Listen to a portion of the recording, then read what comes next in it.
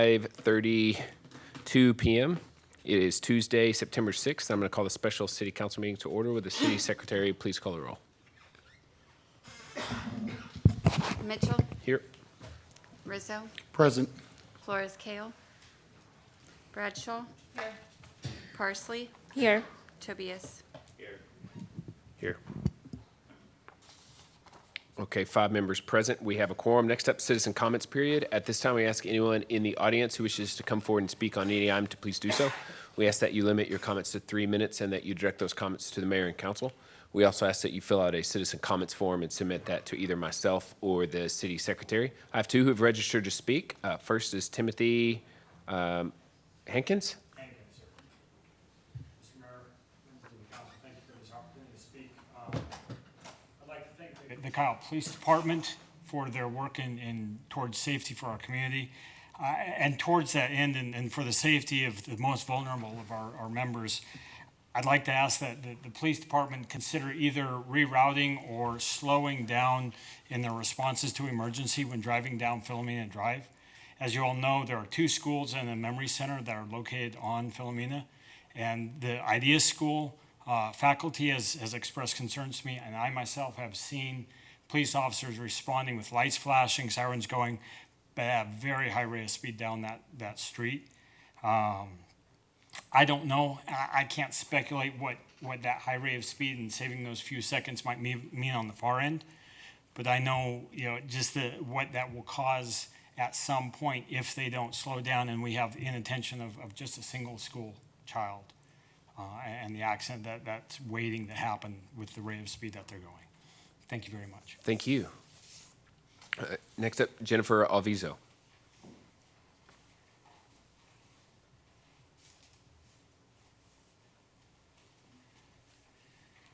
Good afternoon. I'm a little under the weather today, but I wanted to speak to you guys and appreciate the opportunity.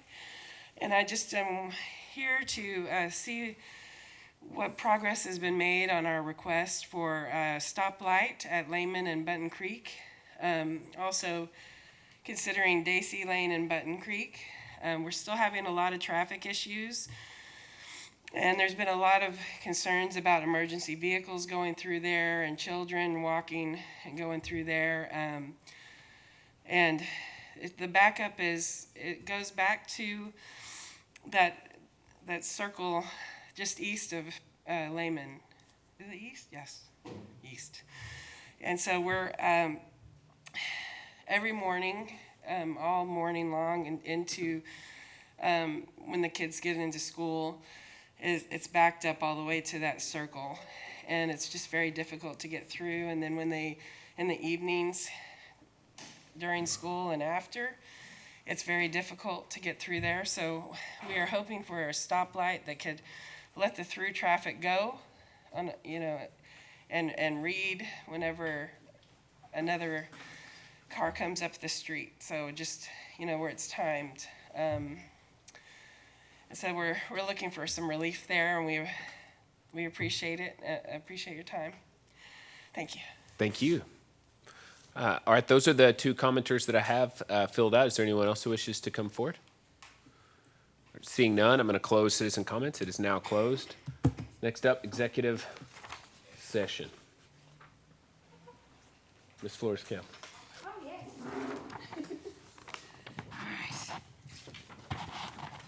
Pursuant to Chapter 551, the Texas Government Code, the City Council reserves the right to convene into executive session from time to time as deemed necessary during this meeting.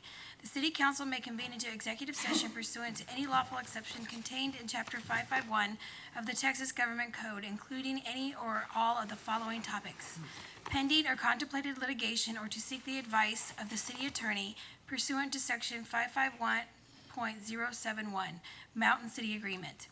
A settlement offer made in cause number 18-1282, Jesse Espinoza versus the City of Kyle, Texas, in the 22nd Judicial District Court of Hays County, Texas. A settlement offer made in case number 407-18-3098, Jesse Espinoza versus the Kyle Police Department in the State Office of Administrative Hearings, Goforth Road and the Transportation Master Plan. interlocal agreement operations and maintenance of the Combined Emergency Communications Center, amendment to the Texas Disposal System Solid Waste Services Agreement. 2, possible purchase, exchange, lease, or value of real estate pursuant to Section 551.072 to deliberate the purchase of real property for public purpose, downtown property acquisition. 3, personal matters pursuant to Section 551.074. 4, convene into executive session pursuant to Section 551.087 Texas Government Code to deliberate regarding the offer of economic incentives to one or more business prospects that the city seeks to have locate, stay, or expand in or near the city. Project MBA, Project Crystal Clear. Okay. I'm going to call this meeting back to order. There was no action taken during executive session. There will be no action taken now. Motion to adjourn. Second. All right, we are adjourned. Good evening, everyone. The time is 7:05 p.m. It is Tuesday, September 6th, and I'm going to call this regularly scheduled city council meeting to order. Would all please rise to the Pledge of Allegiance? I pledge allegiance to the flag of the United States of America and to the republic for which it stands, one nation, under God, indivisible, with liberty and justice for all. Would the city secretary please call the roll?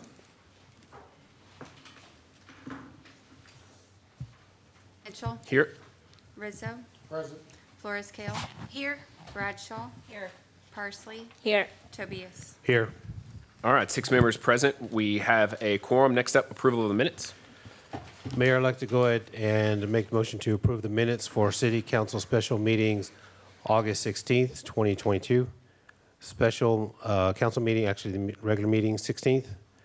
Special meeting on the 22nd, 2022, and special meeting minutes for August 25th, 2022. Second. Motion by Councilmember Tobias, seconded by Mayor Pro Tem Rizzo. Is there discussion on the motion? All those in favor say aye. Aye. All opposed. Motion carries 6-0. Next up, citizen comments period. At this time, we ask anyone in the audience who wishes to come forward and speak to please do so. We ask that you limit your comments to 3 minutes and that you direct those comments to the mayor and council. We also ask that you fill out a citizen comments form and submit that to either myself or the city secretary. I have quite a few registered to speak. I'll call them up in order. First up, Mr. Stephen Cook.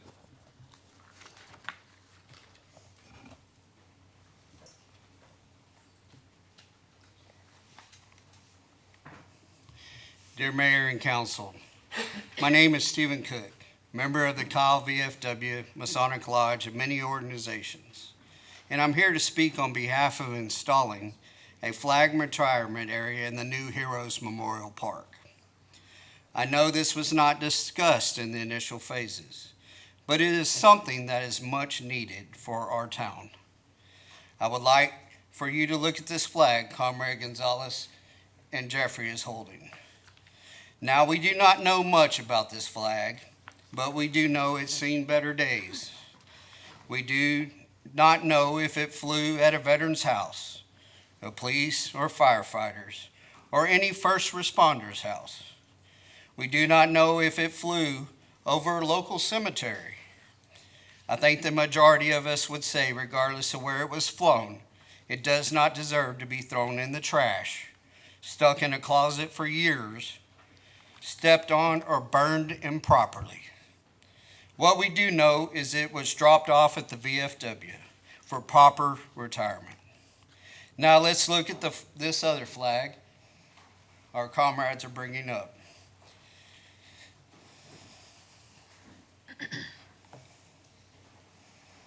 Now this flag is much bigger in comparison, but imagine it about 15 to 20 times bigger. This is the size of the flag that will be flown over the Heroes Memorial. Once the new flag at the park is installed, the new flag will be flying 65 feet in the air over the memorial for our veterans, first responders, and our heroes of our community.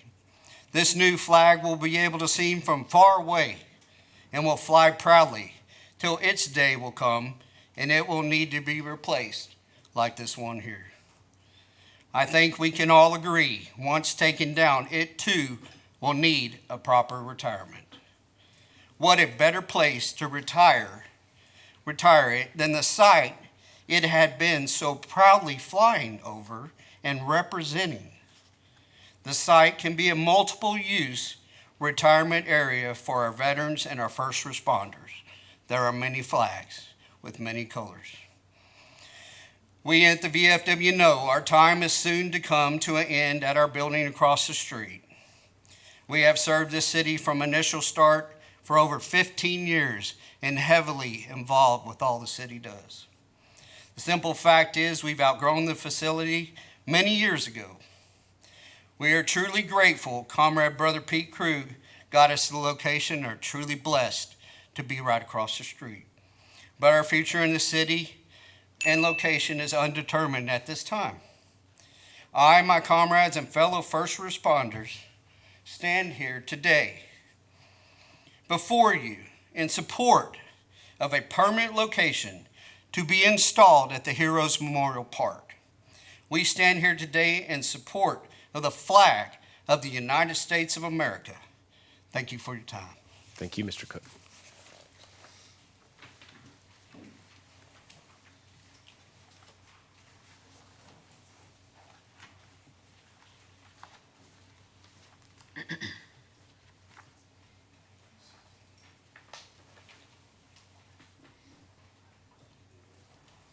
All right, next up, Jennifer Alviso.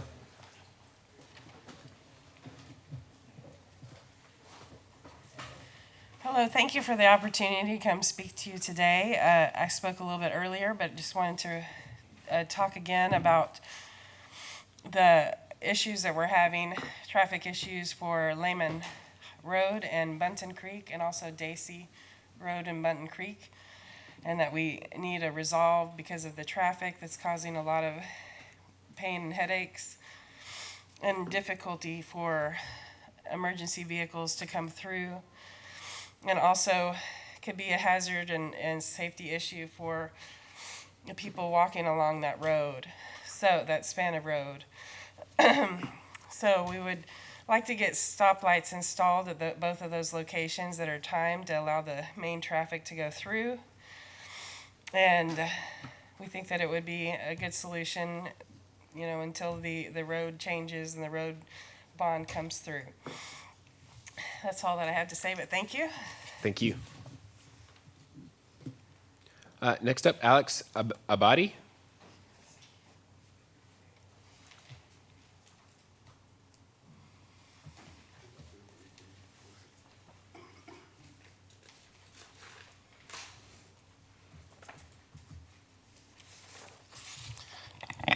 Mr. Mayor, dear council members,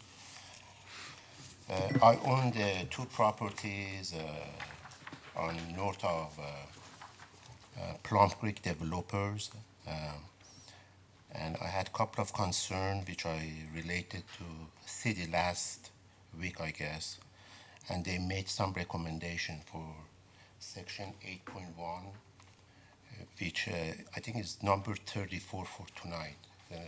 In agenda. And then I had a concern about section 13.3. First, I support Joe Brooks in whatever he does. We are neighbors and we both want to do the same thing. The only concern I have is I haven't been involved in the decision is supposed to be made in my land, and I think if the application is just for Plum Creek developers and no other owners is part of it, so everything should be actually owned by Plum Creek developers. So making my land a wetland and dedicated as a park is something probably we can do together later on, but at this point, because I was not part of it, I just can't wait and talk to the city about it. So I'm gonna make it sure I have put this in two sections. Section 8.1 to be removed, which is the recommendation of the city staff. They had a meeting on this and they want to take that one off. And that's in the agenda on number 34. Just wanna make sure you guys talk about that. And the last one, 13.3, I'd like to have a motion by the council to indicate that anything Plum Creek developer needs to do has to be either involved with the owners that they participate, otherwise they cannot make decision for the owners. I appreciate that. Okay, thank you. All right, next up, Zach Hall.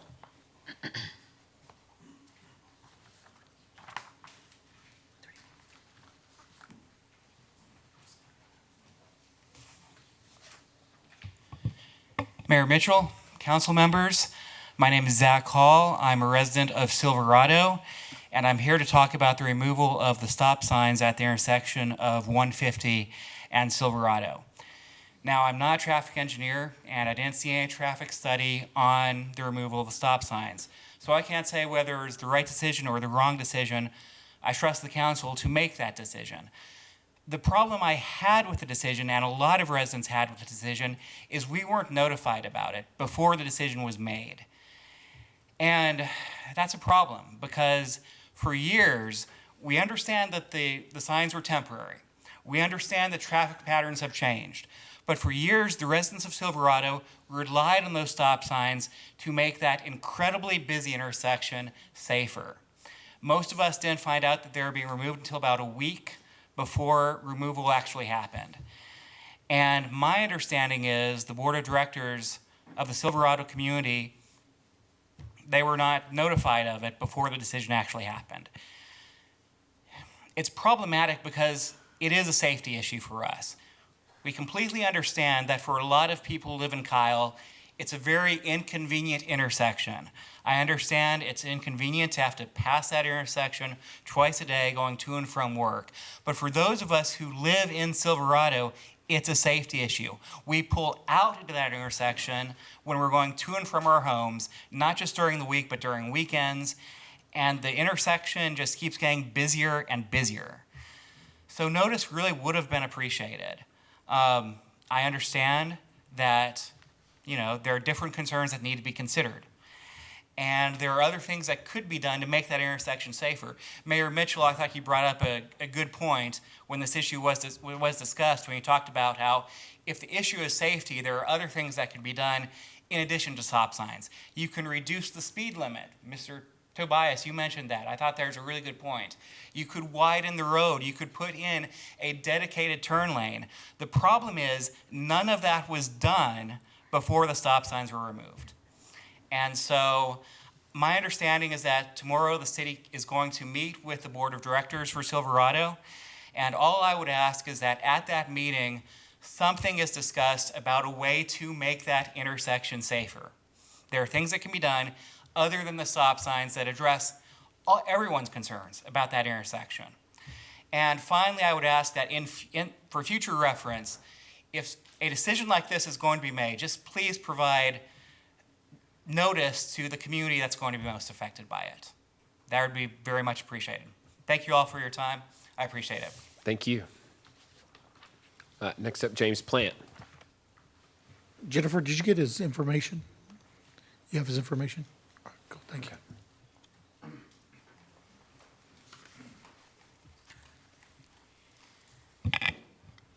Mayor and Council, for the record, James Plant. I'm speaking as a Kyle Law Enforcement Association Vice President and Community Outreach Officer for the Kyle Police Department. Just wanted to kind of bring a few things to your attention about upcoming events that we have coming on for Blue Santa. We're going to have our third annual Blue Santa 5-miler, 5K and 5-mile run. I know you got some runners up here on the dais, so would love for you guys to come out for that. That is going to be on September 24th at 7:30 a.m. at 5 Mile Dam Park, just down the street. You can run the 5K or the 5-miler, whatever you guys are into. I'll definitely be out there directing traffic, making sure you guys are safe out there. All proceeds from that event are going to our Blue Santa program.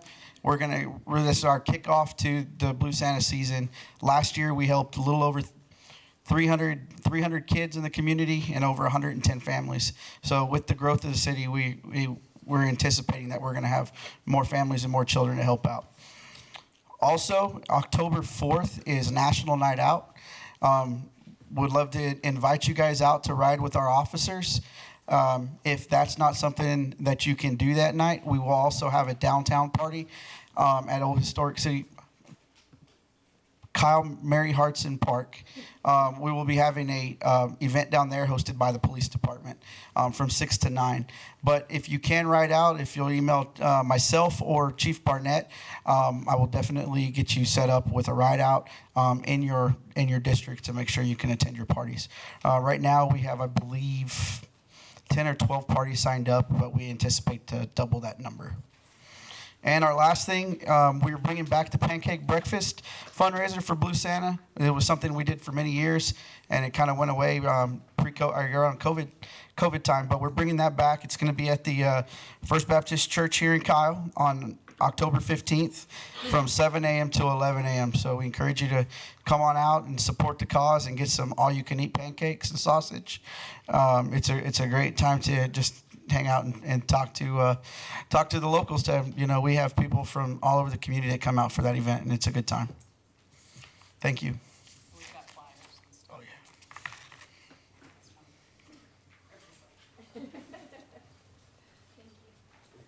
Thank you.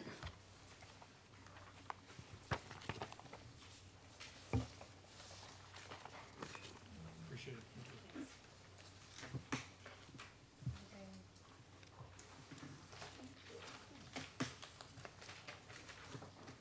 Next up, Julie Snyder.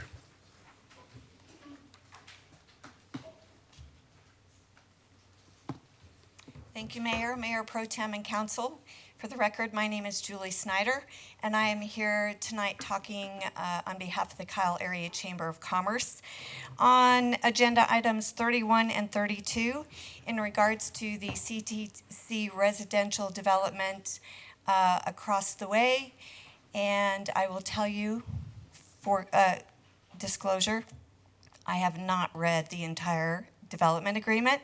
So just in general, I believe that many of you have also met with Mr. Rattery and Mr. Donnell, and you'll be hearing from Mr. Donnell later on today.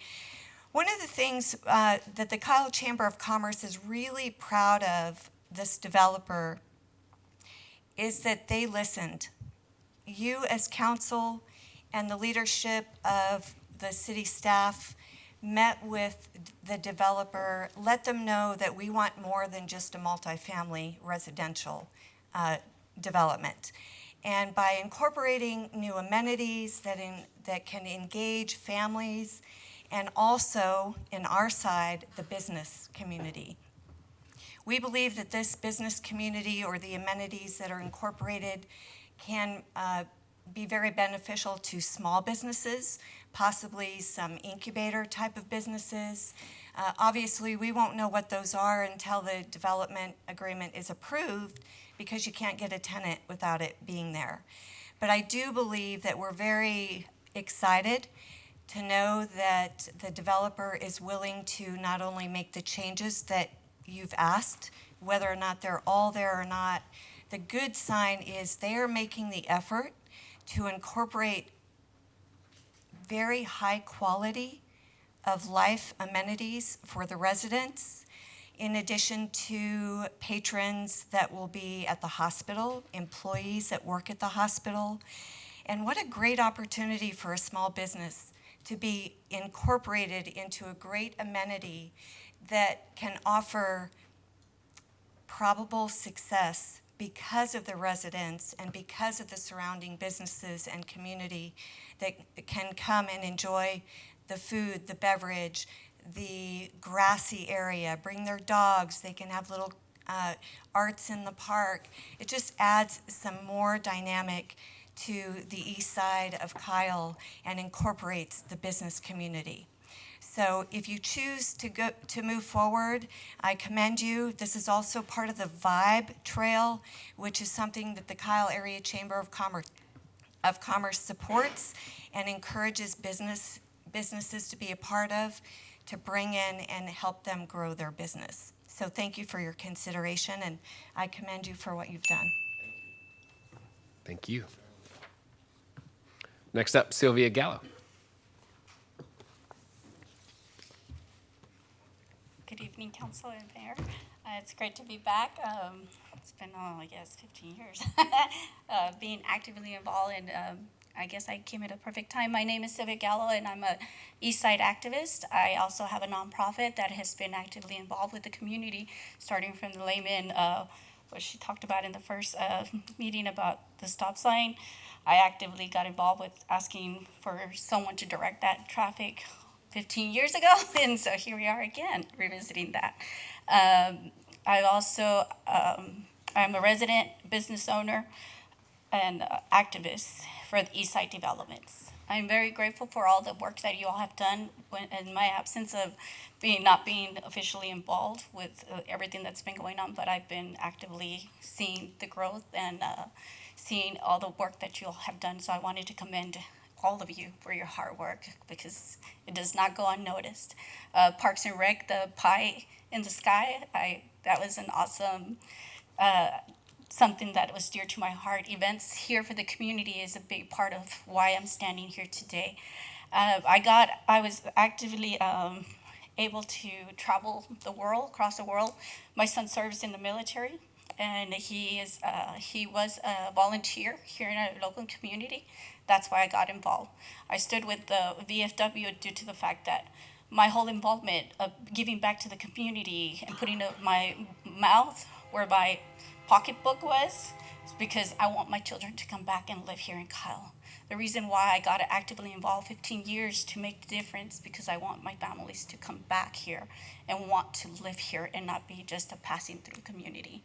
So I'm grateful Costco's coming in. It took a while, but they came, and I'm thankful for that and thankful for all the efforts that the city has made.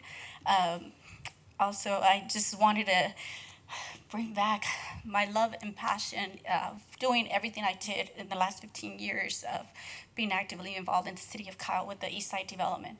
I like to revisit and reopen your minds to let's go ahead and do this Kyle Vista Park.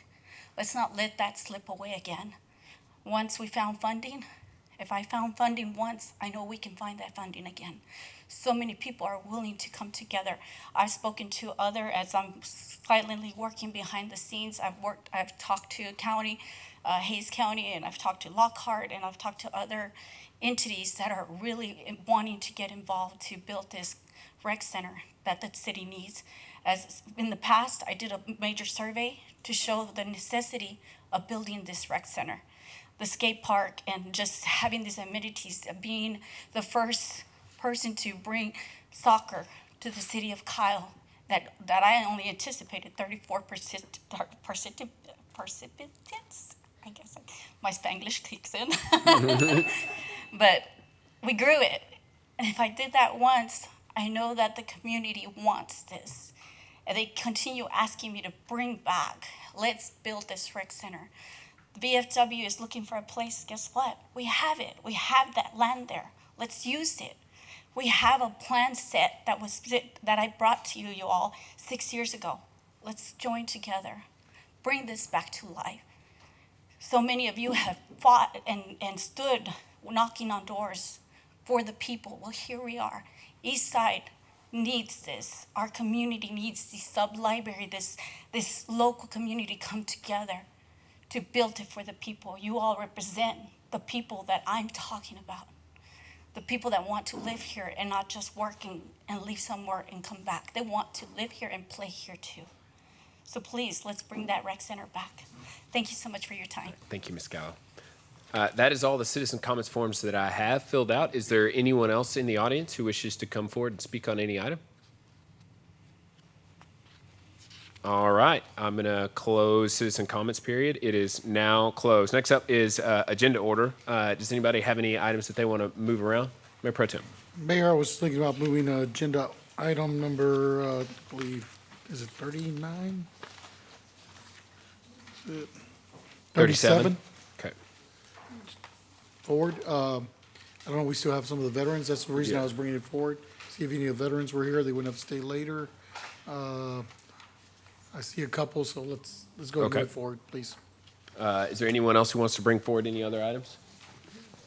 All right, we're gonna take that item off the top. Next up is agenda item 37, consideration and possible action to approve a flag retirement element at Heroes Memorial Park in an amount not to exceed $86,667. All right. Mayor, I'm bringing this forward as part of the design for the park that we hadn't incorporated early. Philip with Nudge Design came back and did a retirement piece for the park, something that would here with all of the amenities that are in the park already. And one of the things that we've been told is we still have money in our contingency to pay for this, flag retirement piece. And that's something I'd like to see coming forward. Do we have anybody here? I know David couldn't be here. Who's instead here for David? It would be Nick or Ryan. Maybe they're on, I'm looking, I don't see them. I don't know if they're on remotely or not. So if I could get Perez up here just to make sure that we do have that money in contingency for the park. Thank you, sir. Before he gets here, I just want to add that this is a, Here he comes. I see him right Okay. there. He was at the police event. okay, He probably heard us. He didn't know we were going to move it forward. Is probably what okay. it was. So here he comes running. he's running. Mayor, Mayor Pro Tem, council members, for the record, I'm Perwez A, City's Director of Finance. To answer your question, Mayor Pro Tem, the funds are there in TERS number 2. Thank you. That's what I needed to know, make sure they were still there. Ryan, do you want to add a little bit to it? We've brought the item forward. Flag. Yeah. Flag retirement piece. Good evening, Mayor, Council. Sorry, I was in my truck, and when y'all bumped it up, I had to run over here. So sorry, I'm a little out of breath. Do y'all have any questions about the item before you? Sorry. All right. Yes, ma'am. I just have a question as far as financing, because I really hate to see us finance $87,000 into a bond. And so It's not a bond. Not a bond. It's not a bond. it's the TERS. Yeah, it's TERS. Well, it's a contingency is what I heard initially, which is a CIP that we have. So it's just allocated funds there. But if we want to use it out of TERS funds, then that would be outside of the budgeted amount, but it would be available to us within TERS funds. Correct. So the contingency it will not cover this item. So it is not available for contingency out of the project, but which makes sense because it is added scope. Okay, so I need to finish my question, please. Okay. So I didn't know if or how much money we had in the hotel occupancy tax, and if we had enough, if we could use that for this, because I think that would be, I think it'd be a great use of the money. We could. It would qualify as something that would bring folks in, I would think. But the discretion on that is, the question is, does it put heads in beds? You know, and so is there a scenario where a flag retirement ceremony would be promoting the tourism industry? So If the answer to that is yes, then we could. I was going to say the entire park would probably do that, because the reason people be coming to the city is to look at the park, but to be able to see that a flag retirement ceremony during, your visit to the park would probably solidify that as being something crucial to the park. The park itself is a beautiful park. Anything that we add to it, we need to make sure that it confers with everything that we have available there, with all the landscaping, with all of the monuments, everything's unison, that nothing looks odd or out of place. And that's why when we got to this point where we needed to, the veterans pointed out that we needed this piece, we decided to go back with Philip, have him and his team design it, since they designed the park, and this is what they came up with. All right, just to go back to Yes. finish. Can I have Perez come up here just so I can clarify? And there you are. Okay, so A, can you confirm that we have enough money in that account? Which account? The hot tax. I can assure you we do not. Oh, we do not. The hot funds are spoken for in the budget that the City Council just recently adopted. So the possible funding and the best funding, in my recommendation to council, would be to consider using TERS funds, TERS number 2. In addition to city's portion of tax revenues in the TERS funds, you're also benefiting from the county's portion that would be supplementing that TERS. Okay, so I'm okay with using TERS money for the $87,000, but we're confirming there's no contingency and then there's no hot. Okay. Thank Councilor you. Tobias.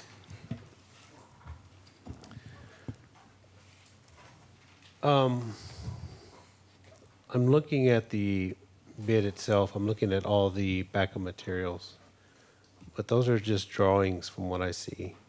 What's it gonna look like? I mean, I understand it's $86,000, and I know it will look nice, but I mean, I'm looking at it trying to figure out what is it gonna look like at the end product. I see there's a lot of materials that need to be used with it. Granite, operator costs, concrete labor, all those costs, $5,000. Then you got your sod replacement. And so I'm looking at all the details of what it is, the labor, the material, the cost of it all. And so when I get these kind of things, I like to be able to see the full end product, because it's like when I go in and buy in a vehicle or something like that, I want to see the end result of what it looks like. So if you look at the drawings, it'll show that it's marble. It'll have the flag stripes on the side. It'll have stars on the top. But the pit will also be made in a way where we can clean it easily. It'll be easy access to clean the pit, the fire pit as well. And it'll also have a locking lid on top so people don't go out there and barbecue on it, right? Because that's not the last thing we want. So it is going. The biggest piece of this is the marble. It's very expensive. Inside you'll have a fire brick, something that'll be fire retardant as well. But it's the marble. It's going to be the highest cost on this pit.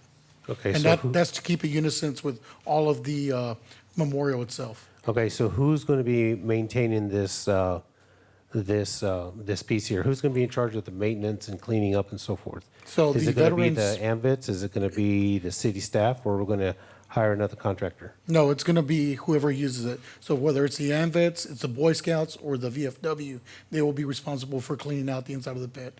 The outside of it would be our staff, because they're going to be cleaning any of the marble already on the premises. So it'll be our staff that would be responsible for the marble. So they will also have a specific type of cleaning process.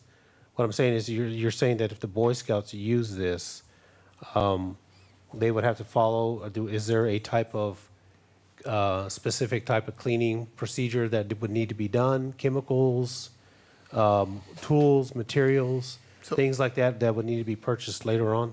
If you're asking me, no, it's just taking pulling the pan out, sweeping everything out of the inside, because really it's a burn pit. The inside's going to stay, burnt. It's the outside, the marble, that while our staff is taking care of the marble and the rest of the park, they would come and take care of the outside of the marble there as well. But really, the inside's just sweeping it out, making sure you don't leave debris in there. Thank you. It's made in a way where it's easy to clean. Thank you. Councilman Flores-Cale. Thank you. To be clear, I really like this idea. I like the whole process, and I like how it may bring people in. My concern is going to be a liability to the city as far as if we allow people to clean it themselves. So maybe we should be a little bit more definitive on whose responsibility that would be, because I imagine after you burn it, the flag, that you then have to let it cool. So how do we, do they come back? Do they wait for it to cool? What's that process look like? Yeah, it could be an application to the city to use the facilities, and then they would sign off on some, like a waiver or various things. That's a process that we could put into place. I don't know that we can, but it's a very good question. I just don't know we can answer that here. Can that be done, like a waiver? We can develop an application process for that, and I'm sure that we can leverage our relationship with our veterans to help us maintain that piece in the park. So maybe we can put that in a two-part motion. A motion to approve, use TERS funds, a three-part. Approve using TERS funds, and then to give direction to staff to develop a process for how the pit is used and disposed of. Is that a motion? No, I was going to let him continue to do it if you wanted. Yeah, I just wanted to add to it is that this is a beautiful park, and there's a lot of, one of the things that's lacking is a little bit more programming.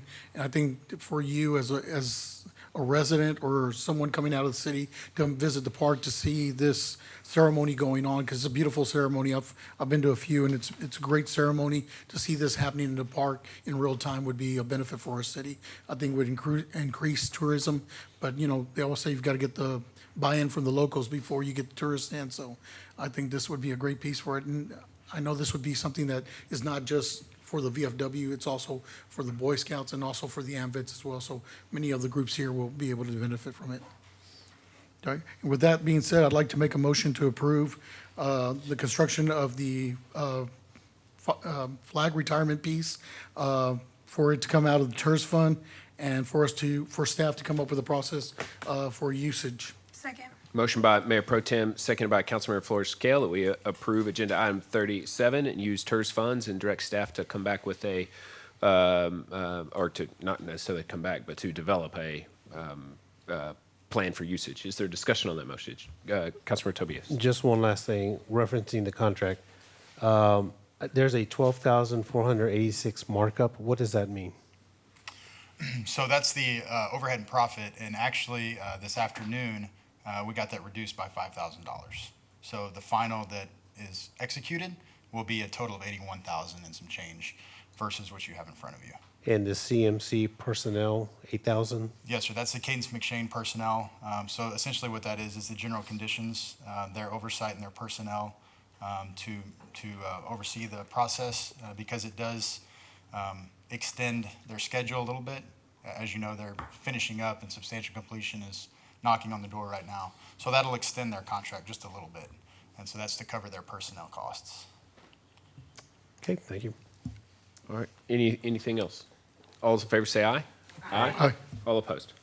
Motion carries 6-0.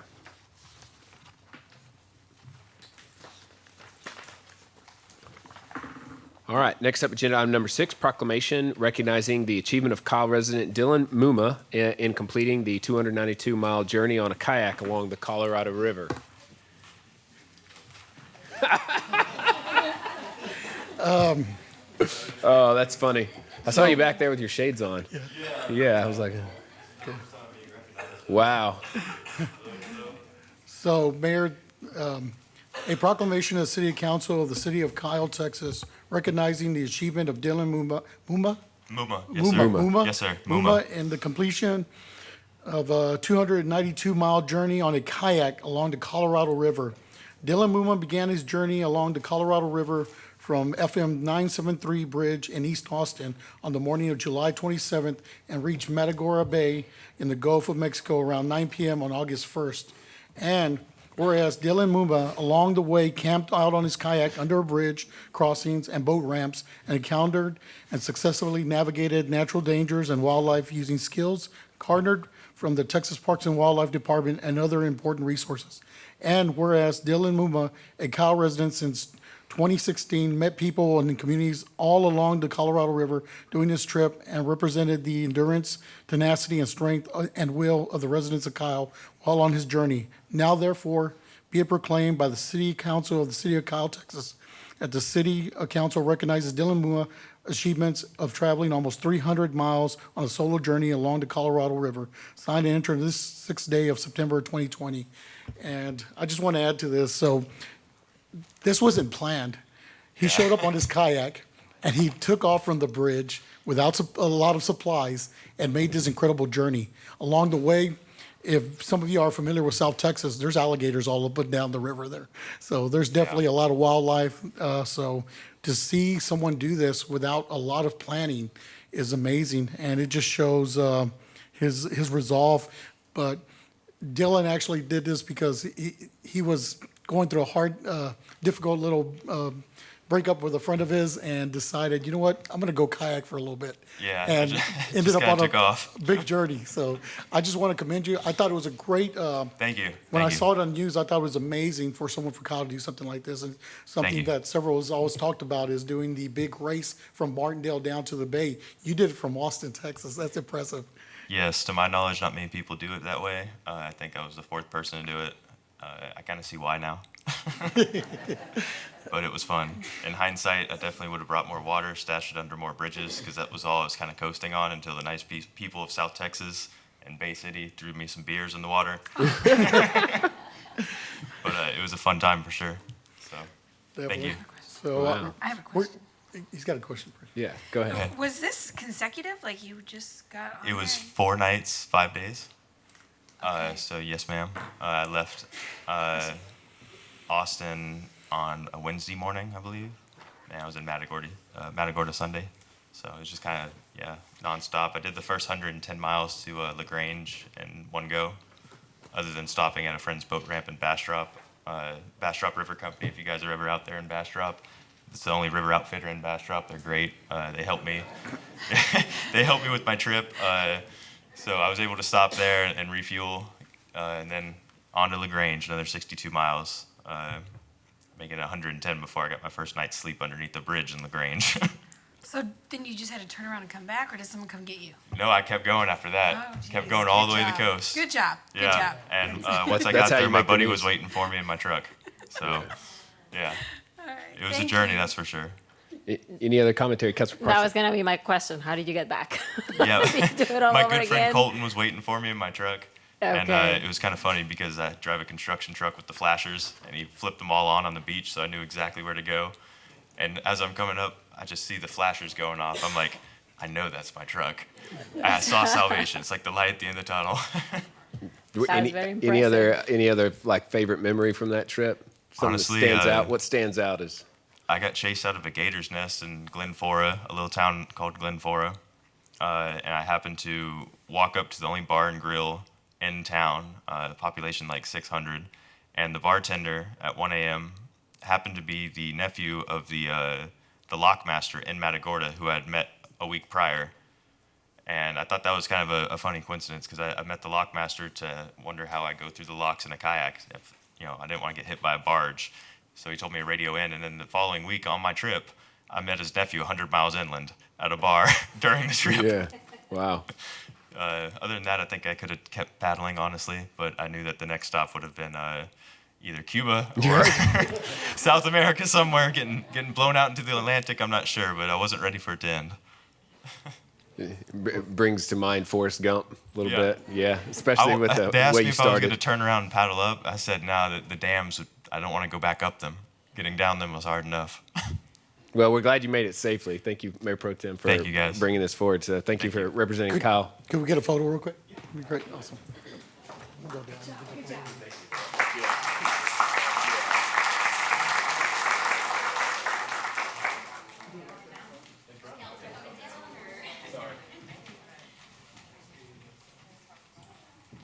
Let's see if I can move this back just a little.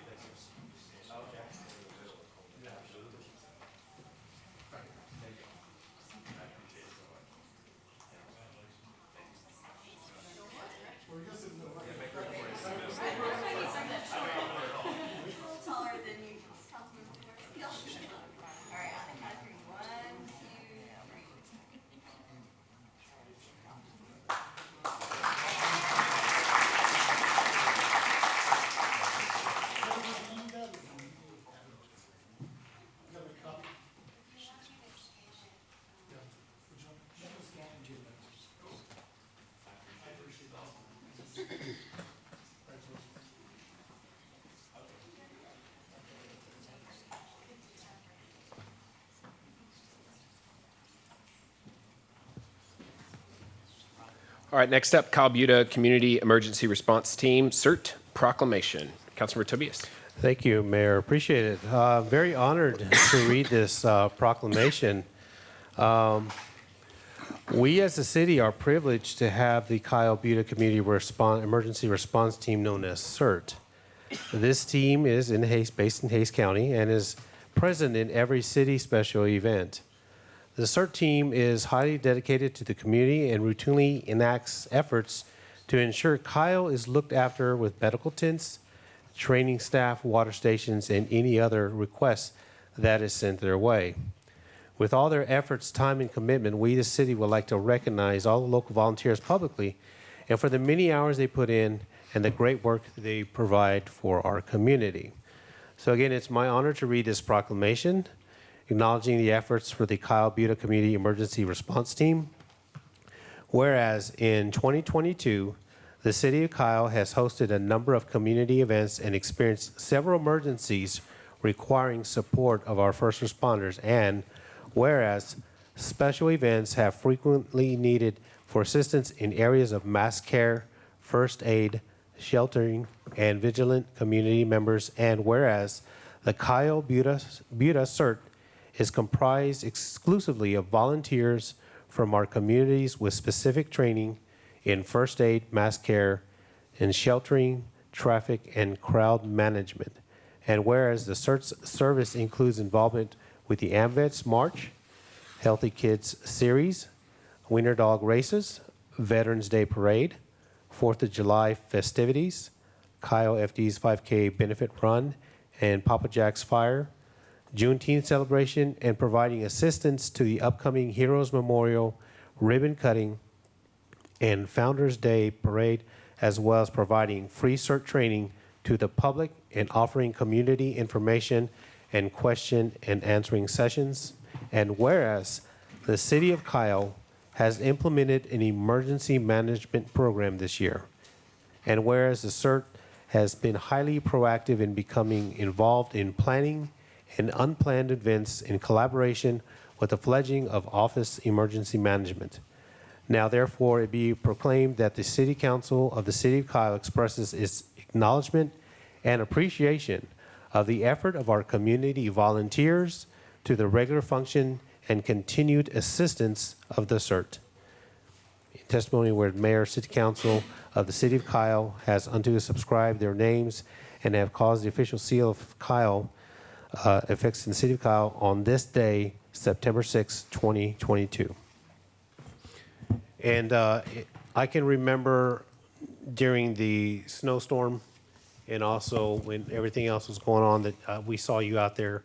I believe you also were at last year's emergency response fair, giving out information about what you do and looking for volunteers. I remember speaking to some of y'all out there. So I really appreciate all the hard work you have done for our community. It's really much needed. It was something that I really advocated for coming on council, was to make sure that we have systems and emergency managements in place for critical incidents in our city. And I'm glad to know that we can be able to rely on you as volunteers to be able to help our residents and our community. Councilmember Flores-Cale. Yeah, just quickly. CERT is it's a group of people that I've met personally, and they are really, truly great people. On a side note, I think maybe in the future we figure out a way to help fund them. I know they're funded, I think, by the county, but for everything that they do for Kyle, I think at some point we should consider some kind of give back. And maybe it's not money, maybe it could just be our time. I've been offered to attend these classes many times, and I'm still going to do it. But I just want to say thank you, because the majority of you guys, if not all, are all volunteers. Is that correct? All of them. So, I mean, that's huge. That's really huge, because I don't know if anyone's ever come in contact with them during any kind of events, but I've seen, I think during our Veterans Day Parade, we had kids that were getting dunked in the water tank, which was fun during the day, but then it got, the sun went down and it was really cold. And so at some point they had the kids wrapped up and warming them up. So I appreciate everything that you guys do for us, and if there's anything you need, please just kind of let us know. Great. If we can, if you would like to come up, we'd like to have a photo with you. And thank you so much for your contributions as well.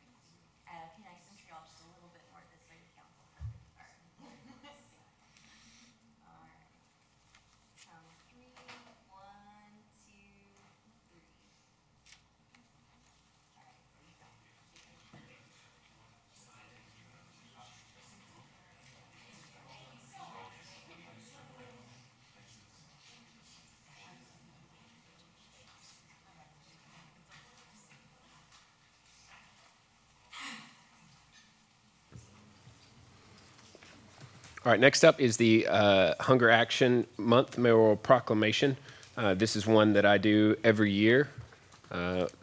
Whereas, according to Feeding America, the pandemic has most impacted families that were already facing hunger or are one paycheck away from facing hunger. And whereas households with children are more likely to experience food insecurity, and many of these households do not qualify for federal nutrition programs like the Supplemental Nutrition Assistance Program and visit their local food banks and other food programs for extra support. And whereas Hays County Food Bank represents a county-wide effort to provide nutritious foods to the food insecure in the greater Hays County area, made possible by the generous contributions of individuals, civic organizations, local government, and businesses. And whereas in 2021, Hays County Food Bank and its partners served on average each week 2,500 low-income individuals and those facing a food emergency, distributing more than 1 million pounds of food to those households in need. And whereas 40% of all Hays County Food Bank clients in 2021 consisted of Kyle residents, and an additional 23% of total partner nonprofits served were based in Kyle, including church and school food pantries. And whereas a $20 donation can provide 60 meals through the buying power of food banks, and whereas National Hunger Action Month is a Feeding America effort to raise awareness about the hunger epidemic in the United States and to encourage individuals to take action in some form against hunger. Now, therefore, we, the City Council of Kyle, by virtue of the authority vested in us, do hereby proclaim the month of September 2022 as Hunger Action Month in Kyle, Texas, and call upon the people of Kyle to pledge to take action against hunger in our community, whether it be by fund or food donation, volunteering, or advocacy. And I do believe we have a special guest who comes. We also have some members of the Hays County Food Bank here as well. We have partnered with Hays County Food Bank, and I know there's others here who can speak to that even better than I can. But the Hays County Food Bank, I just can't imagine what our community would be like without you. So it is very much an honor of mine to try to help shed just this little bit of light. I think there's some kind of turkey back there who likes to come forward and help to bring that forward. Does anyone have any further comments? Mayor Pro Tem. Yeah, just wanted to remind everybody, with the economy being what it is, the needs has gotten larger here in Hays County. So if you would consider donating to the food bank, your donation would go a long way. I'm also proud to be a member of the Hays County Food Bank, serving under Eleanor and with Mark Jones as well, several other residents from Hays County. It's a great program. It's amazing. They do a lot of good work in the community, but really right now the need is really strong, so any donations that come in would really be appreciated. Thank you. Councilmember Tobias. So I just wanted to again thank the food bank for that, and also Commissioner Mark Jones for all your efforts as well, and Mayor Pro Tem for being on the board. It is very important that we really look at this because it will be the holiday season soon. We want to be able to make sure that we get those food banks up and running and make sure that we are able to provide food and groceries to the community. So if we can go ahead and start now, it's September. I know we just barely had Labor Day, but maybe we can start looking into that, and that way we could have a very successful holiday season for these residents that need it. And just in closing, I just want to remind the police department, the fire department has a distribution every couple of months and does a great job. So I'm challenging our PD to do the same as well. So Chief Barnett, if you can hear me, the challenge is on. All right. Y'all like to come up forward? Do you want to say anything or? Okay, now I know who it is.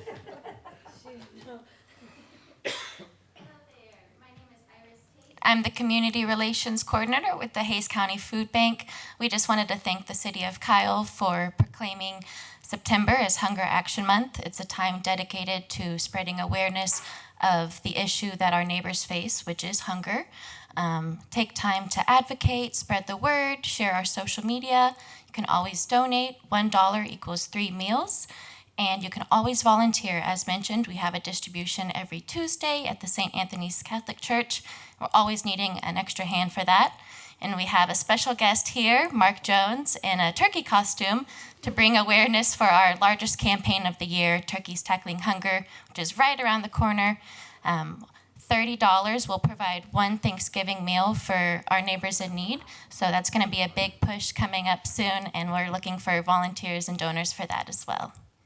I'd like to say a couple words. No, I hope y'all noticed after 10 years, they finally bought me a new suit. Yeah. And this Getting one kinda they didn't stuffed send there. any stuffing with. I don't know why, but I figured I had enough. It But didn't need- I also want to apologize for wearing my hat in here, but in the past, I've gotten complaints. When we take a picture with the council, it's hard to tell me from the council members. And so that's why I'm trying to wear the hat to kind of So, but we want to thank y'all, and I know I know y'all are all going to be supporting our food bank and our Turkeys Tackling Hunger, but thank y'all. Yeah, thank you. Absolutely. And we have Eleanor with us. Yeah, also. Councilmember Parsley, go ahead. At what time do you guys need volunteers on Tuesdays? So that distribution is from 12 to 12:45, but the volunteer shift is looking about 11:30 to 1:15. So it's only 2 hours of your time, and it really lets you see the impact that we have on our community. Thank you. All right, thank you. Take one on y'all's and I'll take one on mine.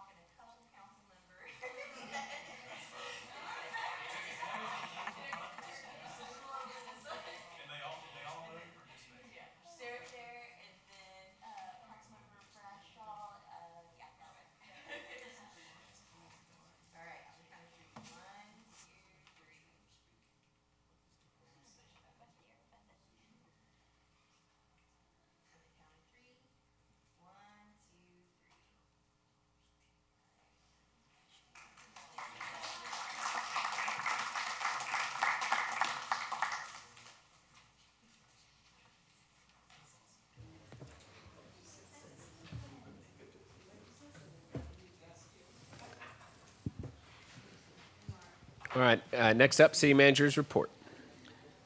Mayor, Council, Jerry Hendrix, Acting City Manager. For the record, I'd like to ask, first up, Mariana Espinoza, our Parks Director, to come go over her next events.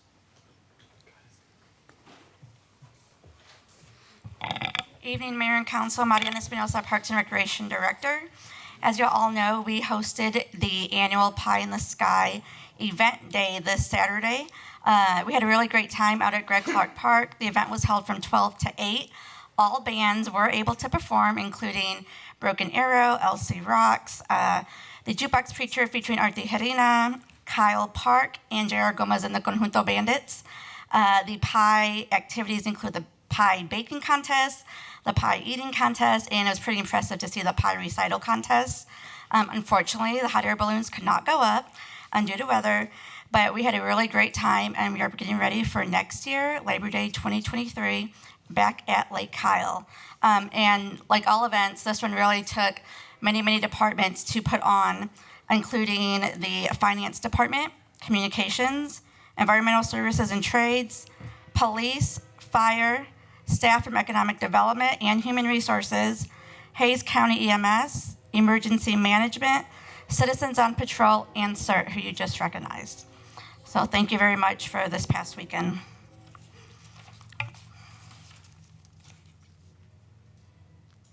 And then this Sunday at 9 o'clock a.m., we have the ribbon cutting for Heroes Memorial Park. The procession will start right at 9 o'clock, followed by a flag raising ceremony from the Honor Guards, a ceremony with National Anthem from the Hays High School Honor Choir. The ceremony will conclude with a flyover for the commemorative Air Force Central Texas Wing. And parking will be available at the Hays PAC. Overflow parking will be available at ACC. So that's this Sunday at 9 a.m. And then next Sunday, we have the Doggy Dip at Greg Clark Park. That will close the pool season for the year.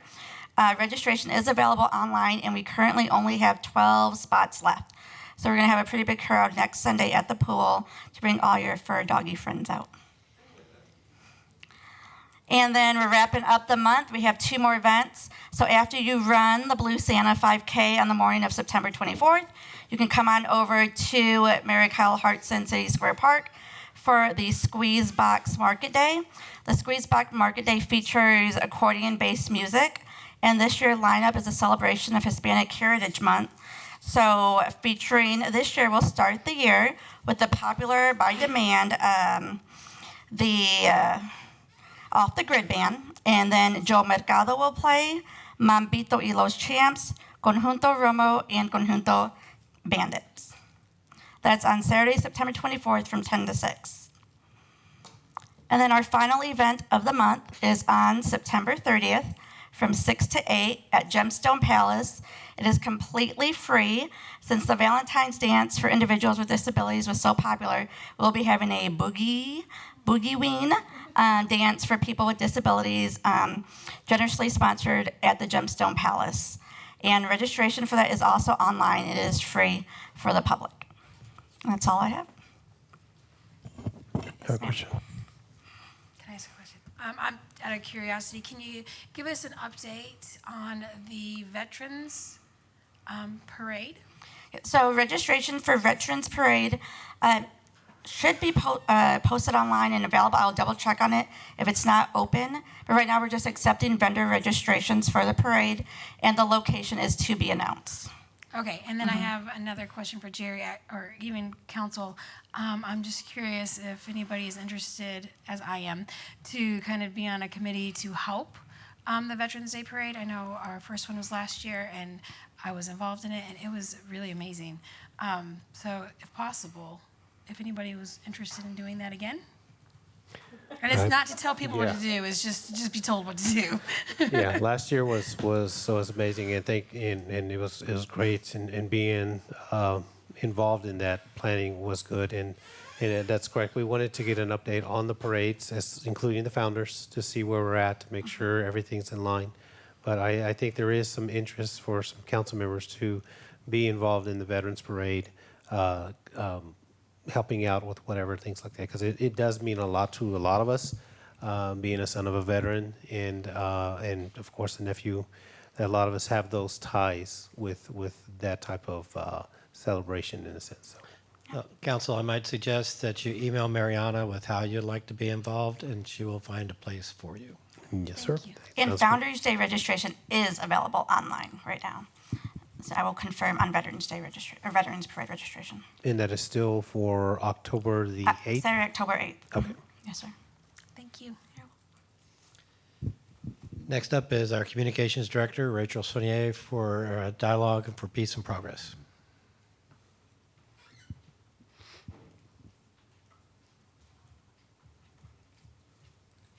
Hello, Council. Rachel Saunier for the record, Director of Communications. So we have the Dialogue for Peace and Progress celebrating Hispanic Heritage Month coming up on September 16th, which is a Friday. It'll be here at City Hall, but it'll also be live streamed on our YouTube, Kyle 10, and our Facebook page. We are still looking for panelists. We've had several apply, but we are always looking for more. Anyone from an interesting background or that has any kind of thoughtful things to speak on Hispanic Heritage Month, please apply. You can either email communications, DEPT department at citykyle.com, or go to citykyle.com/dialogue and fill out our web form there. If you have any questions, though, just email the communications department. All right, thank you. Last and certainly not least is our Interim Director of Economic Development, Victoria Vargas. Mayor and Council, Victoria Vargas for the record. I'm here to let you know some good news that the Hays County Judge, Ruben Becerra, created a Hays County Advisory Board for film-friendly communities, and he appointed his executive assistant, Anita Collins, as the chair of that film advisory board, and he appointed me as the vice chair. And I think it's important for us to embrace filming in Texas, in Kyle, especially since we've seen HBO here AMC and also the CW has filmed here in Kyle. And it's just another way to promote our community as a film-friendly community. And our goal is to get every city in the county certified as a film-friendly community so that the whole county can be certified. And it's perfect timing with the recent announcement of the largest film studio in the United States to be locating within our county. So the spinoff from that, we will feel it in the entire region. So if we're creating a board of filmmakers, editors, all the way down to the school district to help students that are interested in getting involved in film with internships, all the way up to even Texas State students that are also filmmakers. So I'm happy to be appointed to that board, and I'll bring you updates as we progress. Thank you. Thank you. And that concludes my report. All right. All right, next up, agenda item number 10, presentation regarding Dacy Lane and Bebee Road. Eric Moreno. Good evening, Council and Mayor. My name is Eric Moreno. I work for BGE, and I'm a representative of Hays County. And I'm just kind of here to kind of give you guys an update of the road construction project going on at Dacy Lane and Bebee Road. So, little project updates, just kind of give you a little overview of the project. It's a roadway reconstruction project going from two lanes to 4 lanes. It started in April of 2021, and its estimated completion is December of 2023. Total cost is about $19.5 million. And, this is kind of brought on by the county kind of to help improvements in the area. With a couple middle schools in the area, it's kind of a needed thing. And construction progress is going pretty well. A little overview of it, the project limits start from Bebee Road and go all the way to Hillside Terrace, which is about 3 miles, a little over 3 miles. Currently, we're at 59% complete, and about 50% time has been used, so we're a little bit ahead of schedule. Right now, we will be, in the next few weeks, should be starting phase 2 of the project, which is right at the intersection of Windy Hill and Windy Hill and Dacy. Right now, this is the current configuration, and I think, it's been brought up a few times about the traffic lights that are supposed to be at this intersection, but this kind of shows the construction that's going on right now. This next phase is a picture of what will be happening in the next few weeks. This will probably be being under construction probably for a few months. This is actually phase 2, step 1 of the project. As we move further, the projects at Windy Hill and Dacy will move further south. So the way that it was phased, the project was phased, is we started kind of at the Hillside Terrace area and kind of worked its way back going south towards Bebee. So I know it's been brought up a few times about the intersection of Bebee and Dacy and the congestion there and the lights. Those are things that we've tried to manage over the last year or so. Right now, it's showing that phase 3 is when the actual intersection lights are supposed to be up. It's anticipated in May 2023. And we do take, school into consideration, so hopefully these signals and this intersection will be improved, hopefully by the start of school next year. But May 2023 would kind of be right at the end when school's being released. A lot of this, construction has kind of been driven by utilities in the area. So it's just been one of these things where we continually continue to progress down the road. Parts of the project have been in addition to Lois Lane. I don't know if anybody's driven out there before. It's close to McCormick Middle School, and it reaches out to Ralph Pfluger Elementary. This road is not complete yet. It looks like it's complete. The paving's done, but we don't have the final surface on there yet. So I know we've kind of had some issues with traffic kind of going out there. We ended up having to block it with barricades because people kept kind of going around the barricades and going. It looks nice and pretty. It's not complete. So we're hoping that, as things move on later this year, that we can kind of get things open. But just like anything, construction, we're having delays with materials and issues like that. This is just a picture of it. Again, if you've driven out there, I think most people have seen it. This is another part of the project that Leon and I have been working with and trying to get added. We are in pretty much the final steps of adding an addition to a shared use path there along Bebee, which is close to Chapa Middle School. We are also in the final process of getting illumination to be added close to the sidewalks, just so to improve the area. I know it's been brought up a few times as well. So working with the city of Kyle has been great. I've met the director out there, Warren, a few times. The director of Public Works has been great working with you. Anything we've needed, they've accommodated. And these are just a few of these pictures here to show some of the sidewalks that are getting added over there by Chapa Middle School. And I'm sure we got any questions. Councilmember Tobias. Yes, I have questions. Thank you so much, and thank you, Leon, for bringing this. That is my area, and I'm the one that always brings up the sidewalks and the lights and everything. So thank you so much. I did see that, like during summer, there was some really heavy construction going on and the asphalt laying down, and then all of a sudden it came to a complete stop. So that's when I started getting the emails and the phone calls. Hey, what happened here? I thought it was continuing on. So appreciate the update on the streetlights. So we're looking at May 2023 to be able to have the turning signals as well. That's correct. To be able to turn both east and west and north and south, correct? Yes. So, okay, so we're on track with that. The sidewalks, you've already started constructing right at the top of the hill, correct? And you're working your way down towards Chapa.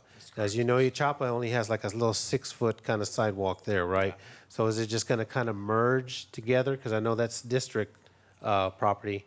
But you see how, we have it wide to where it's like 12, I think it's 12 feet. I think it's called to be totally reconstructed. So oh, they're going so to it's take going it all out, and it's going to be rerouted, and it's going to be, well, originally it was supposed to be just a 10-foot sidewalk, but with Leon and the Hays County interlocal agreement, we've kind of come up with, it's going to end up being a 12-foot sidewalk from Sunflower all the way to Amberwood Loop, which kind of wraps great. around Okay, good. to around Chapa. So. Okay. And then, so the sidewalk question there. Okay, now I don't know if you've driven during school hours, during pickup. Have you noticed that the cars that are coming in to pick up the students, they're kind of blocking the traffic to go in?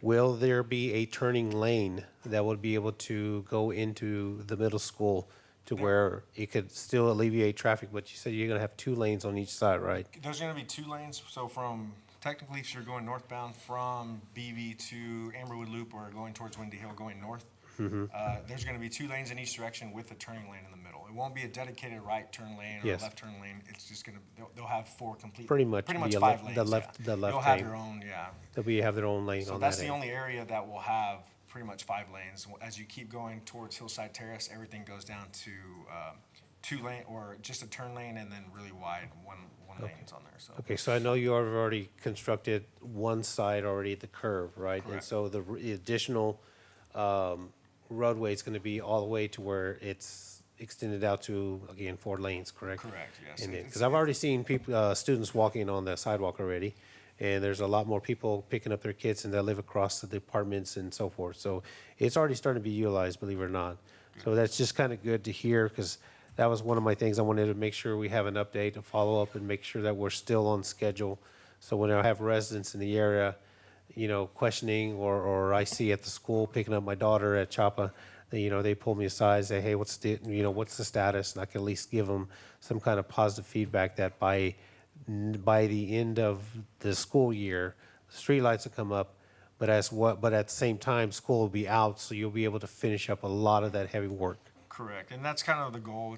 We always navigate around school times and summer, and we try to push it as much as we can in the summer, because there's we don't have to deal with the school districts, meaning like bus routes and stuff like that. Sir. But the reason you saw more of the construction at the Bebee intersection at the beginning is it was the phasing. It was phased that way. So you saw heavy by Chapa, and then we moved all the way to Hillside Terrace. So right now, Windy Hill area going towards Hillside Terrace is almost not complete, but you'll see a lot of work there. But eventually, we're going to start working our way back towards Chapa Middle School. Okay, great. The timelines really help. Appreciate it very much. Thank you. Thank you. Councilmember Flores-Cale. Actually, Councilmember Tobias, I think, did a good job covering all the bases. So all that aside, I want to extend a big fat thank you to you guys, because these roads are much needed for updates, and it's going to be, right now, it's going to be hard, but in the future, it's going to be a game changer. So thank you guys. Thank you both. Appreciate it. And let us know if there's anything that we can do. Yes, ma'am. I'd just like to, my name is Bert Estrada. I'm with Hayes County Transportation. And I know the school district has been very happy about when we put in Lois Lane. They said that's going to help with their school buses going into Pfluger and getting the students out of Shady Hollow back in there, back into Dacy. So I know we've received a lot of positive comments from them. So it's been working out okay. I think we're doing okay with the schedule. I think we're at the end product. I think everybody in that area will be happy with it. Yes. That's good to hear. That's good to hear, Council, because that shows right there that we're really serious about our infrastructure, but we're also about the safety of the students as well, to be able to have those type of roads, those type of streets available, so that way it's safe for students to cross and it's wide enough for the buses and so forth, especially when it's bad weather and so forth. Yeah, especially right now, I don't have to tell you guys, have driven down Dacy Lane, existing Dacy Lane. It's not a very good road. We're trying to get the contractors, as we see potholes, to go ahead and fill them up and so forth. But once we get the new road in, I think everybody will be nice and very happy with it. Yeah, thank you so much, gentlemen. Thank you, Bert. Thank Appreciate you. it. Thank you, guys.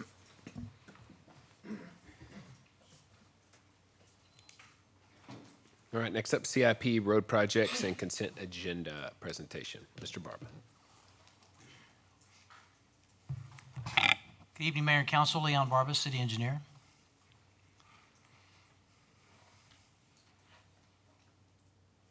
We'll start off with La Verde Park. We're about 65% complete.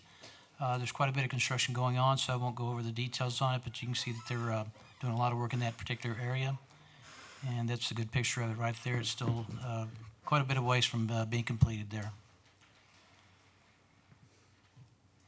Here's Memorial Park. You probably know that it's pretty much completed. We're doing the punch list right now on this project. We're closing out documents, and substantial completion will be expected this week. Public Safety Center, about 49% complete. They're working on quite a bit of work in there also on the different levels and the different phases of the project. So we're still expecting to complete that February 6th of 2023. Here's some really good pictures of the work that's going on right there. Southside wastewater improvements, we're about still at 94% complete. We just installed the gravity line force main past the Murray property. That was really difficult there because it was really narrow, and we had some deep trenches in there and didn't have a lot of room to work in. And we also got slowed down by the rain a little bit. But you can see the narrowness of those trenches that were in there, and then we're putting in a 18-inch gravity line, and then they were following in that with a 14-inch force main almost on top of that 18-inch gravity line. And our connection there at Edwards Drive that we worked on there for quite a while, that connection is complete. You can see that picture on the right, that's the connection, and it's probably backfilled by today. Treatment plant expansion project, dewatering facility is about 74% complete. They're still working on the Bullseye plant number 2 modifications. We lost a little bit of time because of supply chain issues, and we're waiting for PEC to kind of do some work out there, and also we had a little bit of rain too out there at the site. The pumps that we were waiting for, they won't be delivered till mid-September. And again, we're waiting on PEC for them to provide our power supply to the dewatering facility. And you can see that's a massive site there with the dewatering facility is going to be. There's a lot of concrete there, and it's a really expensive structure that's sitting over that dewatering facility to keep it out of the weather.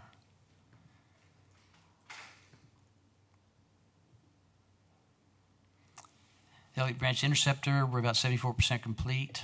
We still have some road closures in the area. We did start street reconstruction at Scott Street, and we're working our way to Myers and DeGrosse. And we also got slowed down by rain a little bit. This project has been tough from the beginning. I think one of my previous meetings from way back when I explained to council that the roughest area we were going to have to work in would be around the neighborhood because of the water line we were putting in there, the wastewater line, and the reclaimed water line. So we literally tore the streets up and trying to get those lines in. Then we had the dry spell, and then we had the dust problems. And of course, then we had the rain when we didn't expect it. As we started excavating, that's when the rain came. That's really not a good thing to happen, but we've got some of the roads are starting to be covered up now, as you can see. We're starting to cover those roads up with base. Downtown relocation overhead lines, PEC is pretty well complete with that part of their work that they need to do out there. We are waiting for Spectrum and Frontier to get back and take their lines down. That picture there on the right is the pole that still has a Spectrum and a Frontier line. So we've gotten some comments back from Spectrum as to when they think they can get back there and do the work. They're looking at about 3.5 months, but they'll be able to wrap this up. And then Frontier, we're still trying to push them to hurry up and finish up and get their work done there. I wanted to kind of give you a little bit overview on the quiet zones that we've been working on. I know that some of you have got some calls and comments about that particular project. Just to let you know, what I've tried to do is highlight the phases that we go through to implement a quiet zone. On the pink, that's what we call phase 1. That's where we do the initial planning. We let the FRA and Union Pacific know that we want to do a quiet zone in the area. So what we end up doing is issuing a notice of intent. And so we tell them this is what our plan is and this is how we're going to do the project. And that takes some time just to get through that process. That yellow is where we actually design and construct the project. So there's quite a bit of time involved with that. They need to review the plans, they make comments, and they make their changes and we make the changes as they want them done. The last phase is the green part. That's what's called the notice of establishment. That means we're finished with the project. And we're asking FRA, Union Pacific, to come look at what we've done. We also have to do some notifications on that. And they can make changes, they can modify things as they see them out there. If they don't like what we've done, then we have to go back and fix whatever it is that they want us to have fixed. So as you can tell, it's a pretty complex little process just to establish a quiet zone.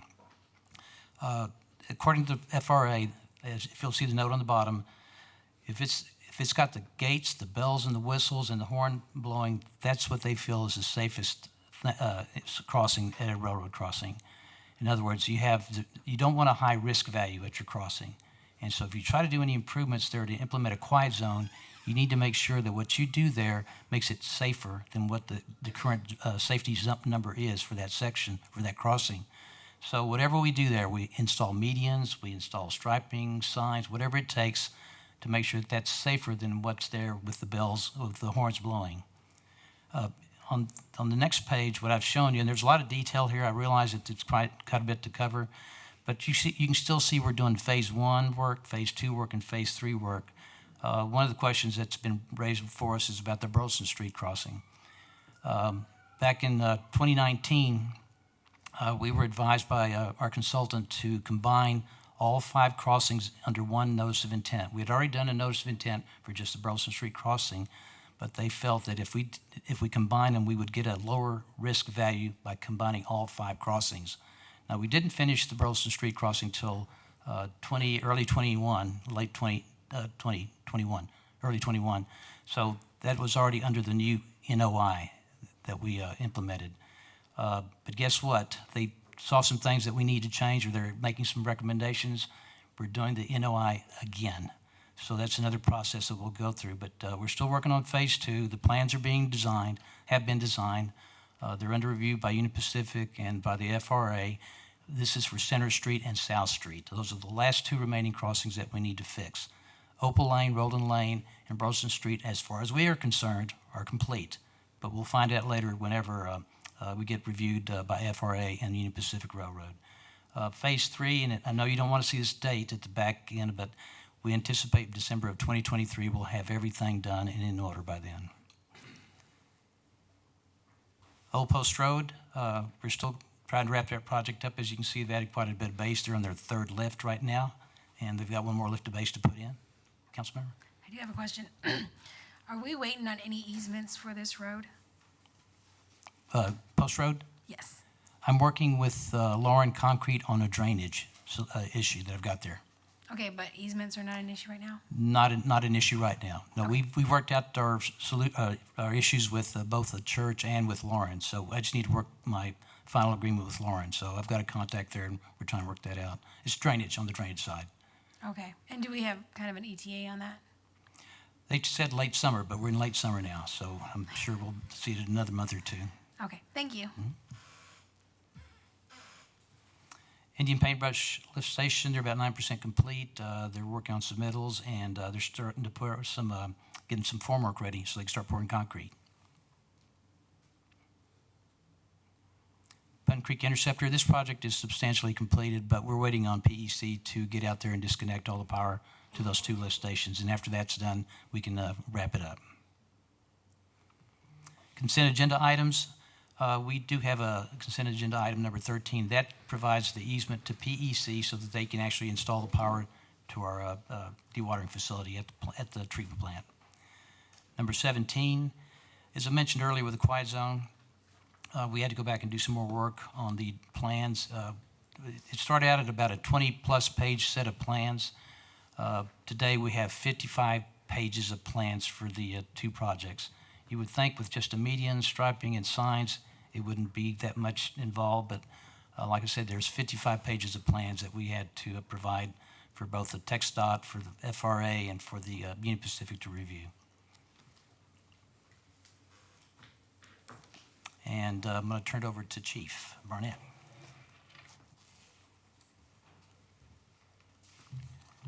Thank you, Mayor and Council. Jeff Barnett, Chief of Police for the record. To continue with your consent-related items, we have items number 18 and 19. These go hand in hand. The first is an agreement with Whelan Engineering. It offers a cloud-based software for the very next item, which is the traffic preemption light equipment. This will help us, I got these flipped backwards on the slides. That's what is going to be placed on our traffic signals in our community, and when police and fire vehicles are responding to an emergency and they activate the switch, that will send a GPS-based signal to that intersection and will change the lights to green in the direction of travel of the emergency vehicle to improve our safety at our intersections for emergency vehicles and all of our citizens alike. So that's 18 and 19. Number 20 and 21 are 2 related items also. I'm sorry, let me back up. On those items, that item is budgeted, was included in our most recent budgeting process. Items 20 and 21 are also related. This is an agreement with the Axon company that supplies our tasers, our body-worn cameras, and our in-car cameras, as well as a cloud-based storage system and e-filing and a plethora of other associated products that come along with it.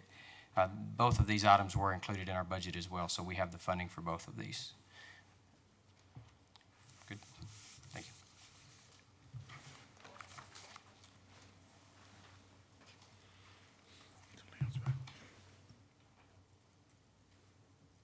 Any questions? Mayor Pro Tem. Yeah, just this one's for Jerry. Jerry, on the Heroes Memorial Park, on the south side of the pond, there's still a lot of weeding that needs to be done. Do we have a timeline for that yet? They have crews out there currently actively weeding and improving on the landscape. We have a site visit with them tomorrow morning. We'll be on them to make sure that that park is ready for our ribbon cutting on Sunday. They've also engaged a company to go out there and help remove a lot of rattlesnakes that they're encountering. Anyone else? All right, thank you, Leon. Thank you. All right, next up is the consent agenda. Does anybody have any items that they want to pull? Councilmember Flores-Cale. Thank you. I only need to pull agenda item, 16. And that's it.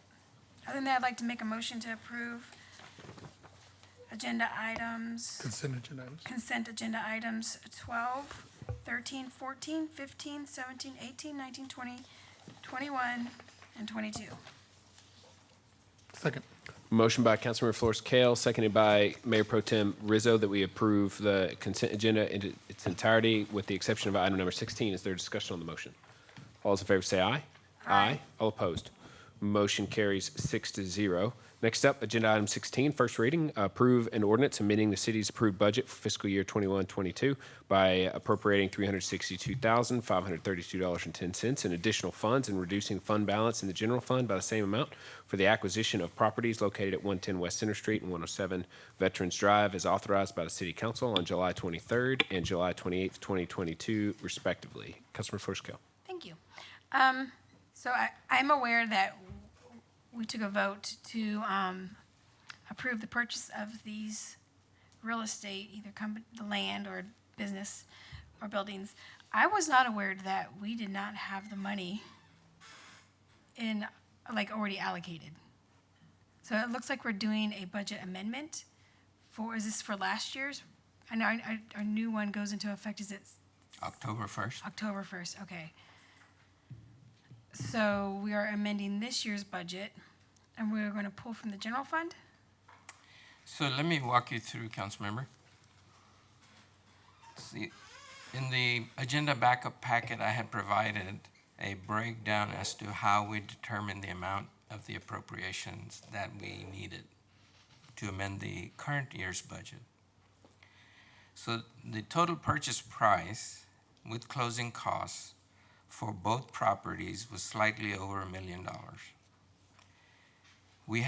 Council had already appropriated $1.1 million for a property acquisition account. If you recall from our past discussions, we had acquired the property at Greg Clark Park. We had appropriated some funds for the downtown master planning. That left us with $638,332.65 in that account. So those funds were available to apply towards these two property acquisitions. So when you subtract $638,000 and some change that's available in that account from the total cost, we need another $362,532.10 to be appropriated, or the current budget needs to be amended to provide full funding for the acquisitions for those two properties. One at 110 West Center Street and the other at 107 Veterans Drive. So the budget amendment that you have before you, Council, it is to amend the fiscal year 22, the current year budget that we're about to complete in September, to amend that appropriation for expenditures by $362,532.10. That would give us the total amount of money that we need to complete these two transactions. So I know for the new budget, we have an amount set aside as well. And I'm not sure if these two real estate transactions are on a time-sensitive basis, but if we waited until after October, could we use that money that we've budgeted for next year for these? The city has closed on these two properties. So council did authorize after the executive session on those 2 days that the mayor read, the direction to staff from council was to close on these two properties, which we did. And now we are settling on the accounts. Okay, so normally how the real estate process works is it funds on the day it closes. So what funds did we use to close? So we used the $638,000 that we had in the property acquisition account. We also used the city council's authorization to proceed, and we internally borrowed from our investment pool. Okay, thank you. Motion to approve. Motion by the mayor, seconded by Councilmember Bradshaw. Is there discussion on the motion? All those in favor say aye. Aye. All opposed. Motion carries 6-0. All right, next up, agenda item number 23 and 24 are both related, but they were worded different, so I didn't want to try to combine them. But if there were no objections, I figured we'd bring them up together. Yeah. All right, discussion of possible solutions to traffic issues at the Lehman and Bunton Rd intersection, and discussion of possible action on operations Costs and installation of traffic signals and streetlights to include pedestrian crosswalks at 2 locations of Bunton Creek Road in Dacy Lane and Lehman Road, Bunton Creek Road intersection for improvements in infrastructure and traffic. These items were sponsored by Councilmember Parsley and Councilmember Tobias. I believe Mayor Pro Tem also had made a request initially before seeing that these were on there. So it seems like the majority of council's wanting to have this discussion. So I don't know who'd like to go first. Since they beat me to the punch, I'll let them go first. All right. Way ahead of you. Thank you, Mayor. I think I really wanted to open for discussion the issues we're having with Bunton Road and Lehman and, see how we can help alleviate the traffic, the wait times that the residents are facing. I know we briefly discussed the last meeting, the possibility of purchasing maybe some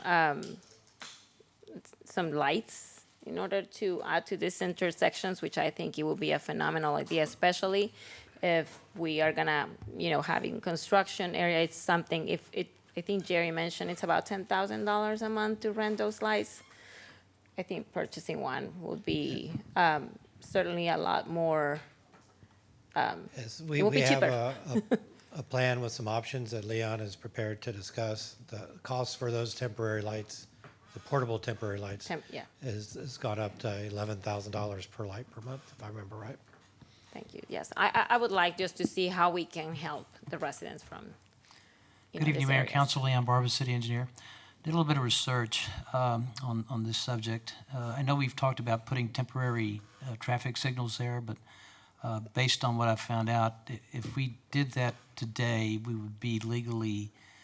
may not be legally able to do that, and it would not be enforceable to do anything there with any kind of citations because it's not a legal setup. In other words, we need to do a traffic study first to make sure that it meets the warrants for a traffic signal. So what I'd like to recommend is that we authorize Cobb Finley, once I get a proposal from them. Cobb Finley is the designer that was working on the Bunton Creek project, so they're very familiar. They have some studies, and the studies that they did have showed that the intersection really didn't quite meet the warrants, but that was before school started. So now that school started, I'm pretty confident that it will meet warrants. So once it meets warrants, at that point, then we should, if we want to do temporary traffic signals, we could do that at that point. Then if we wanted to move further with that, we could ask them to provide a proposal to actually do the design, so we could install possibly wooden poles with the cables and regular traffic signals. Because if you're going to wait for the steel poles, it's going to be a good year or so just for the poles at least, just to get those on order and get them here. So the quick solution would be, let's get our study, get a proposal to you at next council meeting to get them started on the studies that we need. If you want to do both intersections, we could do Dacy also, along with Lehman, and look at both those and make sure that they both meet warrants. And if one meets warrants, then we move forward with that one. If the other does not meet warrants, then we'll just have to wait till it meets warrants. But that would be my recommendation. Let's go ahead and get the traffic study done immediately. And once that study's in our hands and we see that it does meet warrants, then we will let you know that we're ready to move forward with the temporary traffic signals. And to the best of your knowledge, how long does it take to make a traffic study? I was told 30 to 45 days we would have something. Okay. Because they have to actually have counters out there, and we would need for about a week to have those counters out there to determine all the traffic patterns and all the cars that are moving through the intersection. And is that something that usually runs for the 24 hours? But I know that there are some peak times that this. Exactly. Okay. Yes. Okay, thank you. All right. Was there ever a study done before to where that's where y'all came up with the conclusion of a roundabout? They did an analysis of a roundabout, and we didn't do an actual, we did a study, but it was based on those counts that we had before. Okay. Is that, I don't know if I answered your question. Yeah, well, because, it's going back to where we're doing the study for that. I guess I look at it from a resident's point of view, and the obvious, it's backed up every day. So, I reached out to the chief and I reached out to Mr. Hendrix about trying to get some form of physical relief, real-time relief out there, which I believe we did. We had officers out there directing traffic. and which helped. But we were very gracious to get 2 reports from Sergeant Tracy Varena and then also Sergeant Bone to give us a breakdown of the times that we had. And it was pretty thorough, which I really appreciate very much. But it seems that after 8:30, there was just ineffectiveness and directions was just backed up constantly all the way. So I guess with this discussion, and we've been talking about this for at least a good year now, is a permanent solution. And having the money or having the funds available to where we could be able to finally implement these 2 agenda items, these two street lights. Because the way I look at it, if we had a street light at Lehman and Bunton, and we had another one at Bunton and Dacy, and you have them in sync with Philonema and all the way up to the highway, you actually have, I think it's 5 outlets. You have the Lehman going left, you go up a little bit further, then you have another in sync going up Dacy, so that's 2. Then you have Philonema turning left and turning right. Then you go all the way up. So there's 5 outlets that you could be able to get traffic to go and split up if we had it in sync within specific times of the day, which could alleviate the traffic. And it also brings up the agenda item that Chief had about the street lights, about having the signals being able to turn green in emergencies. Well, driving that, and I'm thankful that Mayor Pro Tem came out to my neighborhood, which he finally came out and said, hey, I'm stuck in traffic. You're right, Tobias, it's bad. I said, I'm so glad you came out here to see me. But he actually came out and saw that how bad it's been, and he saw that there needs to be some kind of solution, which I appreciate that, Mayor Pro Tem Robert Rizo, for going out there. And that's what it is, because we have a critical incident. We have a situation at South Lake Ranch where we have a medical emergency. We can't get our first responders out there. Heaven forbid we have something happen at the high school, whether we have some kind of an emergency or a situation going on right at that peak time of school and after school. We got to be able to get those emergency vehicles through there and to be able to alleviate the traffic and so forth. So it's to the point now where I'm just feeling that we really need to look at the funding and finally just go ahead and pulling the trigger on this and seeing about getting these lights in there, because it's just a large request from the residents, but I'm looking at it from so many different prospects. Now, didn't we have an item to where we could be able to use funds for East Side projects and infrastructure funding that we had from the Toll Brothers? We allocated some funds available to where we could use that in future infrastructure or East Side development projects.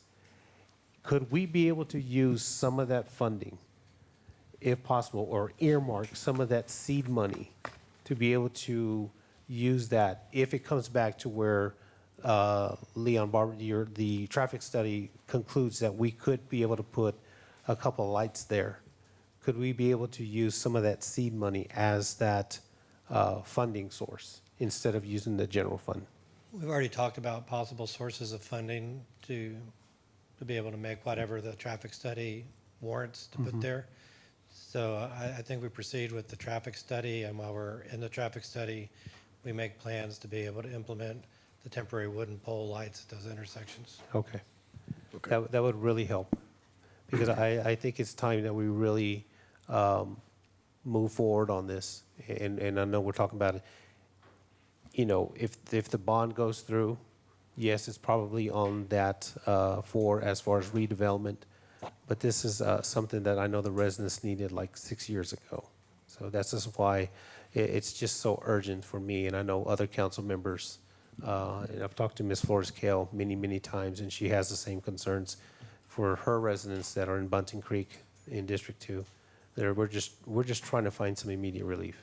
So I appreciate the conversation, and I'll yield the floor on this. Mayor Pro Tem. Yeah, I just want to say that I agree with everything the other two council members said, but it's not just during the school year, school traffic during the day. It's also the traffic coming in from work as well in the evening. I haven't had a chance to do the morning traffic yet, but I imagine that's just as bad for commuters going out of town to work. But coming in the afternoon, I got there and I waited at that intersection forever, but then it started raining, so it even got worse. When you have inclement weather, it's just going to add to the delays and the frustration there. But yeah, it was pretty bad. But it wasn't during the 32 school. minutes. Yeah, it wasn't just the school traffic. It's afterwards. It's the afternoon traffic. People coming in trying to get to their homes. That commute shouldn't be a 25-minute commute. It should be at least 10 minutes at the most. So anything we can do to alleviate that would be great and helpful. So, thank you. Okay, so I have a couple thoughts going to the temporary signals, the wood pole, the funding. So let's see if I can say them one at a time. So to answer the question about the money from the Toll Brothers deal, that money was included in their. That money comes out when they issue PID bonds, and the PID bonds don't get issued until they're basically at the point of building out the infrastructure that's needed. So I would not see that as a reliable source of money presently to solve an immediate issue. It's much more of a 2 to 3 year kind of window. So like we're just now doing some of the Six Creek PID bonds. You know, those agreements came out in 2015. So that's more of like a long-term good negotiation, but you can't rely on it like necessarily in this budget year. It's just going to take time. My other actual question is, again, I keep coming up with these bond proceeds. Is it possible, and I wish Stephanie was here, maybe she could help, but Paige, is it possible to use bond proceeds, because we know we're doing infrastructure improvements to that intersection, but if we wanted to do something immediate, like a temporary light, if the bond passed in November, could we apply bond proceeds to that? Mayor and Council, Paige signs for the record. That's not a question I'm confident I can answer accurately, but I can get you an answer from bond counsel. Okay, that'd be one, because I could see how we could potentially put that into a funding strategy. Not necessarily something we would want to do right away, but it might be a good source to help us fund that if we could. I think the poles, almost certainly we could, but the actual movable lights, the ones that are truly temporary that you can move around, that would be a question I would love to get the answer to as well, if we could use bond proceeds for that. And then I did want to visit with on the idea of the temporary metal on trailer lights that you can move around. That was brought up several years ago, and I was a big fan of the idea of acquiring those. And I don't really recall why we never did at the time. But this is a great example of, because right now our only option when there's an immediate need, traffic gets disrupted or school starts, and there's this, our only option is to send officers out there. And that's also not a good use of funds. But I just keep thinking about, man, if we had those. A good set of temporary signals, we could roll those things out and time them, sync them up, and use them. And then when we're done there, then we can move them someplace else. Or if there's an event where we're wanting to reroute traffic, or there's just a ton of different scenarios. And I think, especially if it's $11,000 a month and it's $100,000 purchase, that's clear to me that we should acquire those, because we could use those for 2, 3, 4, 5, 6, 7 years time consistently, throughout the year at different spots. So I would like for us to consider going ahead and starting that process. Does anybody know what the lead time might be on acquiring one of those? I don't know what the lead time is, but we can certainly find out. The cost for those lights, last we checked, was about $150,000 per light, with $10,000 per light to rent per month. You have to use them a lot, but we can bring it back, that cost analysis for you. Yeah. But we can also work on a contract to be able to acquire those temporary lights very quickly if we need to, on a rental basis. Would we be able to, if we were able to purchase those, like the mayor suggested, we can use them around the city and let's say we could test them out maybe at the Silverado 150. Just If we wanted to. just to Traffic's flowing get pretty just good to over start getting an idea how the traffic flows. I mean, it's just a matter of just saying, okay, well, let's just put these temporary lights out there. Let's get our study. We see how the traffic pattern works. All right, well, let's put some temporary lights there and get more of a real-time data, real-time information about if we put lights here, even though they're not permanent, we can actually see how easily the flow would go, and we can sync it within a certain amount of time to where it can turn like we did at Dacy and Bebee. It was a big fight when we got these, but when the residents finally started to get used to them, it really paid a big difference when we had that huge mess with the roundabout. Because that was a very dangerous situation because we were having road rage incidents. We had people pulling over, starting fights because they're just so stuck in that traffic, frustrated. And this was just a way to be able to relieve it. Even if it was street lights, it still helped the flow. So I would probably look at looking at that as well. But going back to here, if the city and the administrators are finally looking at maybe a permanent solution, I really would support that wholeheartedly with whatever effort you can give. And then the last thing I wanted to say about the wooden poles strung out with lights, if that's truly a temporary proposal, then fine. But I want to see the infrastructure that goes in on the east side of I-35 as well as the west side of I-35 be top-notch infrastructure. And I struggle stringing lights across when there's so much better, more permanent ways. And I understand the idea of there being delays, but what I'm thinking is like, all right, in my mind, the roundabout is the most complete, best long-term solution. But if the desire of the council is to take that off the plate, then I would want to put black powder-coated, nice street lights out there that would be really, really beautiful to see. But if that's not the case, then the regular steel street lights. And then way down the list is this idea of putting in wooden poles with strung out lights. That's not what I want to see for East Kyle. So or for any part of Kyle, I wouldn't support that anywhere. So it just so happens that these intersections are east. So my concern is if we go with this route of saying because time is an issue, we're going to sell ourselves short, and then all of a sudden, that's just going to be what it is out there, is some kind of ratty looking, wooden poles with strung out lights over, taking us back 50 years. And that's not the message that I want to send to any intersection. So my question is to someone, I don't know, but it's like, is that the path that we're going here? Are we proposing to go down a path of actually putting in wooden poles with string lights out there, and that being the solution that is out there for years to come?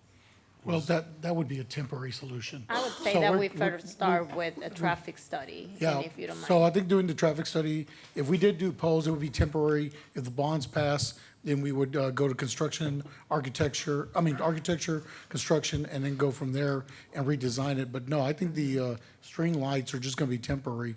That's what I'm getting from you, Leon. Is that correct? That's correct, because It's just we have a quick- limited right-of-way quick to work solution. within that particular area, so we would try to avoid having to get additional right-of-way. That just slows us down. And so whenever the new roads come in, there will be right-of-way acquisition. That's where we'll put the new signals.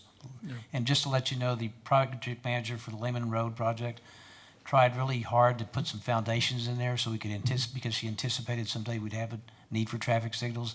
She had a difficult time with utilities. So we're going to run into that probably as we move forward with temporary or permanent. Well, won't that be the same issue, whether it's wooden poles or metal poles? It depends on, if we're going to widen the road, we're going to need to take out the wooden poles anyway and put in new ones. At that point, that's when we put in the nicer ones. Okay. Is that something that we might be able to see after the traffic study gets done? Let me Stanley Fees is with Cobb Finley. I think he's heard the concerns, so let me ask him to come up and give you some better information on what his plans might be for that.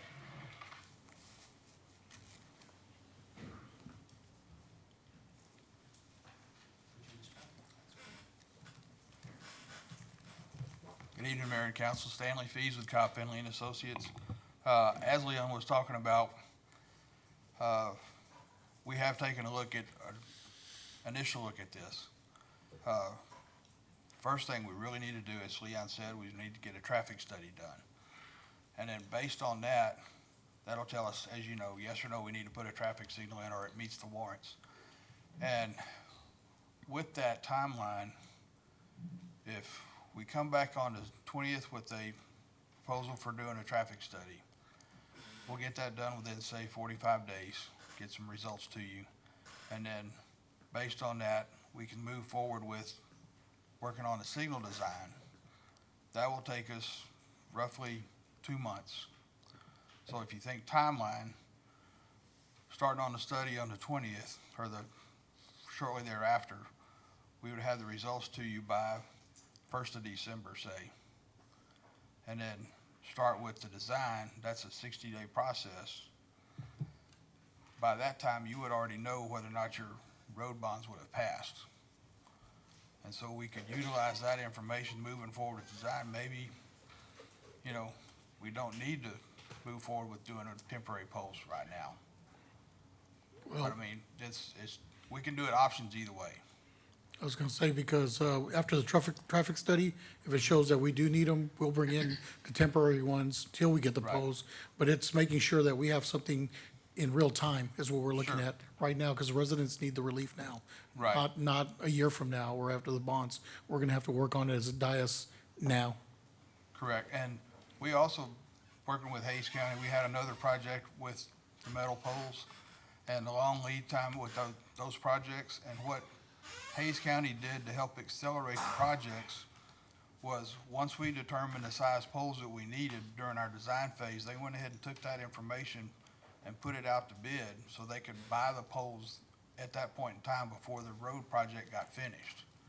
And then when the contractor comes in on board, they're ready to build the project, county already had the poles in hand, and there was no delay at all in getting the signals put up. So that's another option that we could do with City of Kyle. Councilor Flores-Cale. Thank you. This comment is more for Jerry. I'm not particularly worried about citations being necessary. What I think we're trying to focus on as a council is giving some relief to that area. It would be my personal thought to go ahead and just get some temporary ones out there. We don't really have time to wait for a study. I think it's obvious, even without a study, I can tell you right now that there's issues there. And so if we can put something out there, even just temporarily, and then even during the budget, I've spoken out about being a proponent for buying some stoplights long-term, because the city is just growing significantly. And I do understand the cost is $150,000. Is that for one or for both? For one, okay. So we're looking at, and when we talk like that, we should just say, you know, it's gonna be $300,000. It's gotta be three, because it's a three-way intersection, $450,000. Okay, so again, buying them in twos, because twos is always gonna be what we need. So if we buy like 6 of them, then you'll have your 4 or 3. But my whole point is, I think collectively, we've all said, we need to do this right away, right now. And so even though I appreciate the study, and the study is gonna come, and we need it, I think more importantly are the residents and providing them some relief. I know the budget does have some money for these temporary stoplights. I don't know if we want to change that to purchasing some of them. Again, I think collectively we all agree that it's a good investment for the city to purchase some, so we can use them throughout the different parts. I know on the west side there's going to be probably some major construction when we do the the bypass. And you know, that Toll Brothers areas is probably, they're going to expect some kind of lights and traffic control as well. So I think long-term for the city, even though it costs a little bit more, we should buy the permanent ones. But for an immediate solution, I think we need to place some out there probably within the next week or two. And if anybody disagrees, I'm okay with listening to that. I just sat and I've listened to everybody, and it sounds like collectively we want to give those people some relief yesterday. Yeah, I agree with you, Councilor Gill. I want to give them relief yesterday. The only thing I want to do is get the traffic study because I want the permanent lights in, whether it's string lights and I'm thinking the string lights. We would actually need 3 lights up there, temporary lights, because it's a 3-way intersection. You need one from the west side, east side, and from the north side. So it'd be $450,000 if we purchased them. You'd have to buy them in 3s. But I really think that the traffic study is warranted, so we can get at least the string street lights done. So I'm not real happy about having to wait as a council for that study, but I know the study's very important, so we can get the permanent fix in there. So I think doing the study is probably the smartest play to do. I definitely would like to have the lights up yesterday, but I know the study's important, so doing the study is important. But as soon as the study's done, I want to see us do something as a city quickly, making sure we get those lights up. Councilmember Parsley. Thank you, Mayor. Yeah, I think that it's clear that we need to show some sense of urgency for the residents. So I would like to make a motion to do a traffic study for Bunton Creek Road and Dacy Lane, and then one for Lehman Road and Bunton Creek Road. And also I don't know if I need to do a different motion for to direct staff to look into purchasing 3 of the temporary lights. Can we do 4? 4 would make sense, and if we temporary need to lights. use them somewhere else, it would be 2 and 2. 4. All right, motion by Councilmember Parsley, seconded by Councilmember Rizo, that we direct staff to do a traffic study for Bunton and Lehman, as well as Dacy and Bunton. Is that what you said? No, sorry. Bunton and Creek Road and Dacy Lane and Right. Lehman Road and Bunton Creek. And then second, to direct staff to bring back options for purchasing temporary traffic lights up to 4, I believe is the number. But I think we'll get options, because I think they come in I've looked at them back in the day, and they have a main one, and then they have secondary lights that come in that are smaller, so it's different in their options. My only thought on it is, I do think that it's good to invest in those, as opposed to if we're putting our focus in one path or the other. But some of it depends on lead time. How long does it take to get a string light situation out there? How long does it take to get the temporary portable lights, we'll call them, out there? And if there's one faster than the other, maybe that's a path. But I'm just thinking about 10 roads that we're getting ready to try to start construction projects on. How great would those signals, that the portable lights, be for us to be able to move them around from project to project? So I don't think that that's money that would be poorly spent. But again, the big question would be, even if we're committed to buying them from the general fund, is it possible and I would love for staff to get an answer on this, but is it possible to, if the bonds pass, because these lights are going to be moving around all over these road projects, is it possible for us to use the road bond, if assuming it passes, to fund it? Because that really would help solve the funding issue, and we can go ahead and get what we need, and actually just be able to borrow for it as well as a part of this overall roads construction project. Okay. Any further discussion? All those in favor say aye. Aye. Aye. All opposed. Motion carries 6-0. Thank you, Council. Thank you. All right, next up is agenda item 25, discussion of possible action regarding the city's plan to handle safety issues from low-hanging lines, to include Frontier Communications phone lines located on 150 East. Councilmember Flores-Cale. Thank you. I had some backup material that I wanted to show as far as pictures. If we could have those up, please. All right, so can everybody else see that? We can see it, but I want to make sure. Yeah, I think they can see it on these. Okay, thank you. There you go. All right, so the picture on the left. So let's just give you a little background. This incident, there was an accident that occurred approximately at 6 to 6:30 a.m. in the morning, which was an hour before school started. So the picture on the left shows the semi entangled in low-hanging wires, which I previously requested the city to review to be sure the lines are in order with the city's ordinance. So the picture on the right, it shows the same situation, the wires from a different view. All right, if we can go to the next two, please. picture, oh, these are kind of out of order. All right, so the picture on the right shows a semi after the wires were cut and the extensive damage to the top of the trailer.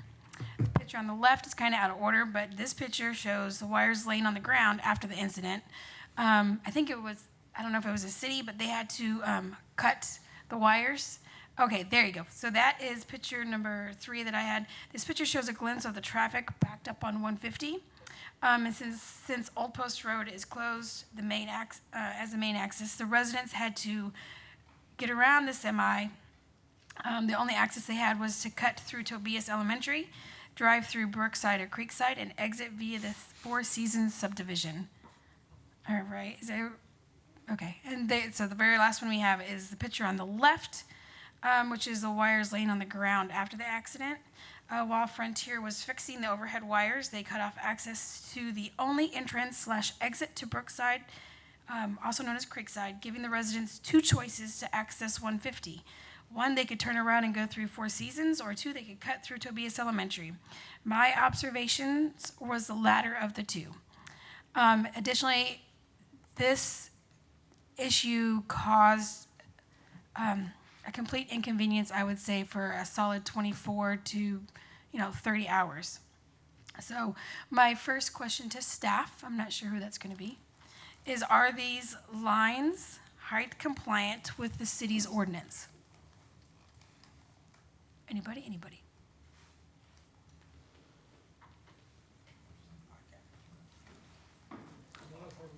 Yeah, this is like the 3rd time I brought these back, and so I'm not sure who was working on this. I thought it was going to be, I don't know if it was Harper or not. I don't think so. No, and I don't think it was Barnett either. No, they do. I see they're kind of like, I don't know what's going on because they really weren't that involved. Oh, and there you go. Okay, so Jeff Barnett, Chief of Police for the record. I have not looked at the city ordinance. I can tell you that the fact that they struck the top of that 18-wheeler would mean that they were below any ordinance or any state law that's in place.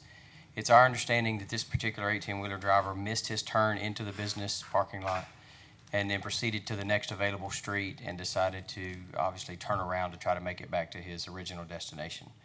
Obviously, the fact that those wires at that time were low enough to strike his vehicle were lower than anybody would allow, including state law. There was a concern about whether he was reckless driving or driving too fast or whatnot.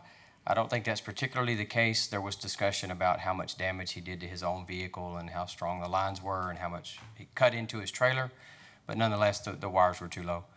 One question that we've been asked is, do we have a practice in place at the police department to deal with these types of calls, meaning the low-hanging lines, and we do.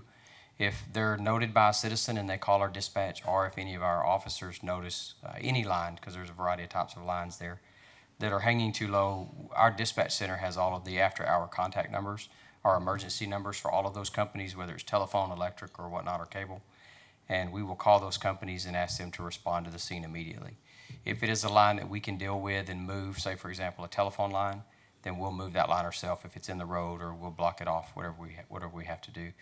As far as the condition of those lines prior to that accident, other than the fact that they were low enough to hit on that 18-wheeler, I can tell you that wouldn't be what we want. But as far as the rest of the city or evaluating all of the lines in the city, that's not something that the police department's done, but hopefully that provides you an update on this particular call. Okay, so when they fixed these lines, they made it none the taller. And so I was kind of frustrated with that. I know at least 2 prior occasions before, I've kind of hit on the fact that I had a resident who was delivering a shed, and that person could not go through that entrance. They had to cut through the school. And so essentially, what is it that we can do to make sure that if these lines continue to impede on traffic, is there a fine? Is there a fee? Is there something that we can implement to make sure that they're meeting the minimum requirements? I would say if they're involved, I'm not exactly certain if there's an ordinance that regulates their height, that our code enforcement has the authority to enforce of the officers. But I do believe, obviously, if they're in violation, or if they're lower than we want, we certainly want them to fix them, so we call them. But I'm not certain of the answer to that question, but I'll certainly research it and get back to you and let you know. Okay. Jerry, do you know if there's an ordinance that regulates the height? Because my understanding from speaking to the workers that were there for Frontier and for PEC, that these lines were too short for PEC, so they sold them to Frontier, and then Frontier has maintained them since. So I guess my question is, if they're too short for PEC, Yeah, that why do PEC they? being an electric line and Frontier being a communications line, it doesn't quite sounds right. When I looked at the state laws, state law had something on the books that was 22 feet for power lines, and it was lower. It was like 16 or 18 feet, something like that, for non-power lines. Again, not referencing an ordinance that we may not have, but it would be odd that Frontier would try to buy power lines from PEC. So.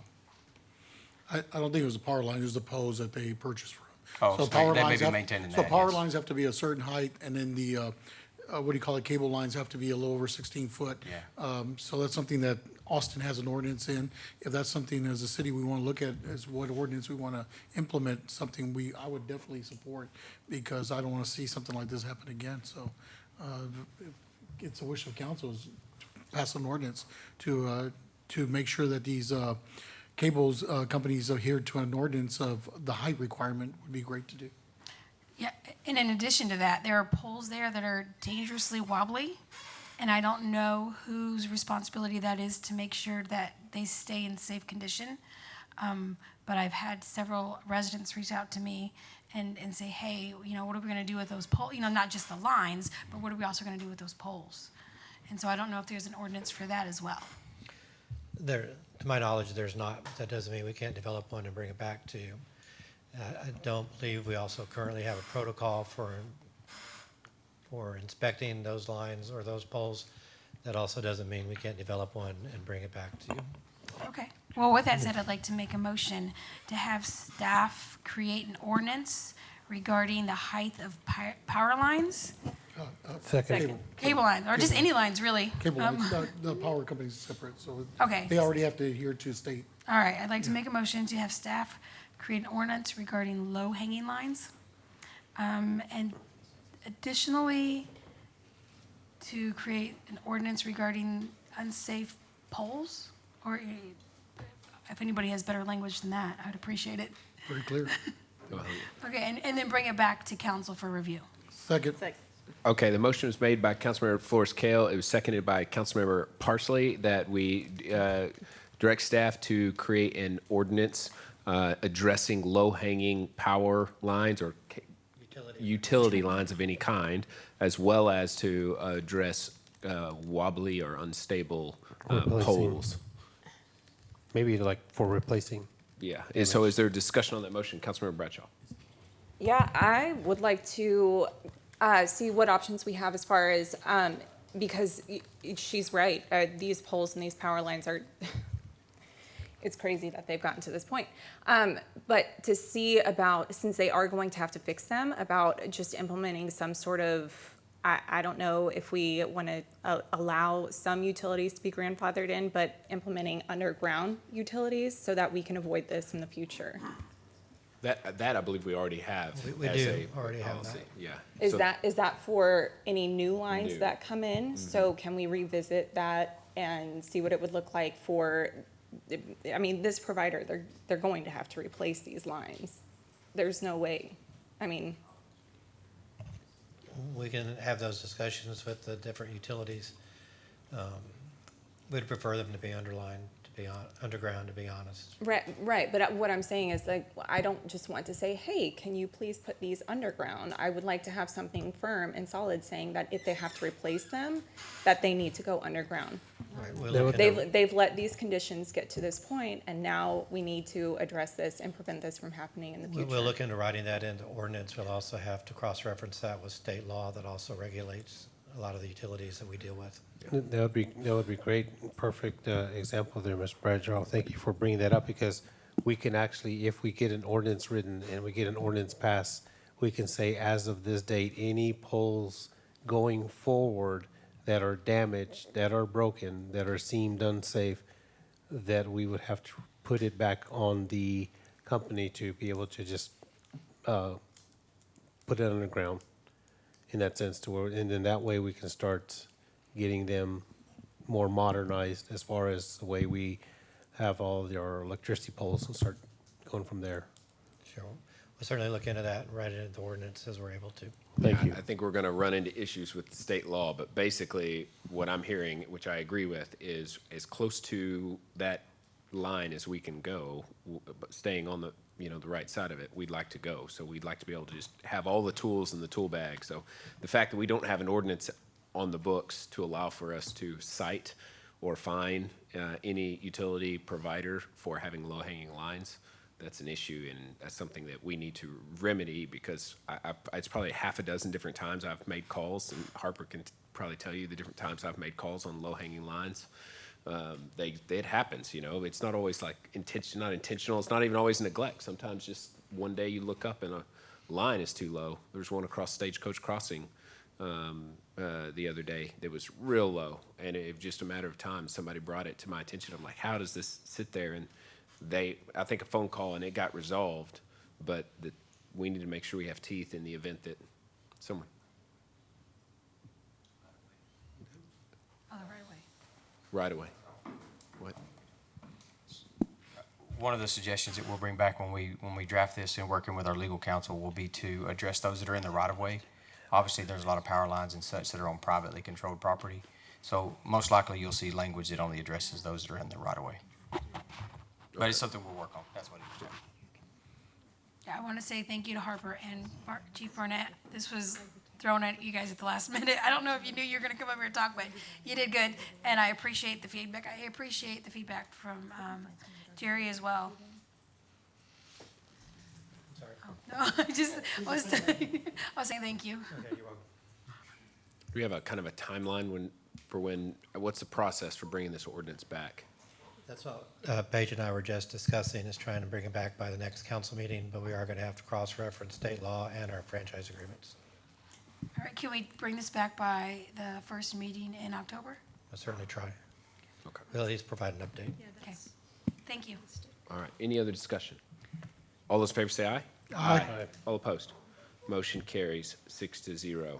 All right, next up, agenda item 26, authorize the mayor to execute an agreement with Sonava LLC, DBA Gravity Energy, Houston, Texas, to provide a turnkey electric vehicle charging station network. Ms. Kathy Roker. Hi, Mayor, Mayor Pro Tem, council members, Kathy Raker, Stormwater Program for the record. In my excitement to get this item back to y'all, having it been reposted, I realized that I probably should have asked a few more questions of the top two candidates. And in order to do a little bit more due diligence, I would like to possibly bring it back at the next council meeting. I do feel like we need to really keep this moving forward, mainly for the Public Safety Center. I know that EV charging stations were planned on going in out there.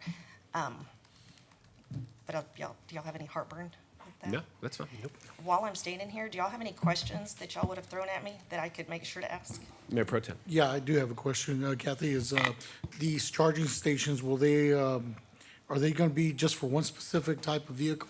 Or will they be able to handle all the different type of electric vehicles out there? My understanding is, of course, Tesla has their own charger, but we would probably be looking at universal chargers. Oh, great, that's And what I want to hear. possibly at the PD building, doing a DC fast charger. That will allow at least one vehicle to charge super fast, as opposed to more of like a 8-hour charge. Okay. Or several hours. Anyone else? Councilor Tobias. Hello, how are you, Kathy? Good, how are you? Just how many are we looking at getting at just right off the bat? Just curious. Really, we do not have a number in mind. We're probably gonna, it's for city-owned locations. So, I mean, in my thought process, I'm thinking of the Vibe nodes, of course, PD, where we see the need, then that's what we're gonna work with them. So really, we did not have a number in mind. The RFP was pretty vague, and I think that led to a lot of confusion with the first posting. So I tried to make it more broad the second time around. But like I said, the top two, one has cost associated with it, and then one saying no charge. And with the first submittal that we had received, I had put it in the backup material that they were hoping to get grant funding, And so I want to make sure that I'm comparing apples to apples when we're looking at these top two. So I want to call each of them and give them a hypothetical, say, for 5 chargers, 1 DC fast charger, 4 level 2 chargers, what kind of cost are we going to be looking at? That's good. Thank you. So, Or anyone else? All right. I apologize. No worries. We'll see it next time. Thank you. Thank you, Kathy. All right, next up is agenda item 27, first reading, an ordinance of the City of Kyle, Texas, amending Chapter 53 of the Code of Ordinances by amending Article 7, nonconforming uses and structures. Mr. Will Atkinson, this item does have a public hearing. Thank you. Will Atkinson, Interim Director of Planning for the record.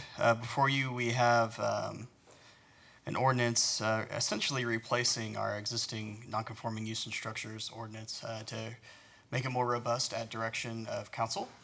And with coordination with our legal team and planning, this is the result of the items that are in your backup material. Just to keep it short and sweet, major bullet points on this. When legal went through and looked at this, this was essentially just rewritten to account for state law and case law, provide more significant robust protections of residential uses or structures, and even those that are included in commercially zoned areas, providing a process to approve an extension of time for legally nonconforming uses or structures, providing a process for approving legally nonconforming structures in newly annexed areas, and also termination of legally nonconforming uses and structures. So this actually gives us a lot more to work with from a toolkit, if you will, to properly account for legal nonconformities when citizens come and talk with us about it. And we're quite happy with the ordinance as it's drafted. Okay. This item does have a public hearing. Excuse me. So if there are no objections, I'm going to go ahead and open the public hearing now. Is there anyone who wishes to come forward and speak on this item? All right, seeing none, I'm going to close the public hearing. It is now closed. Are there any questions or comments? Councilmember Flores-Cale. Thank you. First, I don't mean to be nitpicky, but this was really hard to read initially because it was red, blue, and black. And so usually when I see a red line, it'll all be all the changes, whether it's deleted or added, will all be in red. And so I did have to go back and try to figure, I'm assuming the blue is the new, the red is gone, and then the black is just original. Correct. Okay. There's also the finished copy as well on the back of material. Okay. So I tried to make sure I put both on there because, yeah. So I have just really 2 issues with this, and I would like to say I think it's a great ordinance. I really like what you guys brought to the table for this one. So I'm looking at the red line. And so going to legal establishment, it's going to be under section 53-1140. And it's going to be the second paragraph. Non-conforming uses and structures must have been legally established. So I'm there. So one of the things that concerns me is the 3rd sentence where it says the person claiming the legal non-conforming use or structure has the burden of proof to establish that the use, structure, or improvement qualifies as legal. And the reason why I have a real concern for that is because these structures that are normally in non-conforming areas are structures that have been there for a while in their older homes. And what I learned in dealing with this issue is sometimes the city does not even have records to show one way or another. So in the event the city doesn't have records, that burden of proof is now put on the homeowner. How would you expect them to provide you proof that they're in compliance when there's nothing on the city side that says otherwise? That's a good question. It all starts with a conversation with us. And it helps if you've been employed here for a long time too, so you know the community as well. So as you're driving around, you can see the structures, or just know the community, if you will. So a lot of it has to do with understanding the resident or the person asking the question is this legally compliant? Is this grandfathered in? And then we do the best job that we possibly can based on their situation to coordinate with them on that. Now, on top of that, with this new ordinance, there's a registry for illegal nonconformities. So you can go in there and say, if we're having some question about whether it is or isn't, but we're reasonably certain that they're probably, the resident or the property owner is probably accurate, they can apply and have their property registered as a legal nonconformity. Okay, if council is on board and they approve, what I would like to see is something that also gives liability, or I guess a protection in case the city can't disprove that, wherein maybe we don't have records, and that could be noted as an exception.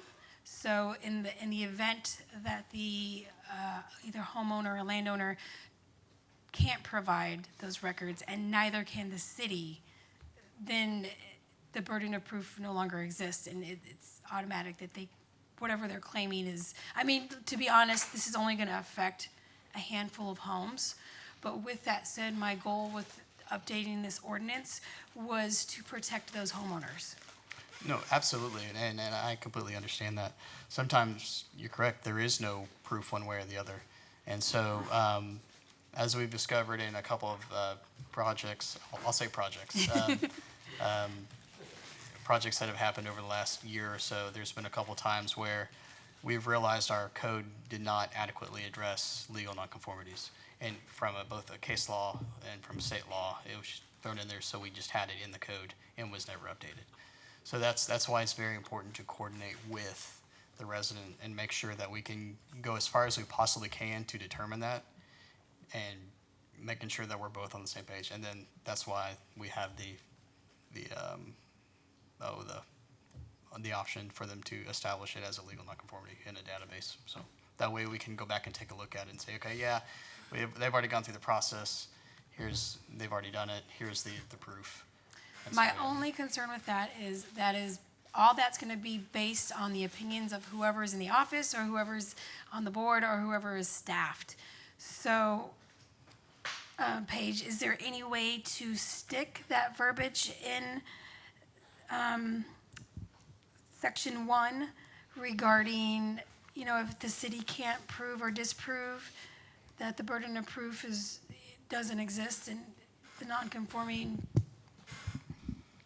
If you'll let us work with the staff to suggest some language, I think we can address what you're trying to address, and because there's different burdens of proof depending on where you are in the process, and sometimes that shifts to the city. So we want to be accurate about when it's the city's burden of proof and when it's the property owners, and so. Okay. And does anybody, on council have questions about what I'm discussing? So when it comes to that same sentence, when it comes to the word or the title says person claiming, should it be also verified, like if resident or current homeowner, or are we just saying person? So yeah, that's where it's kind of ambiguous. Yeah, because a person could be, I was inherited the house, but I'm not really the homeowner, but I'm in charge of it. Specifically, when we're talking about the specific property, is what we're saying. Is who is the actual owner or the entitled individual. So meaning that the person claiming could be a daughter who has inherited this house, or it could be a broker or an estate agent. Is that what we're getting at, to be clear as far as who should have the say? Well, I think Paige had a really good idea as far as when it's the city's responsibility, and then when it's the residents' or the landowner's responsibility, where that burden of proof falls. Because sometimes if the city is saying, no, this is no longer residential, but they can't prove anywhere in the records that it's not residential, then that burden of proof shouldn't fall on the person saying, no, it is residential. So the landowner versus the person is what we're saying. Yeah, I don't know. I think if you guys just bring back some language, I think you kind of understand where I just so that way it's confusion just draws from. real, because I can see 10 years from now, if it's an estate or anything like that, they're going to be real particular about the details, and just seeing how attorneys would probably dissect it. So, thank you. And then my other, if nobody else has any questions, I have one more other kind of issue. And that's under the same section, number 4, continuation of non-conforming residential structures, letter A. Non-conforming residential structures may continue to be maintained and used for residential purposes in any zoning district where they are legally established. This next part is the part I kind of have a problem with. Provided that no additions or enlargements are made thereto and no structural alterations are made therein except those required by law or expressly permitted by this article. So if I'm reading that and it says, or expressly permitted by this article, where would I go back to read where that's relevant?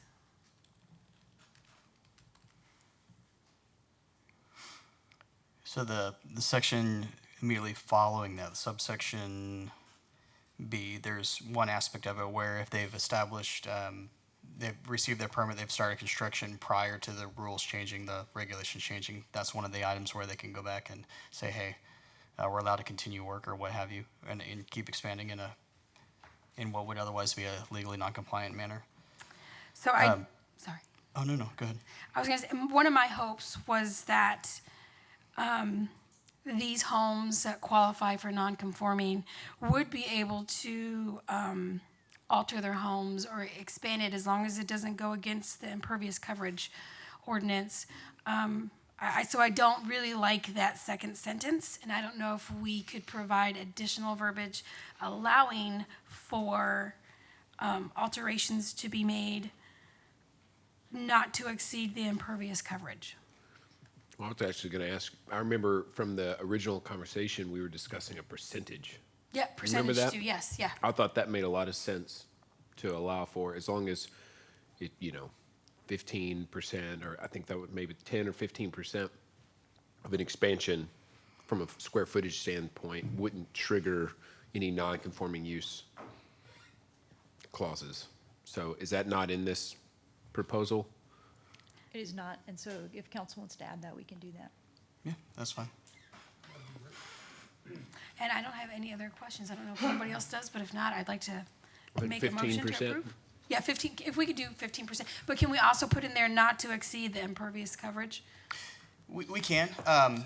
From the zoning perspective, they already can't do that anyway, Okay. regardless. So, but if it helps make it a little bit more robust, there's no problem with that either, so. Thank you. If nobody has questions, I'd like to approve agenda item number, I'd like for staff to bring back the Recommendations. Code of Recommended Ordinances verbiage. with the amendments discussed during the meeting. Second. Okay, it's a motion, I'm going to clarify. That's a motion to approve and to direct staff to bring back on second reading the changes. Correct, yes, All right, thank so you. motion to approve by Councilmember Flores-Cale, seconded by Mayor Pro Tem Rizo, and to direct staff to bring back the amendments discussed upon second reading. Is there a discussion on that motion? All those in favor say aye. Aye. All opposed? Motion carries 6-0. All right. You comfortable, Will? Yeah, I've been sitting back there the entire time. All right, next up, agenda item 28, first reading, an ordinance of the City of Kyle, Texas, amending Chapter 11, Section 11-162, 175, Section 176, and Section 11-177 of the Code of Ordinances by amending items related to food trucks. This item has a public hearing. Mr. Atkinson. All right, to keep it brief, once again, Will Atkinson, Interim Director of Planning for the record. Per y'all, the City Council's visioning session earlier this year, y'all had directed staff to bring back changes to our food truck ordinance to better facilitate allowances for people to establish food trucks in the city.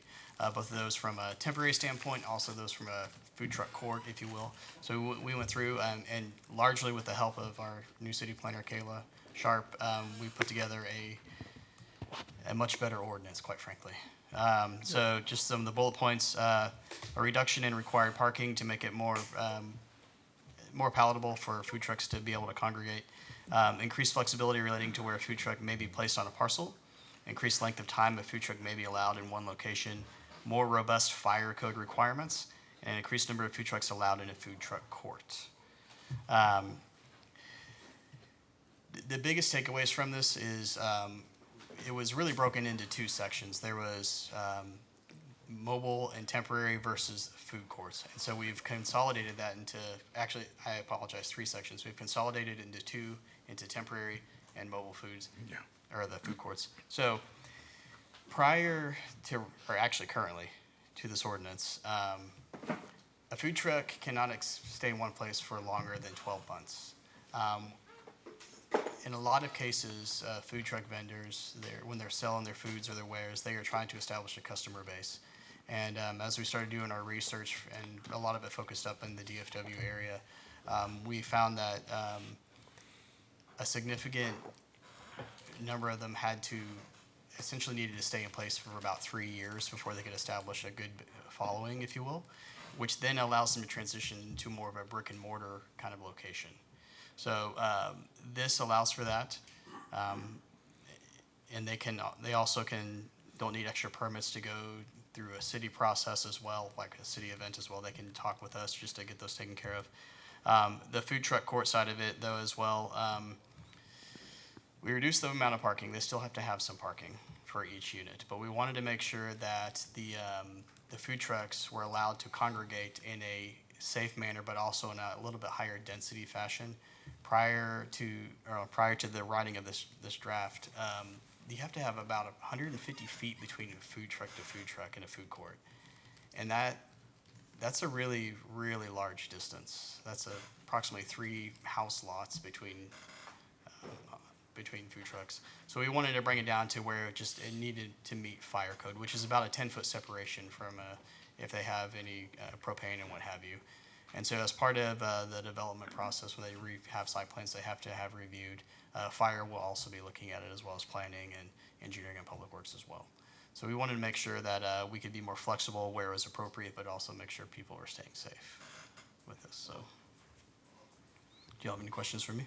All right. This item has a public hearing, so if there are no objections, I'm going to open up the public hearing. Sorry, I do it the same way every time, otherwise I'll forget to call the public hearing.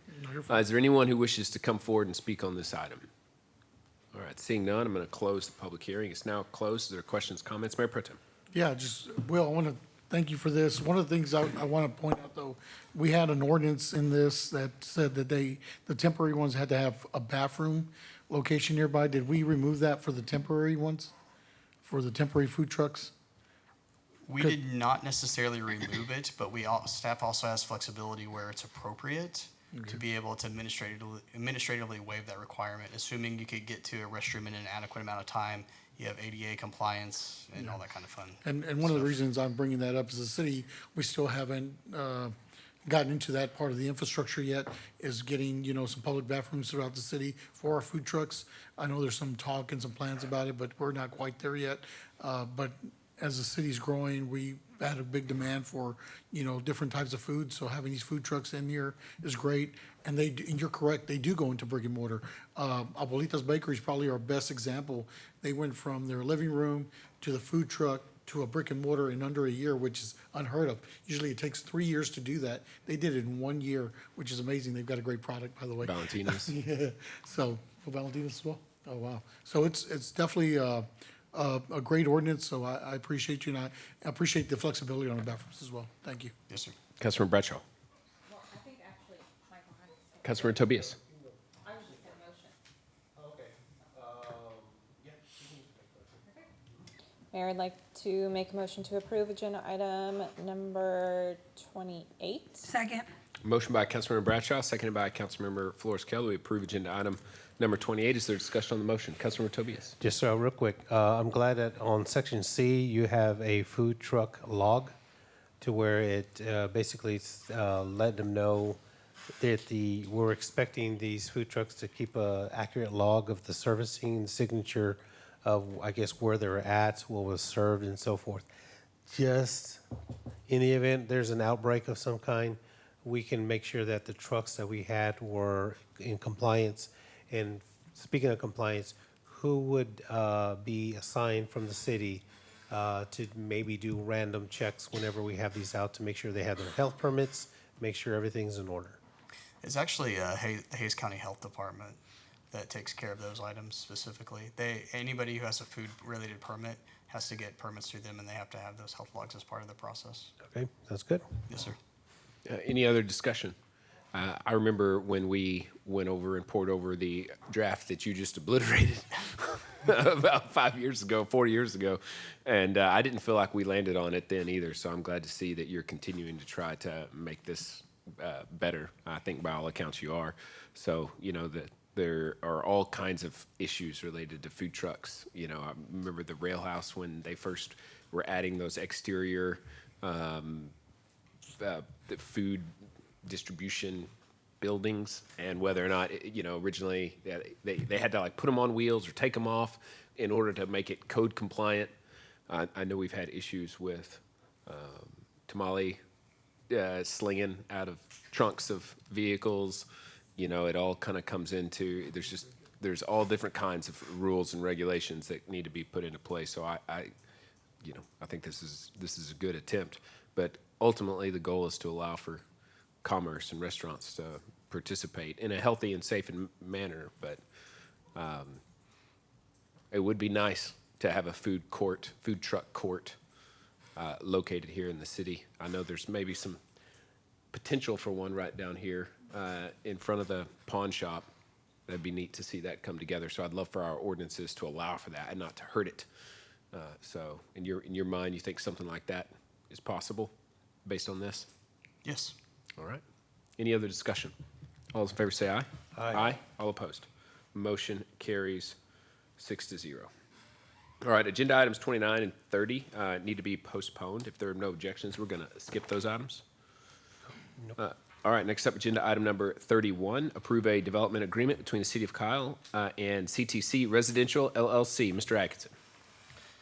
All right, so before you, we have both the development agreement and the zoning for the CTC residential request. The first one is the development agreement. It's essentially what it is. It's an item brought to you to account for the elevations for the project and also for traffic control improvements at the intersection of Kyle Parkway and Seton Parkway. They are going to be installing a traffic light there. Right now there's currently, it's essentially a four-way stop and it does not function well. So with our project and coordinating with the representatives from CTC, this is the outcome of that project. They have listened to both staff, to y'all, the city council, to get exactly what we're all wanting, and they have done a fantastic job in our minds. And they did have a couple of things they wanted to talk about here, and they do have a presentation, but we will keep it brief as well. As we all know, this is a very long council meeting. So I'm going to throw it up here on the screen just real quick. And if sure. Go ahead. Well, this is a long, and Travis, this is a long meeting. If we could just keep it to questions of the council and just go over what's changed, that would be great. I think that'd be a better use of our time then. Absolutely. Thank you. One's the DA, one's the PUD.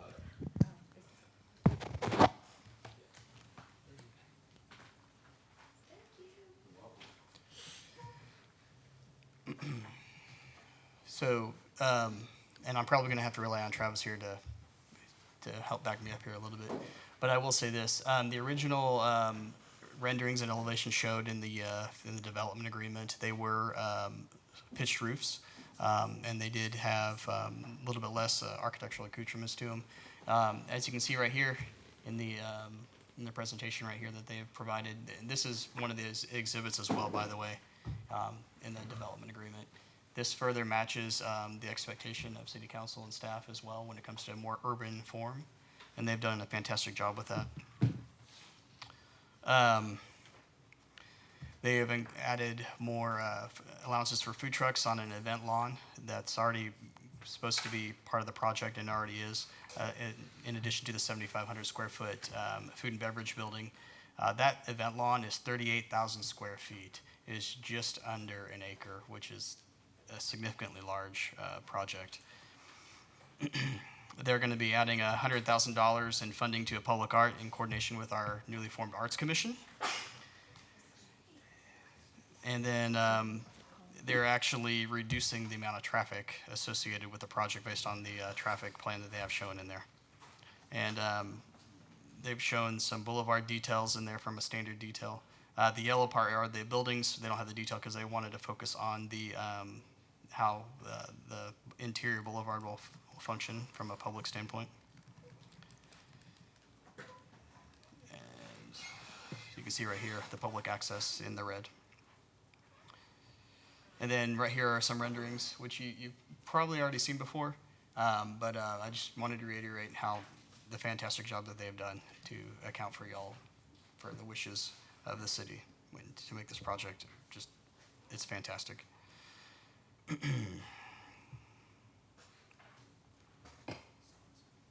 What's that? No. Okay. That's the biggest parts about it. They are, this job is, in staff's opinion, is above and beyond, to be perfectly honest. Okay. Any questions, comments, motions? Councilmember Bradshaw. Mayor, I'd like to make a motion to approve agenda item number 31. 31. Second. Motion by Councilmember Bradshaw, seconded by Councilmember Flores-Cale. Is there discussion on the motion? Yes, Mayor. Actually, Councilmember Parsley. Thank you. It just gets better and better. So I'm really happy about it. Thank you so much. Thank you. That was it. Mayor Pro Tem. Yeah, I just want to make sure that we codify the language in here about the big green space, that it won't be closed out to the public if they sold it or anything else. I want to make sure that that's always public space. Is there something in here? Yeah, sure. I can answer that. Yeah. Cool. Yeah, absolutely. It's already been done. I believe, is the slide back up? There's a page number on the slide that can point you to it. I believe it's on page 18. 18, that's what I was looking for. Yeah, so basically what we did, and this was an exhibit missing from the last presentation, but you can see the public, yeah. Can you flip to, go up to the beginning? Yeah, let's go to like the second or third slide. Oops. Next one. And the reason I'm concerned about this is just making sure that it's going to be There a you part of the vibe trail. It's going to be one of the spots, making sure it's always open to the public. It never gets closed up or fenced off, just for the residents, because we are approving this as a public area. Okay, yeah, so if you look at the red hashed lines, this is a creative solution we came up that's gonna connect the park to the balance of the shopping center through the boulevard. And what we've said and restricted the project from is putting any sort of fencing or barriers along these roadways. So 24/7, any sort of car can come through and access the park. And we also applied the same restriction to any sort of fencing around the park itself. So that's codified. All right, that's all I need to know. Thank you. Yes, sir. Anyone else? I want to say I appreciate the language about the boulevard. I feel like that the streetscapes and everything has been pretty well captured here. Okay. So it's nice to see that we're going to have some urban streets being proposed in this as well. Councilor Flores-Cale. Thank you. This whole thing excites me. I love the open space. I love the family get-together time. I would like to say one thing. I would like to see more shaded area. Absolutely. Because Texas loves their outside, but in the summer, and it's 105 degrees, if we could just, I don't know how you would do it, if you could be creative to get some sales. But I think it's amazing. And I also want to, if you could point me towards the $100,000 in art funding in the DA. Absolutely. It was there. I just looked at it. Did you? I just saw it, but I've already flipped over. Let me tell you, that is amazing. This is a new commission, and I think we got $65,000 during the budget. So you guys have exceeded even what the city has started out with, and so I'm sure for that commission, this is going to be super exciting. Hopefully, there's a way to spend that much. So I do appreciate your willingness to work with the city. You've truly listened to everything that we've asked, and so and as much as we know we're getting apartments in this area, I think what you're going to bring is exactly what we want overall. Just walkability and have the multi-use in the same area as we can have family.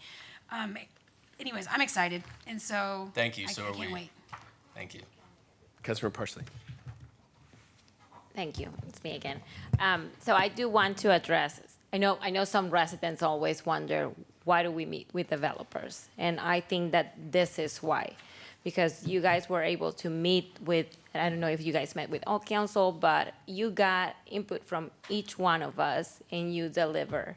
And you're delivering something that we are proud to have in Kyle. So that's why we meet with you guys, and we appreciate how accommodating and you guys were to meet with us, and you were okay with late responses, and I apologize for that. My next question is, I do have one question. Is that splash zone adult friendly? If you could explain to Can me you what have that means. misters in there so we can go and eat, and if it's That still might be a hot, we trap. can Be jump in there? careful. I'm kidding.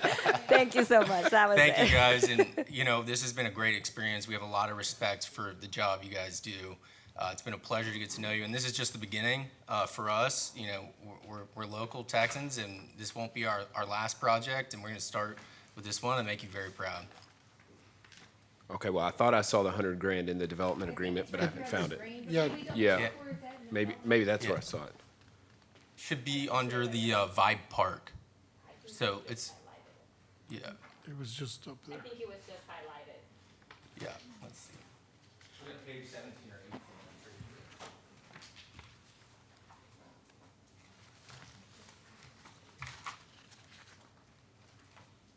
Let's see, Boulevard, Vibe Spot.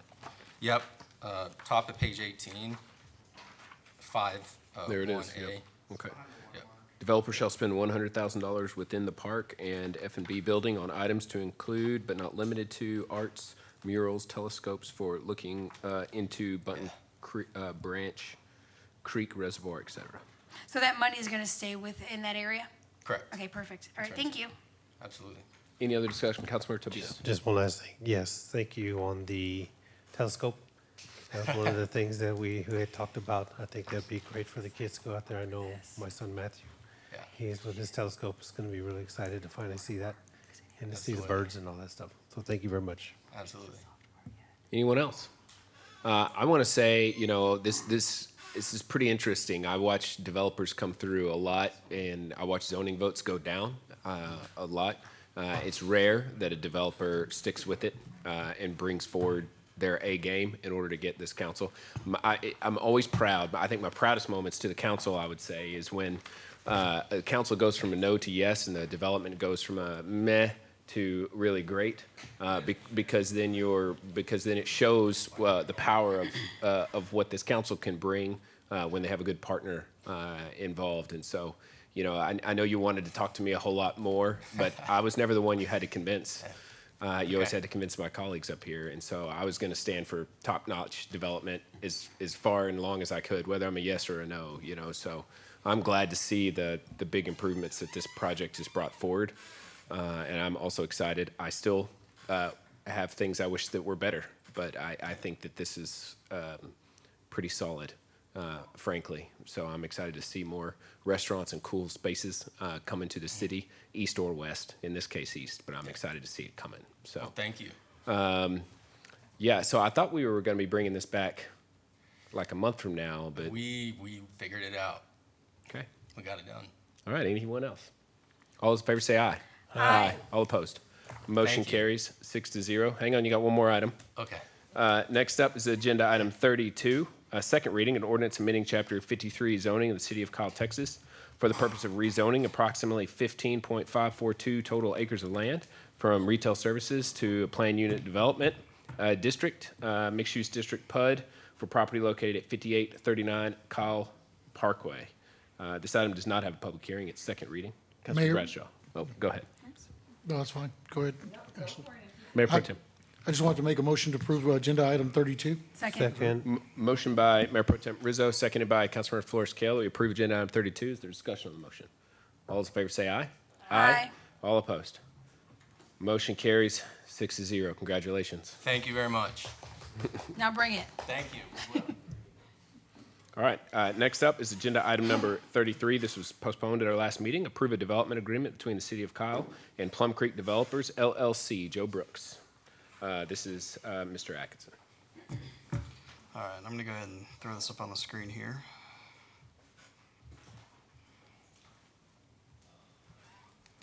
All right, so the developer, the development represented by Mr. Brooks is being referenced as the waterfront and marketplace development. As with most developments that we have, there's an expectation that we have a development agreement that has at minimum has the elevations in it to make sure that is a building or development that of sufficient quality in Kyle, along with the rezoning request. This is in the I-35 overlay, so it's going to have higher standards and is going to have a higher density as well. They're requesting a rezoning from from RS to R33 in a PUD, and also with some RS staying within the PUD, but a minimum of 2 stories and having to comply with the I-35 overlay. So this development agreement specifically is focusing on the multifamily aspect of the subsequent zoning hearing. And it is, as you can see right down here, as I scroll down, and I'll rotate this. There we go. This is a 4-story multifamily building. It does have a pitched roof. Not every single multifamily building that comes forward is necessarily going to have a flat roof. However, they do have a significant number of architectural design elements to it. With a mix of stucco, they have brick on there as well. They have some columns, some towers on it as well. So it does fit in actually quite nicely. It is a cut above your standard garden style multifamily. And that is what this specific agreement is related to. All right, this item does not have a public hearing. Councilman Bradshaw. Do you have renderings of the office or retail? Not yet. Is that because that's not what's wrapped up in the DA? Correct. So the commercial aspect of it is going to follow the I-35 overlay at minimum. Right. And now it's going to be our goal to make it, to ensure that it exceeds that as well. But it does have that component in there. And if I understand correctly, that portion of the project is not ready at this time from the material standpoint, so. Okay, so that's also agenda item 34. So that's 34 where the from the zoning zoning. comes in. That's what I was trying to find. So do y'all want to bring it up as well so that we can discuss it in the context of the zoning also? All right, if there are no objections, I'm going to bring up agenda item 34 as well. It's first reading ordinance amending chapter 53, zoning of the city of Kyle, Texas, for the purpose of rezoning approximately 18.84 acres of land from retail services to planned unit development for property located approximately 400 feet southwest of the intersection of Marketplace Ave and City Lights Drive in Hays County. This item has a public hearing. So you want to briefly discuss this as well, this part? Yes. And Will Atkinson for the record, Interim Director of Planning. So this is the zoning associated with the development agreement request. They are wanting to rezone a total of 18.84 acres into a PUD, with a portion of it being R33 and 2 separate areas zoned for RS. The multifamily aspect of it itself, it was noticed incorrectly in the newspaper, so we've accounted for that in the PUD to keep it a little bit more flexible, as that is the purpose of a PUD document whenever you need it to be. The biggest, the idea of the Marketplace Avenue, the whole corridor between the Burleson Street roundabout all the way up to City Lights Drive, is supposed to be a higher density area transitioning from our downtown area all the way up to the Target Shopping Center. It is a linear type development that's going to happen along that stretch, with adjacent to this property, the Barton project as a core of that with their town center. So all the projects around it, if we can make it work from a vertical mixed use kind of idea, we will. Sometimes it's not always appropriate, or we can't make it work from a pro forma standpoint. So occasionally you have to be a little bit flexible in terms of the development types, in our opinion. So whether it can be some horizontally integrated projects or vertical mixed use, we try to approach it from a vertical mixed use perspective if we can, but sometimes we can push as far as we can, but it doesn't work. So the result of those conversations that we've had with Mr. Brooks and his development partners is this PUD that you see before you. And so they're wanting to have the zoning to construct approximately 300 to 330 units of multifamily. upwards of 28 units per acre, which matches the current R33. And then there's two separate sections of retail, one of them being 2 to 3 acres on the north end and a couple acres on the south end. And there's some limits on the types of uses they can have in there as well. They did request an increase to 60 feet on the multifamily to account for the 4-story perspective and to allow for some of the finer details of the architecture. And as well as they're going to have a minimum of they're planning to have a minimum of 2 stories on the commercial side of things from the RS perspective. Staff does ask that we strike section 8.1 from the PUD, as they are going to be continuing to move forward, assuming they get the zoning, coordinating with staff to ensure that the project has adequate stormwater detention facilities and make sure that it has limited impact on properties adjacent to it and downstream as well. And I'm going to go down to here we go, the concept plan. So just as something to note, the wet detention to the screen right of this project is not part of the rezoning request, but it's there for reference purposes. And you can see what their intention is from a concept plan to lay out the project. The comprehensive plan does support both the zonings within the PUD, so staff does not have a problem presenting this as well as a letter of support. Do you have any questions for me? Or I have the public hearing? Yes, the zoning ordinance does have a public hearing, so if there are no objections, I'm going to open up the public hearing now. Public hearing is now open. Is there anyone who wishes to come forward and speak? Yes, please. And please state your name for the record. Hi again. Mr. Atkins, the address is section 8.1. The only thing left is section 13.3, which Mr. Brooks wants to dedicate the property which I own as a parkland, which I object. You object, that's what you Right. said? Yeah. Okay. Because I'm not part of this process. We may do it later with the city directly. Okay, so to be clear, you're saying that staff is, well, actually, we're in the public hearing, so I have a question or two on that, and council may have as well, but we can ask you that after the public hearing. Sure. So is there anything else you wish to say? No, just. All right, is there anyone else who wishes to come forward and speak? All right, I'm going to go ahead and close the public hearing. It's now closed. So to be clear, are we requiring dedication of land that is not owned by Mr. Brooks in this? This is. I'm looking at 13.3 right now. It says, specifically, the property owner will dedicate both waterways as well as the wet detention area to parkland if desired, coupled with a tunnel easement for a waiver of parkland fees. For clarification, to dedicate land to the city of Kyle for parkland purposes, this request has to go through the park board for a recommendation prior to consideration of city council. The property to the south of this project that Mr. Brooks owns, if I'm understanding correctly, there's an easement on there. There's a drainage for the Union Pacific Rail and the Spring Branch drainage area, and so it is essentially a drainage easement, if you will. Now, to the north, so I was provided with an easement. Did you want me to continue, or? Okay. To the north, the property that Mr. Abadi owns, it has an easement placed on it from 2017 prior to Mr. Abadi owning it. I've received the easement, I've checked it, it is legally recorded at Hays County.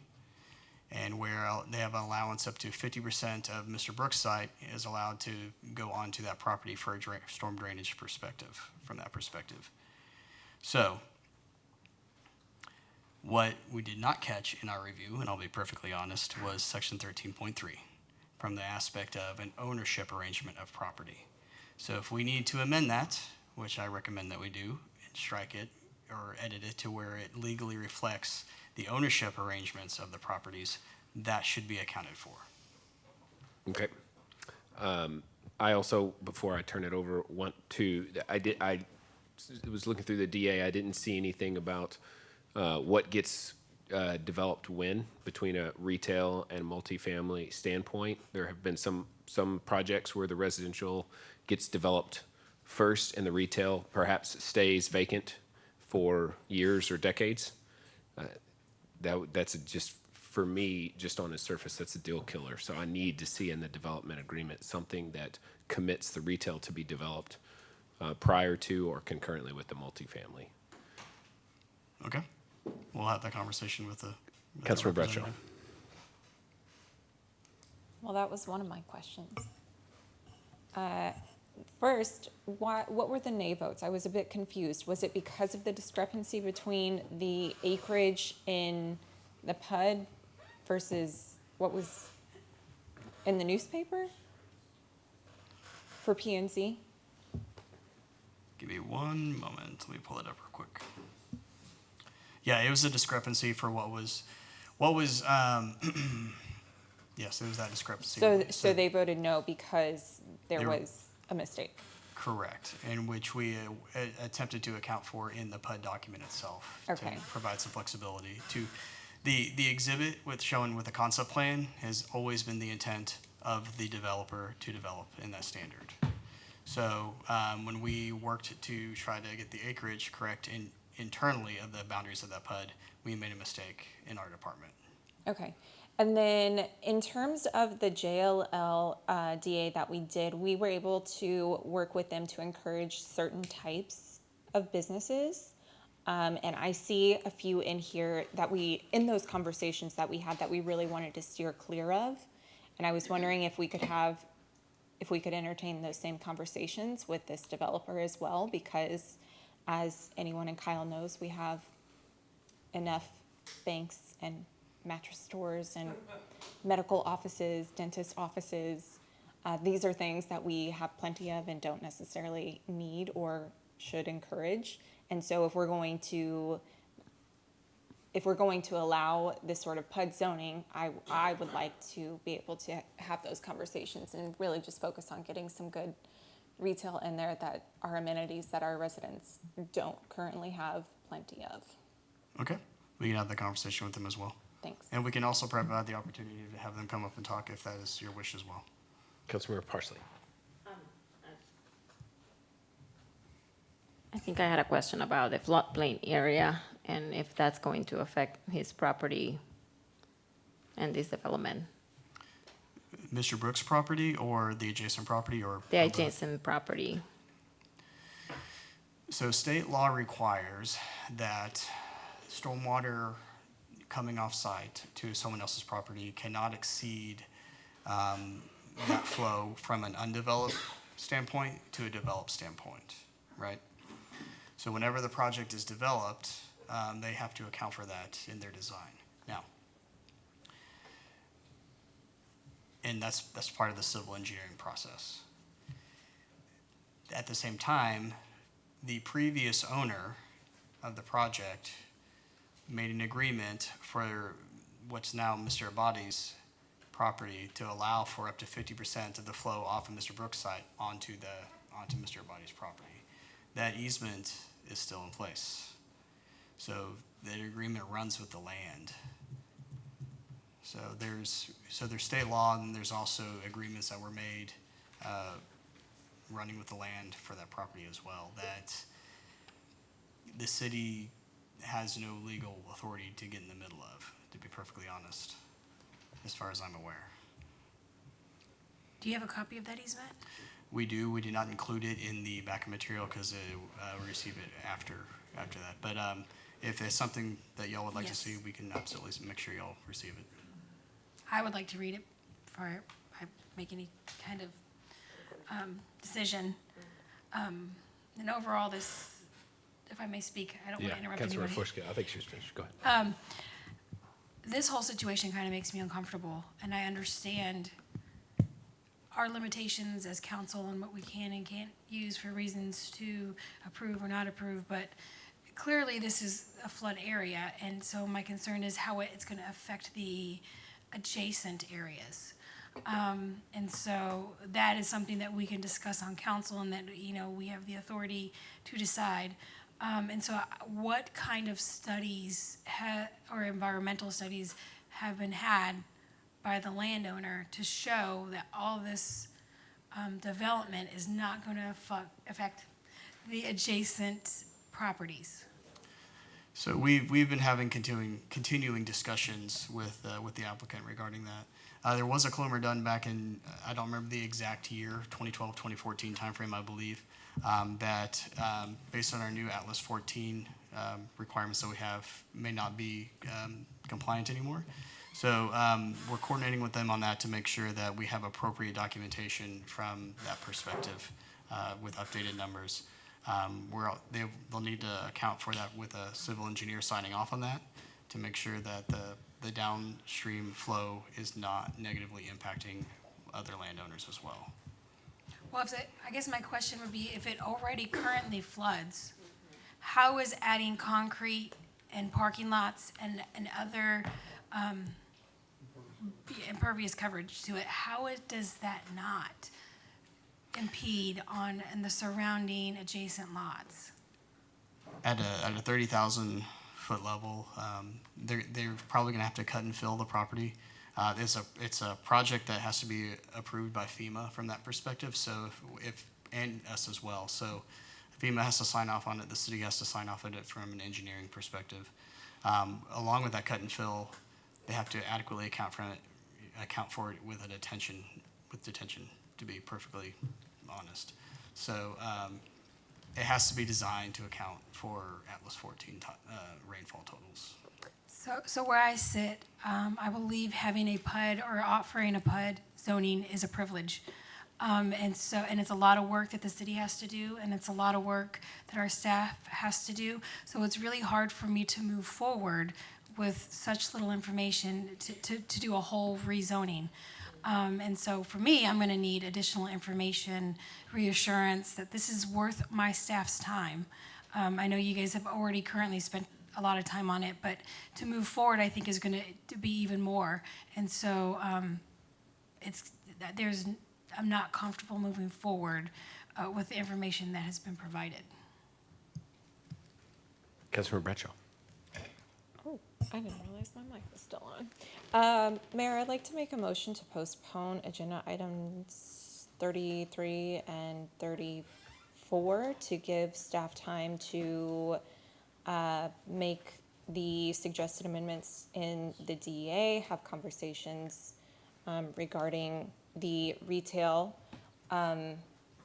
and to bring back further evidence regarding flood plains. Is that? Motion by Councilmember Bradshaw, seconded by Councilmember Flores-Cale, that we postpone this item to the next agenda. Next regular agenda? Yes, sorry.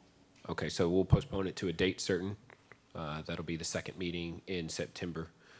Is there discussion on that motion? I'd like to hear if the developer would like to speak, in particular on the concept of developing the retail concurrently with the multifamily. So if that's a deal killer, then.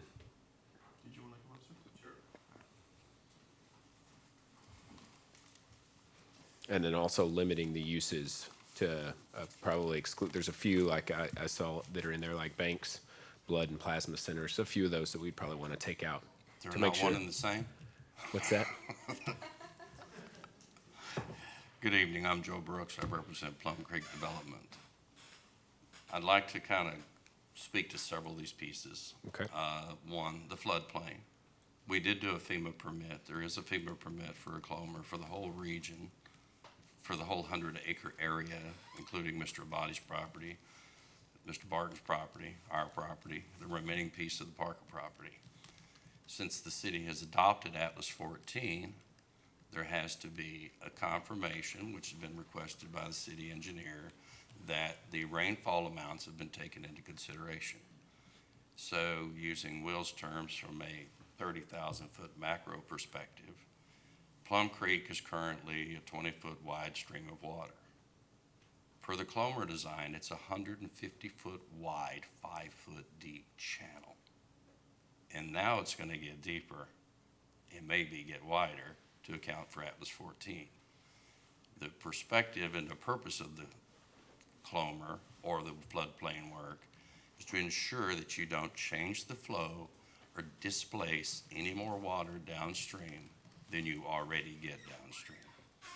Doucette has just done a study that was accepted by the city engineer's office for their property in that regard to comport to Atlas 14. And we have engaged engineering firm to do the same for ours.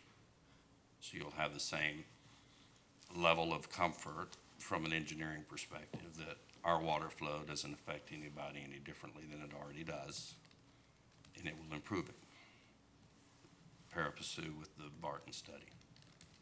And I think Mr. Barton actually came, who's most likely to be affected by any displacement of water. I think he Yes. spoke in favor of this at the Yes. P&Z meeting. So, Just worth noting. and we've been circling around the same engineers for 14 years. I don't know any of you here on council. We are the easement donators of Marketplace. We put that all together with the city for that to happen. So here we are to the next step to go vertical. Yes, we want to take the retail with the multifamily development. The multifamily piece is currently in an escrow to be purchased by an extremely reputable developer. We wanted to keep and retain the commercial for our own vertical development, so it's more of a partnership. Uses, I'm not big a fan of banks or blood either, so it's okay. We're more than willing to have that conversation. Moving up to Mr. Abadi's side, we do have an easement. We did do a trade 5 years ago with the Parker family to ensure that we could have excess water detention. The first site plan I brought in here 14 years ago showed that as a lake. Previous members of management asked for a lake. That's why it's represented on the rendering. Working with Mr. Abadi, we overstepped a bit with our statement to donate to parkland for that because the city requested it be a public space. And so the response to that being a public space is, we don't want to be liable for the public. Why doesn't Parks take it? The comeback was, okay, if you maintain it. So that's kind of a volleyball that's been moving back and forth. So in the PUD, we can define who owns the land, but the landowner needs an option to donate it, and the city has an option whether or not to accept it. So we don't control either one of those aspects. Well, I think that's something that we can clarify. It sounds like, just like you said, it's been brought to our attention, and I think that's something that can be remedied. That's what it sounds like. Yes. We want to tell some more jokes about that, Sinus? No. Okay. So if you've got any other questions, we'd be happy to answer them. But our objective here was to take the initial plan of your master plan 15 years ago and connect uptown to downtown. It's been a very long, slow process. It is, and you are right. I mean, these sites up and down Marketplace do have value for this particular type of development. It's hard to imagine it being much of anything else. But I've obtained the original zoning for the 28 units per acre for that purpose. Right. So the 18 units, it's a good breakdown between the multifamily and the retail, because you want the people there, and that they do have a lot of options for getting up, south, and down without impacting traffic very much in the community. We're trying to grab that vibe trail. That's Right. why we did the easement on South PL for a tunnel, to get that vibe trail through to Mr. Barton's property. Right, but we're just wanting to make sure, what I'm hearing from council, and especially for myself, is like, we go kind of slow and make sure that as this is going through, that we're sure we're getting what we want. So, for example, this is a development agreement, this is a PUD, there aren't really any elevations for the commercial. A lot of what's really working for developers when they're bringing their proposals to us on these mixed-use PUD proposals is some pretty good elevation and concept plans for the entire layout, so that we can get a really good sense of the value that's going to be brought to the community by approving the zoning. Because Councilman Flores-Cale's right. That's understood, but I'm the landowner trying to get a zoning in place. I didn't come in here as a developer to blow up a $50 million project on that site myself. So I didn't come with that kind of artwork. That, to me, would be more of a permit application or site development plan process. Right, but this is the steps where we have the control. I understand. And we have the ability to look at the. I feel you. I'm trying to help you here because I am listening. We've got a lot of different people with different perspectives here, and so it's just a question of we've all got to feel comfortable in different ways. I think there can be questions answered on the flood. I think there can be questions answered on the retail and all the different situations, but we want to be sure that the development agreement, if this can be passed, we don't see it again. So we want to ensure that the development that comes to a appreciate certain that. standard. I absolutely do appreciate that and understand what you're looking for, and we will deliver what you're looking for. What you have is our understanding of what the expectations were. And if they're higher, we'll meet those expectations. Okay. Is there a discussion on the motion to postpone? Councilor Flores-Cale. Thank you. I just have a quick question. Is Kashav, I think he's our flood administrator. If we could, next time we meet, if we could have him kind of give his perspective as well. Because even though I'm not a flood engineer and probably nobody in here is, Kashav is pretty genius and he's going to be straightforward and honest with us. And so I really value his opinion. So if the next time that we meet, we could have Kashav, I would really appreciate that. I've spent a lot of time with him in the last 3 months. Good, then he'll know. Anyone else? And just to make sure that you guys are gonna be bringing the backup material, the flood study that was done.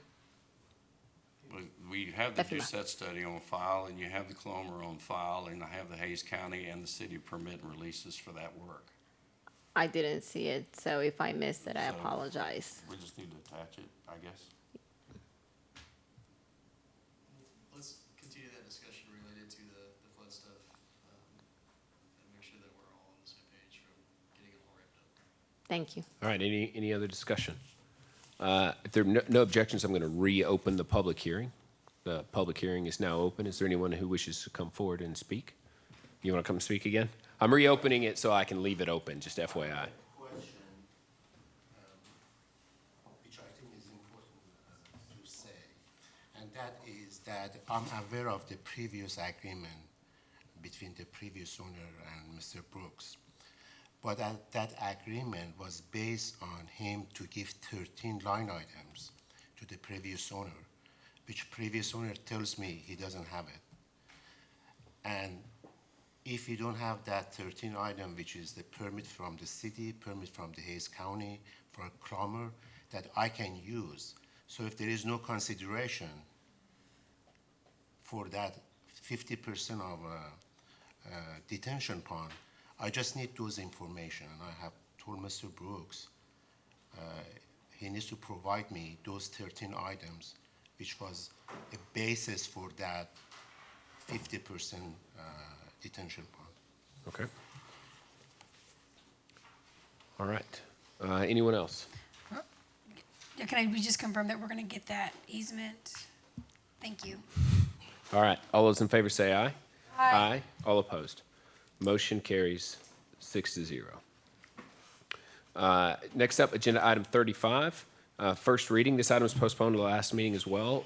First reading, an ordinance amending Chapter 53, zoning of the City of Kyle, Texas, for the purpose of rezoning approximately 54.223 acres of land from retail services, R1T, R12, and TU to PUD. This item has a public hearing. Mr. Atkinson. For property located at 1500 East RR150. There it is. Go ahead. Thank you. Will Atkinson for the record, Interim Director of Planning. So before you is petition number Z-22-0103. Right here you have the vicinity map for the proposed rezoning. That's a PUD to R12, R1T, and RS specifically. This currently has a little bit of that, and then also has some transportation utilities at the south end. This is located at 1500 East R150, right across from Sunset Ridge and and the Waterleaf neighborhood, sandwiched between East FM 150 and County Road 158. So when the applicant approximately a year ago came to talk to us about wanting to develop this property, They wanted to see what they could do to provide more residential uses along the 150, East FM 150 corridor. Approximately at the same time is when we started really getting into the nuts and bolts of the whole vibe node system and development patterns relating to that. So this is one of the very first projects to come forward that actually complies with that, along with a lot of staff time, development review from a conceptual standpoint. And the whole design around it is based on a pedestrian-focused, vibe trail-oriented development. So right here you can see where in the colored blocks, you can see where the zoning falls over the concept plan. And I'll throw up the concept plan here in just a few minutes. Within the boundaries of the PUD, you have townhomes up against FM 150. You have the single-family residential that's detached in the middle, and then the retail services down at the bottom portion of the tract, Plan West, but really the south end of the tract, centered around and integrated into a spring-fed pond. That's part of the chain of ponds along the Cool Springs ponds, if you will. The developer that's been working with us, they have had a lot of patience with us and trying to fully understand what we are asking with this project and the whole vibe system. And it did take some convincing, to be perfectly honest, but they've gone along with it, and we really have appreciated it. This whole project is supposed to be centered around the lakes that's on this property. We asked them to put a little bit of commercial down there, integrating into a loop trail system around it with a vibe skirting one side of it. They're wanting to put in a little food truck, a little beer garden, if you will, associated nearby. Little event venue, if you will, there. They're going to have townhomes that are alley loaded with muses for paseos for people to walk through. They're going to have a spine road with a vibe trail going up the whole project, and with little open spaces, areas to play. They got an amenity center at the north end, and aerated ponds, so there's not a big portion of it that algae doesn't form in the pond. So they've done a lot. They've done a significant amount of work in terms of trying to make this project function properly from a pedestrian safety perspective, and also to integrate into the vibe trail system in a very well thought out, comprehensive manner. And they're over parked on top of that. But it's just designed well, to be perfectly honest. So that's what they have before us. This is potentially the first read for the zoning. There's going to be a development agreement that comes back on the 4th of October, because the Parks Department wanted it to come back to them to consider land dedication around the pond for a public park. Do y'all have any questions for me? Or a public hearing? This item has a public hearing. If there are no objections, I'm going to open the public hearing now. Seeing none, public hearing is now open. Is there anyone who wishes to come forward and speak?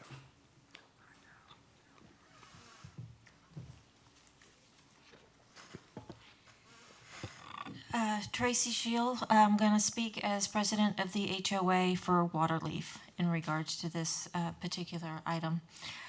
I just want to remind council, 150 is a 2.5 lane highway, or road, I should say. And as the picture that council member Flores-Cale showed earlier, during school hours and during the work traffic period, 150 already gets horrifically backed up to the point of it taking sometimes almost 30 minutes, 20 to 30 minutes to get 4 miles.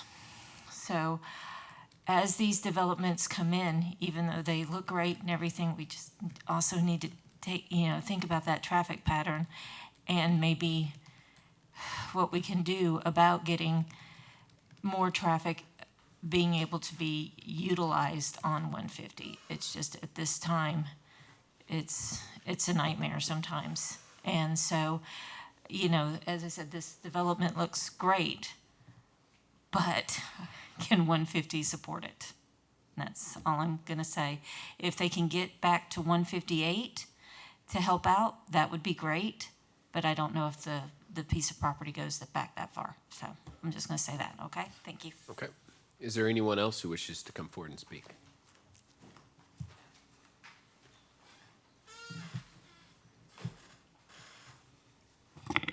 I'm Evangelina Chapa, and I agree with Ms. Shields. Friday, I never go to the grocery store in the evenings, and Friday I did. And we stopped at the light right here on I-35, and we weren't moving. My daughter and I were going to Walmart, and we weren't moving, and I said, the green light's on, why can't we go through? And she said, the traffic is all stopped. And I guess because of the light on 150 where Sonic is, must have been, and we couldn't move because of that. So I feel for the people on East and Mr. Tobias section. I can understand the traffic. I know that I have the traffic after school and on Center Street, but that surprised me, and that was an eye-opener for me living on the west side. Thank you. Anyone else wishes to come forward and speak? All right, seeing none, I'm going to close the public hearing. It is now closed. Councilmember Bradshaw.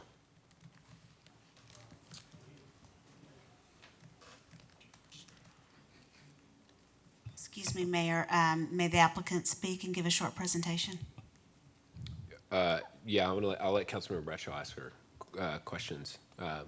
We'll do that. Well, I actually don't have questions. So if you want to let them speak first. Okay. If the applicant would like to come forward and speak.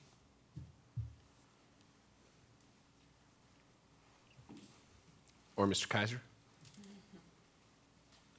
Mayor, Council, good evening. Todd Kaiser with BGK Architects for the record. Do we have slides? Oh, great. Maybe if we could start with the site plan overall. So basically, I'll just give you a little context about sort of how we arrived at where we are today with the design. And going way back to our first consultation with the developer, we started with the understanding that this could not be a typical copy-paste development because of its location, because of its adjacency to the Vibe Trail, and because of the expectations from council and staff. And so if you look at the site plan, Will talked about a lot of it. It does connect 150 to 158. The Vibe Trail runs to the heart of the project, which was a revision that we made with the developer to really allow for multimodal transportation, so not everyone has to drive in this scenario. So it could relieve some traffic congestion. Obviously, we need some infrastructural changes as well with the roads, but it's holistic in its approach. The design itself, if we talk about up along 158, on the right side? 150, I'm sorry. We have the amenity center and then a series of green spaces. So tons of trees and lots of open space. In fact, you can't go more than 200 feet without arriving at an area of relief. So open space with trees. We call them muses, but they're parks, linear parks. A big central space for families. It's large enough to throw a frisbee, play football, whatever. And then as you move to the left, obviously we talked about the retail and services and a large pond, if you will. If we could move to the renderings. So that's sort of big, holistic. That's the Vibe Trail. Yeah. And Will did mention that this was going to be alley fed. And so what that means is that all of the garages are in the back.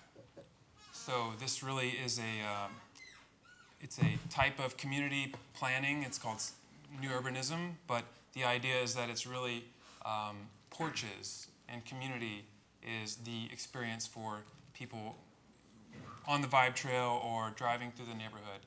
You see the fronts of houses, you see porches, you don't see lots of garages. So all of the resident parking is back in the alleys, either in the garages or in the driveways. Guest parking is out on the street in parallel parking spaces. So, I'm sorry. Yep.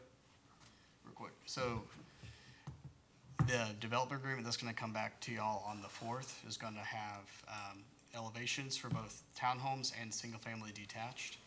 And it's also going to contemplate the land dedication as well from the park's perspective. So what I need to know real quick before we go this far from legal, can we view the presentation from the house perspective now, or do we need to wait till next time? You're at the zoning stage, right? Correct. Do you have a development agreement associated with this one at this time? Not at this time. It'd be better to wait for that. Okay. Yeah. I just wanted to make sure before we took one step too far. So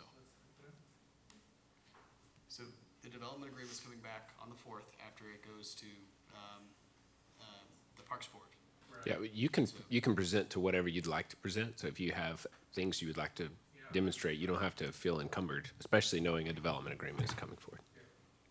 Okay, if that's the case, I would like to talk briefly about the architecture itself and the design. So we talked about the overall site and how we believe firmly that it is elevated. It's much better than the typical development for all of those design site planning principles. The architecture continues that theme. This is not intended to be ordinary in any sense, and that starts with the design itself.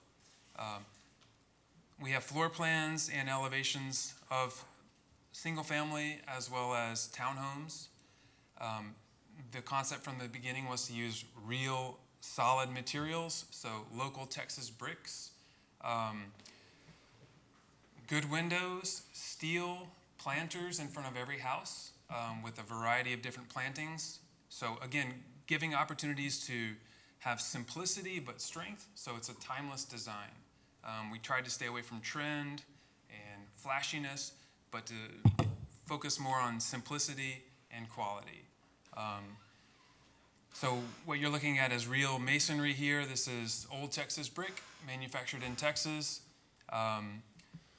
Wood for doors, soffits under overhangs, wood posts here, as well as hardy board, which is a durable, long-lasting material.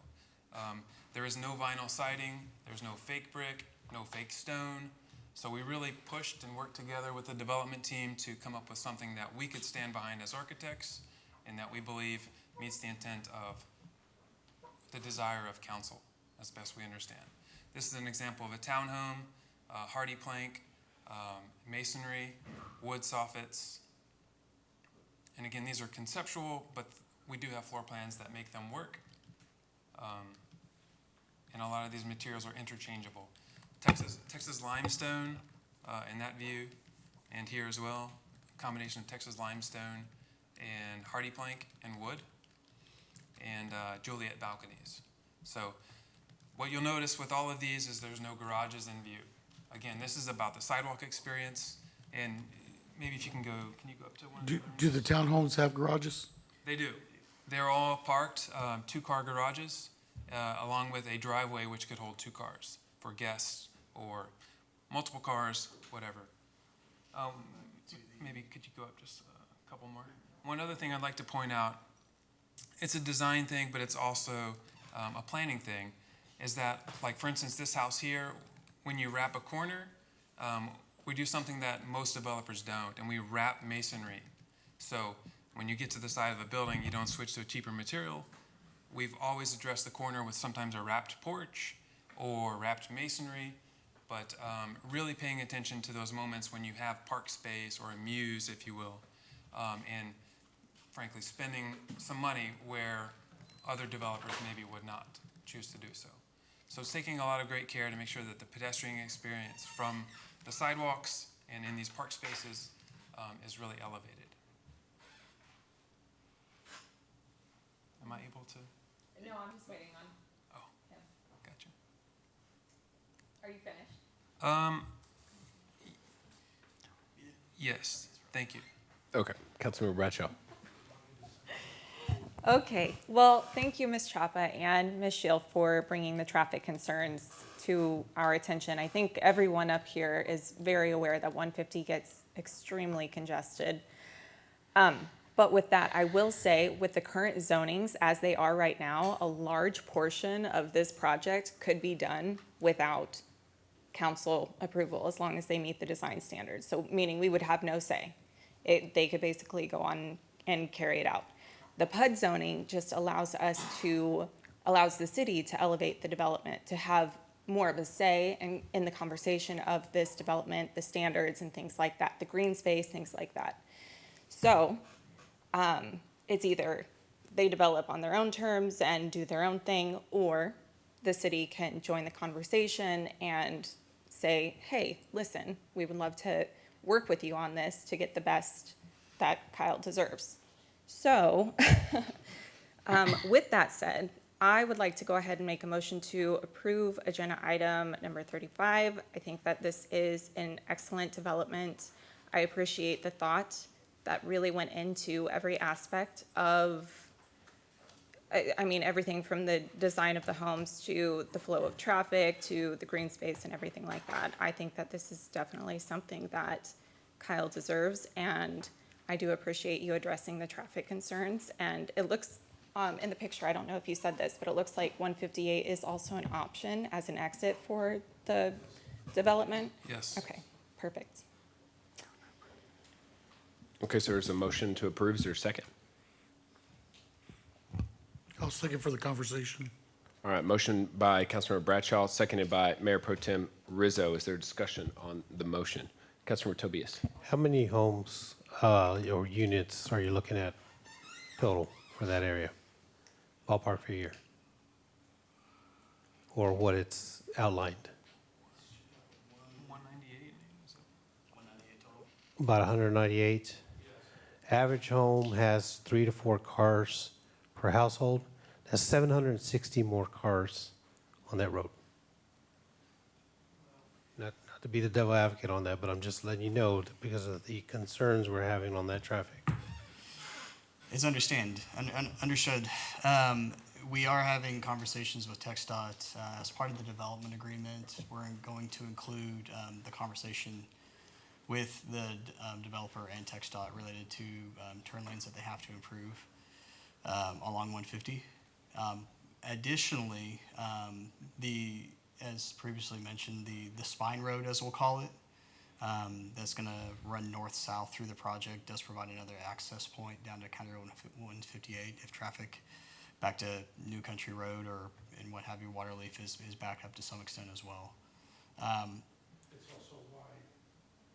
I'm sorry? The cut-through road Oh, yeah. is also 60-foot wide. Yes, sir. So the spine road going through there, it does provide for traffic improvement for disbursement off of 150 as well. So.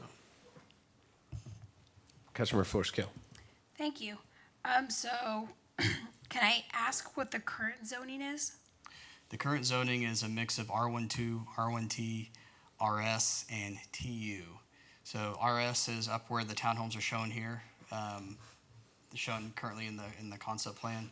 It's a very large section where it's not likely for retail service to that scale is going to develop.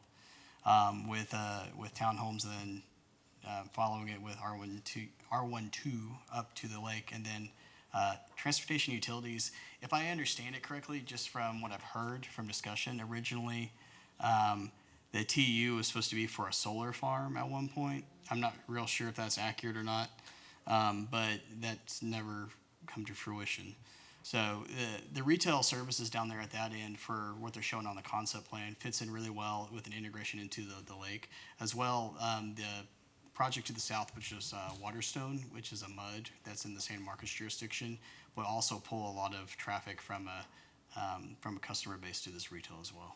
Okay, so technically, even though it's kind of zoned, they couldn't get this with the current zoning. Correct. Okay. So this is the outcome of a significant amount of conversation between staff and the developer. Okay, so here's my concern. The yellow part, what I'm looking at is the drawing. That same concept lives in my neighborhood at Creekside, and it is by far the most difficult parking I've ever parked. Okay, and so I have a real concern, and I know you guys are saying, but there's a garage in the back, and it can hold 2 cars in the garage and then 2 cars in the actual driveway. That doesn't matter to me, because the truth of the matter is, when people come over, they don't park at the back of the house. They park at the front, and that has caused a real safety issue for my neighborhood in particular. So I can't imagine it's going to be any better here. And you know what? I didn't even think about it. I meant to take a picture because I had a resident who had an accident, and I went to find his house, which was pretty impossible because the addresses aren't as readable as a regular house. So when you're driving by and there's an emergency, and for example, if you are a firefighter or a police officer and you have to get to your resident, it is a lot harder to find the address in an area like this, and maybe even harder to park to get to that person, because the parking here works for some places, and I understand that and I can respect that. It doesn't work everywhere. And so my concern is the parking for that area. It is also the access to 158, because I don't know who here has driven 158. It is in no way ready for this many houses. No way whatsoever. So that makes me really nervous. So the one way that they're saying, hey, you also have access over here is not a good alternative. What you're going to do is you're going to cause more stress to that road than there already is. The traffic in this area cannot sustain all of this. Now, would I like to see something like this in the area? Sure. When the city is prepared and ready. Traffic-wise, we're not ready for this. I can't even imagine the backup that this would cause. People, even without the accident and even without anything major, on a typical day, that light off of 150 and Lehman goes all the way past the Dairy Queen, sometimes back to the light. And that is a real inconvenience for my residents. And if we can bring them nothing else, let's just not bring this. This is hard for me to swallow because it is just so much. Would I like to see townhomes? Absolutely. I don't think we are prepared for this by way of traffic. I understand your concerns. From a parking ratio standpoint, we can address the parking for each individual unit without question. So the townhome units, townhomes are typically 2 bedrooms. They are for smaller families. It's kind of a step-up idea from an apartment to a townhome to a single family. As your family grows, you can move up pretty much in place. That's the idea of this project. And so the minimum parking ratio for a townhome per our code is 2 parking spaces per unit. Now, they have provided 4, and we made sure early on that they understood that this is not going to be, for example, the Creekside project back there on the backside of Four Seasons Farm, where their garages, or not the garages, their parking spaces for their driveways are literally, 6 feet deep or whatever. I don't know how deep they are, but they're really shallow, and they're not practical. So we made sure that the applicant is aware that we expect him to be have a practical parking application to this. So they have to have the cars. They have 2 for a garage, and they have 2 for the parking spaces themselves on the driveway. Additionally, because we anticipated this question popping up, we weren't sure who was going to ask it, but we did anticipate parking. How are we going to resolve this? Well, to be clear, I don't know very many people who use their garage to park their car. Here in Texas, people use their garage for other things. So the reality of it is going to be they're not going to park. Let's say 50% of the people don't park their car in the garage, and they park it in their driveway. And now where do visitors park? And in general, I know even when I go to Plum Creek, I don't park in my friend's backyard. I park in the front. I don't know very many people that say, hey, let me go park in the back and then walk around to the front. They usually park in the front and then walk up the door. Yes, ma'am. And as part of the street design project, they do have a lot of parallel parking that you normally see along standard streets. Those streets are designed adequately to park on both sides. Now, the alleys that they are providing, they are significantly wider than your standard 20-foot alley. So there is as odd as it may sound, from a fire perspective, those alleys are sufficiently wide enough to park a car on one side. They are 30 feet wide from a pavement perspective. So and on top of that, we tried to account for that with adequate spacing to get between the houses, to get back there from a pedestrian standpoint. If you do have to park on the street up front, at the same time, those alleys, as they are 30 feet wide, they're designed to get a fire truck down them. We want to make sure that it's a safe and a good design all around. So then how do we navigate traffic on 150 with this many more new homes? So 150 is a TxDOT road. So as part of their coordination, they are accounting for turn lanes on 150 itself, and they're accounting for a turn lane off of 158 into the project. 158 is a bit of an interesting road per se. A good chunk of it is our jurisdiction. Some of it's San Marcos from an ETJ perspective. So in the end, if this section of County Road 158 is ever subject to a CIP, that's going to be an interjurisdictional solution that has to be accounted for. I'm never going to rely on 158 to sustain our traffic. I understand. Not anytime soon, and I understand that TxDOT 150 is a TxDOT road, and I know that we're going to expand. It can't come fast enough for me. But in the meantime, how do we sustain? How do I look at my residents and say, hey, guess what? We're going to just build another 150 more houses, knowing darn good and well that we can't sustain what we have right now. As Councilmember Bradshaw stated earlier, though, we can do everything we can to make it function properly from a vehicular standpoint. But in the end, the zoning that's already there provides for a project that is far less gold standard, if you will, from the city's perspective. So the fact that we've been able to coordinate with them and bring a project that's far, far better, it functions far better than the project that they could just do by right, which would not have adequately accounted for a lot of stuff. It would have been absolutely automobile-centric and very, very limited design standards that we could actually enforce. And I do appreciate that. I do. I know what I'm looking at. I'm not saying it's bad, but what I'm saying is, how do I look at my residents and explain to them that we're allowing this many more homes into that area with no immediate plan to expand 150? They will be dedicating right-of-way for their project. There's a little bit of wiggle room over there to the plan right. And as part of that right-of-way dedication, that's going to be the turn lanes. So there's a concept called rational nexus. And what it is the project, if you're requiring traffic improvements, has to be able to make those improvements in relation to the scale of the project. So with approximately 200 homes in there, while this may have some traffic impact, I'm not going to argue that. There's going to be traffic impact on 150 and County Road 158. There is going to be that on there. It is, from a general development perspective, a smaller project. So the fact that TxDOT's only requiring them to do the turn lanes maybe is about as far as you can probably go from a pro forma standpoint. Yeah, I'm sorry. Unfortunately, that makes it even harder. And then to know that the schools that we already have on down that road are already overpopulated. And so for me, it's just really difficult to move forward with something like this at this time. But thank you. Yes, ma'am. Mayor Pro Tem. Okay, I heard, you said something a minute ago, Will, that caught my ear. And you said that if we don't go with this development, then they could build another development with even more homes without our permission. Is that what you said?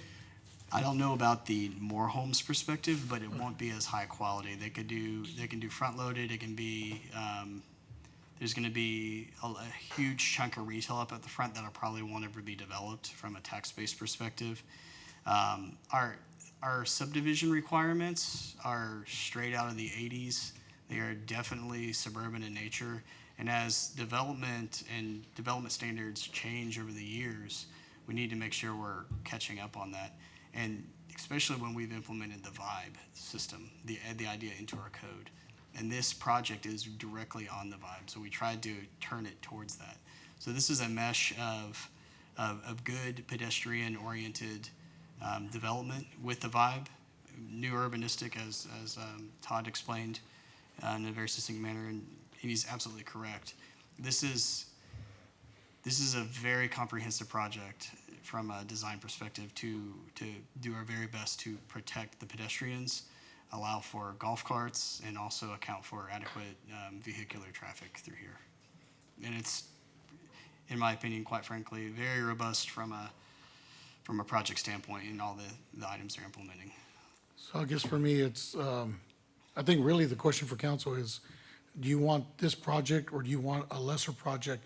Right now, I'm looking at these houses and I'm looking at the, what do you call it, all the amenities around it. And I'm thinking, wow, this is awesome. I could point to a developer and say, you can build it on the east side. Because look, they're building it on the east side. It's a beautiful development. You could do it. It's got townhomes, everything. But as a council, I guess what we're having to decide is, do we want this or do you want a lesser project? Because either way, it's coming, right? Yeah. That's what I need clarification on. There's something's gonna be built there no matter what.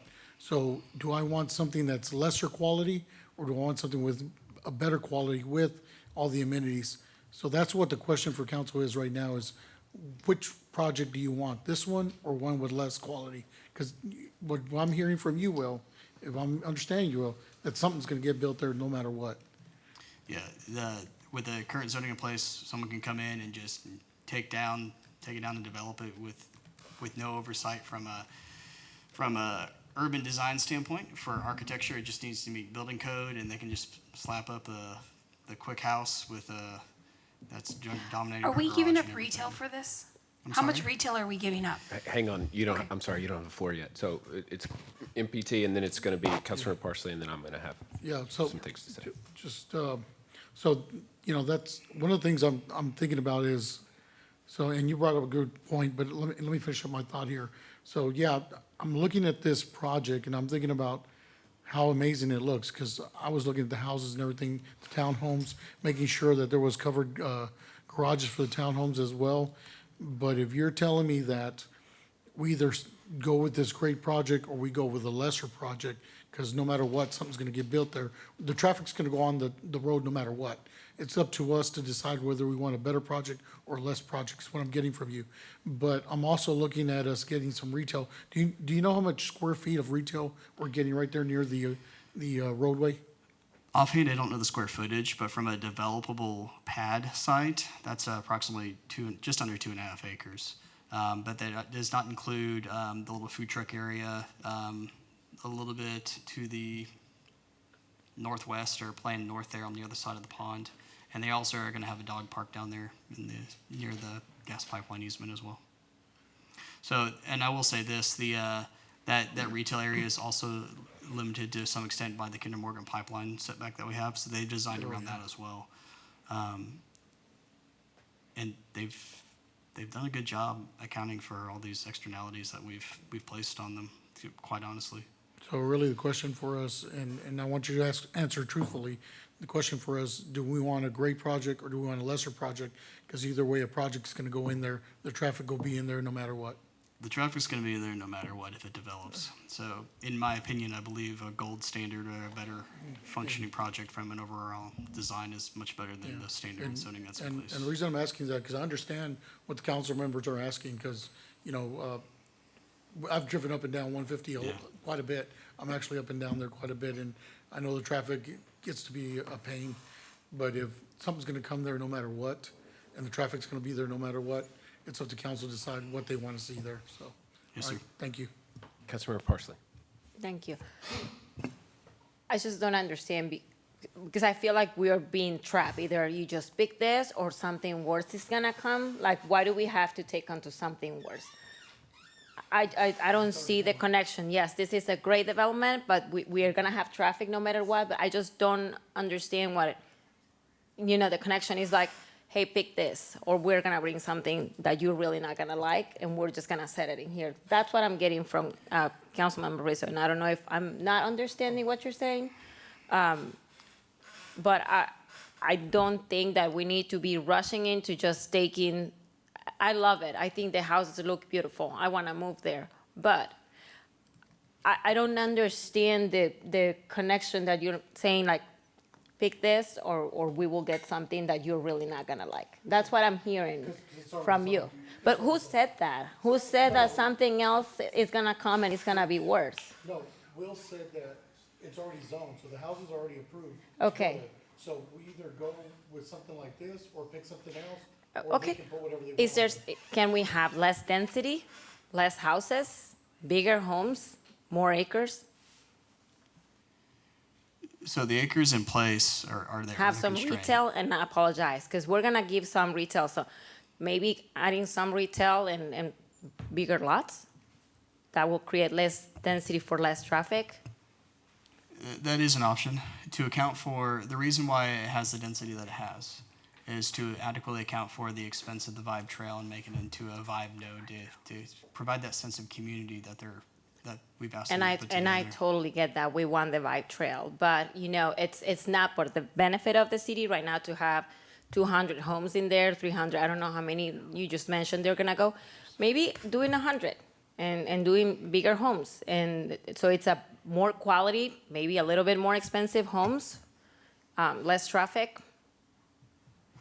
It doesn't necessarily have to be something that we are not gonna like or this. It's just like we have options. That's all I have Maybe to the say. developer has something. Yeah.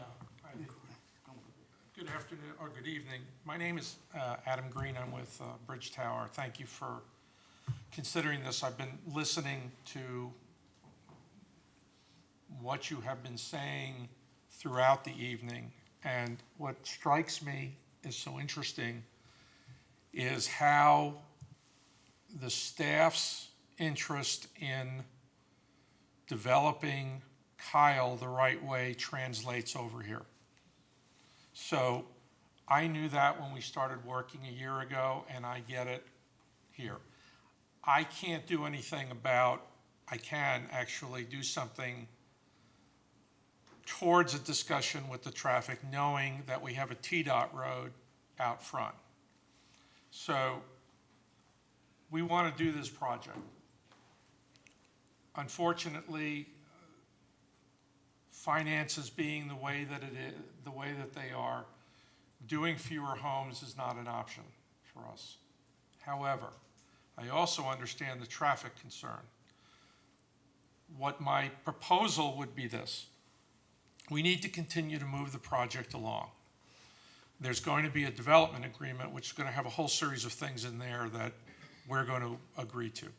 One of which will be the park that we're dedicating, and I'm not throwing out a number, but just to put this in perspective, just that square area is $600,000 worth of just hardscape and landscaping, because it's going to be, that came up earlier, you wanted to make sure that the area of a particular community was going to be public space all the time.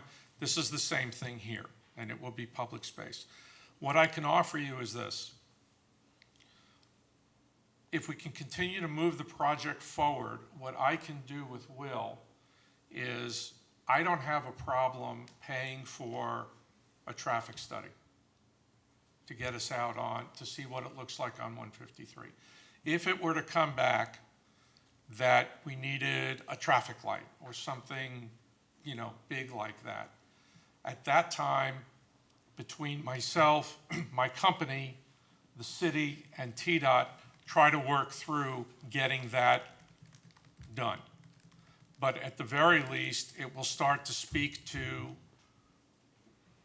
what some of the concerns are. I mean, it would be very easy for me to stand up and say, well, you know, we have garages in the back, we meet all of the parking, we meet all of this, we meet all of that. It doesn't matter if your perception is that it's going to be too crowded, and I get that. So we have worked pretty tirelessly for the past year to get to this point. Originally, the retail was up front, and we were asked to move it to the back. We ended up, I don't know how many square feet it is, but that will ultimately be built. And the reason for that, which actually at the time I didn't understand until they explained it to me, was they wanted retail in the back to help create something also for the mud that's going in across the street. So that made perfect sense to us. So I guess my only statement to you about that is the traffic is there. It is a T-Dot road. If it was a city road, that would be, I think, a different story.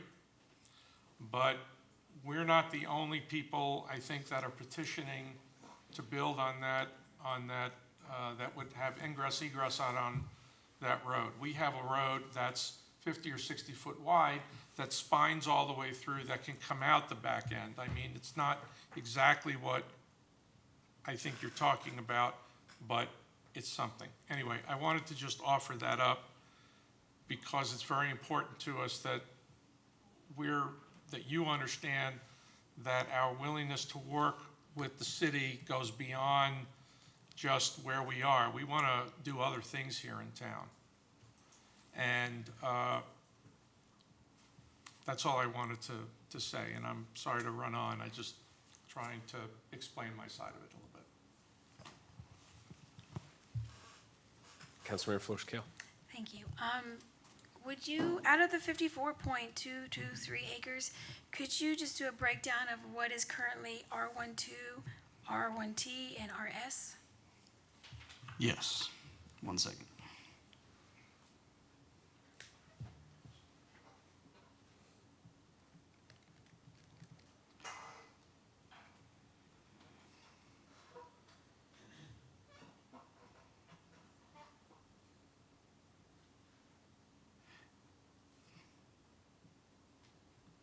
Well, just a moment here. I apologize. It's okay. I thought we had put that in here. I know where I can find it. Give me 1 second. You just had a graph. It didn't show the exact acreage, but it Correct. gives you a feel for the size. So I guess my concern is, what are we giving up in order to get this? Because I think this was zoned for a gas station at one point. If I'm remembering this correctly, I think it was a gas station. And then I also think in the back, we just recently rezoned that, probably within the last year or two, but I could be not right. So that's where my curiosity is piqued. How much retail space are we gonna give up? And even though the traffic is awful, if it's enough retail, do we wanna give that up? You know, in the event that we can have a grocery store there and we can shorten the commute, or, you know, making sure we're doing the best zoning for the residents is gonna be important to me. I understand your concern. Give me a second. I'm looking up the zoning ordinance for that's existing. So While he's looking that up, Councilmember Flores-Cale, I hear you, and I want to protect retail like it is the most valuable thing that we have in Kyle, because I truly believe that it is. But I would also encourage you to look at the deal that we just approved for the Kyle Parkway, where we gave up 15 acres of retail for 7,500 square foot of retail for multifamily on I agree, and I a was thinking about that. congested road. I would take that and put it right here, for sure. Yeah, I mean. But that's not what this is. This is not the same at all in any capacity. You're right, this is less. They actually have more Well, I'm not units saying of less is- multifamily I'm going saying in on less Kyle as Parkway. far as amenities to that area. I hear you. I just want to make sure whatever we're going to give up is we completely think through it, and we're making the right sacrifices. Because sacrificing for homes is not what that area needs. Okay, I have an answer for you. All right, so the retail service at the very front was just under 21 acres at 20.94 acres. The townhomes were 11.62 acres. R12 is 16.98. And the remaining acreage is 4.86, is where the TU is currently. So that's, from my professional opinion, 21 acres of retail service that far down East FM 150, I'm going to call it mid-block, because with 21 at one end, you have Lehman Road, I-35 at the other end. a big block of 21 acres of retail service is not probably going to get developed historically that we've seen. It's either going to be, except for where we have the new ordinance in place, it would probably be a car wash, a gas station, those entry level. Those both are limited. And there's a Correct. car wash and a gas station. Correct. Right at the corner, so I can tell you what it's not going to be. Right, you are correct. So there's some adjacent property that's got in before that, that's going to be already a gas station. But 21 acres in that portion of East FM 150 is not likely to develop in a retail services manner. It's the wrong scale. Yes, East FM 150 is a highly trafficked state highway, but it is secondary. It's actually 1626 is secondary. FM 150 would probably even be considered something resembling a tertiary highway. And so where you're going to see the big, larger scale retail is going to be at the intersections of two state highways, which is 21 and 150, or I-35. So reducing the amount of retail services, commercial zoning, is probably appropriate. So this is probably less than a mile and a half from 150 and 21? I believe it's further than that, but I can probably get that And answer out of to you. curiosity, can you tell me how many acres Costco needed to build? Offhand, I don't know the acreage. And the only reason why I would ask is because we're never going to get a Costco there, but in the event we wanted to build something nice that would give amenities to the residents, I don't want to take that completely off the table. It makes me nervous to rezone from retail either to a PUD where we could lose retail or to residential. I believe this is actually adding more amenity, even though we're reducing the amount of acreage for retail services, simply because of the comprehensive design that they have of the project, if you will. It's primarily cohesive design with the vibe trail system, the lake around it. You have the walking trails. That retail is designed to integrate into the pond, into that spring-fed pond. So you can have people sitting out there enjoying the lake, all those bald cypresses that are around it and what have you. And so in my opinion, I believe that it's not necessarily equating, reducing retail services does not mean you're losing amenities, if you will. So based on the project they've designed, it's pretty good. It's a pretty good project. Additionally, to answer your question about the distance from the site down to 21, it's a little over 3 miles. 3 miles, okay. Mm-hmm. So my other concern would be every subdivision around that area has a park, has a pool. Waterleaf has a baseball field. So I don't know what the draw will necessarily be. I know there's going to be vibe, but there's going to be vibe all around. So that retail that's going to be in place is going to have point-of-sale retail for a smaller scale.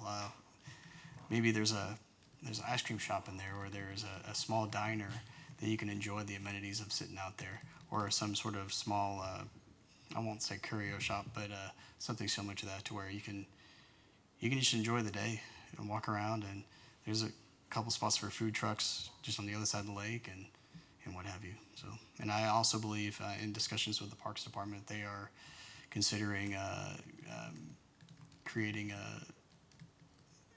activating the park with events as well, this project. So I appreciate it. I hate giving up that retail space. Okay, so I think we've pretty much said, I haven't really said a whole lot. I'm not gonna change anyone's mind, so I'm just gonna leave my commentary short. I do believe that the focus of this council should be on elevating the design standards, in particular out east.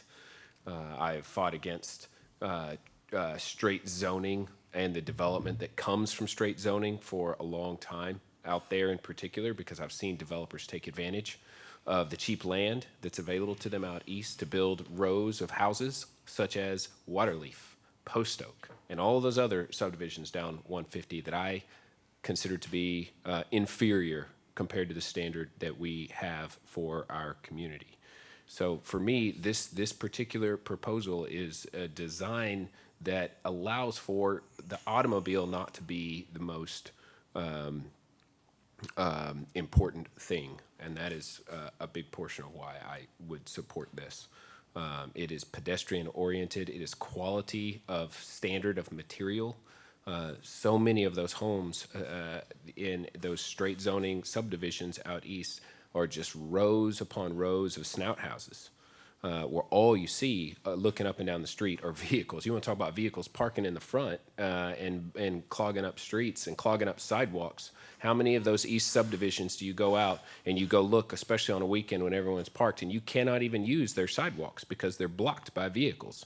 Rows and rows of vehicles. You're doing like this, and the safety of the kids that are out there are at stake because you're having to have kids run around the backside of vehicles, and you're backing out into busy and crowded streets, and the amenities are not well thought out and not well designed, and so they're not well used. So I could go on and on about the quality of development, and I do hear the desire to increase to consider the development pattern on 150 from a transportation standpoint, but as was argued in the vote we took earlier, it's almost a certainty that from the traffic impact analysis, if they went and studied the current zoning and the impact of traffic on 150 with current zoning versus what they are proposing, that the impact would go down, which just destroys the argument of traffic. But sometimes that's not really what we want. We want to make the vote we want to make. So, you know, it just is what it is. But I just want to implore this council to look towards design standards and look towards making sure that the developments that come with development agreements so that we can require standards. And that's what's being proposed here, is taking the zoning that they currently have and reconfiguring it in such a way that we can ensure the outcome that we want. So those are my thoughts. But I don't have anything else to say. So we've got a motion to vote. All right, roll call vote.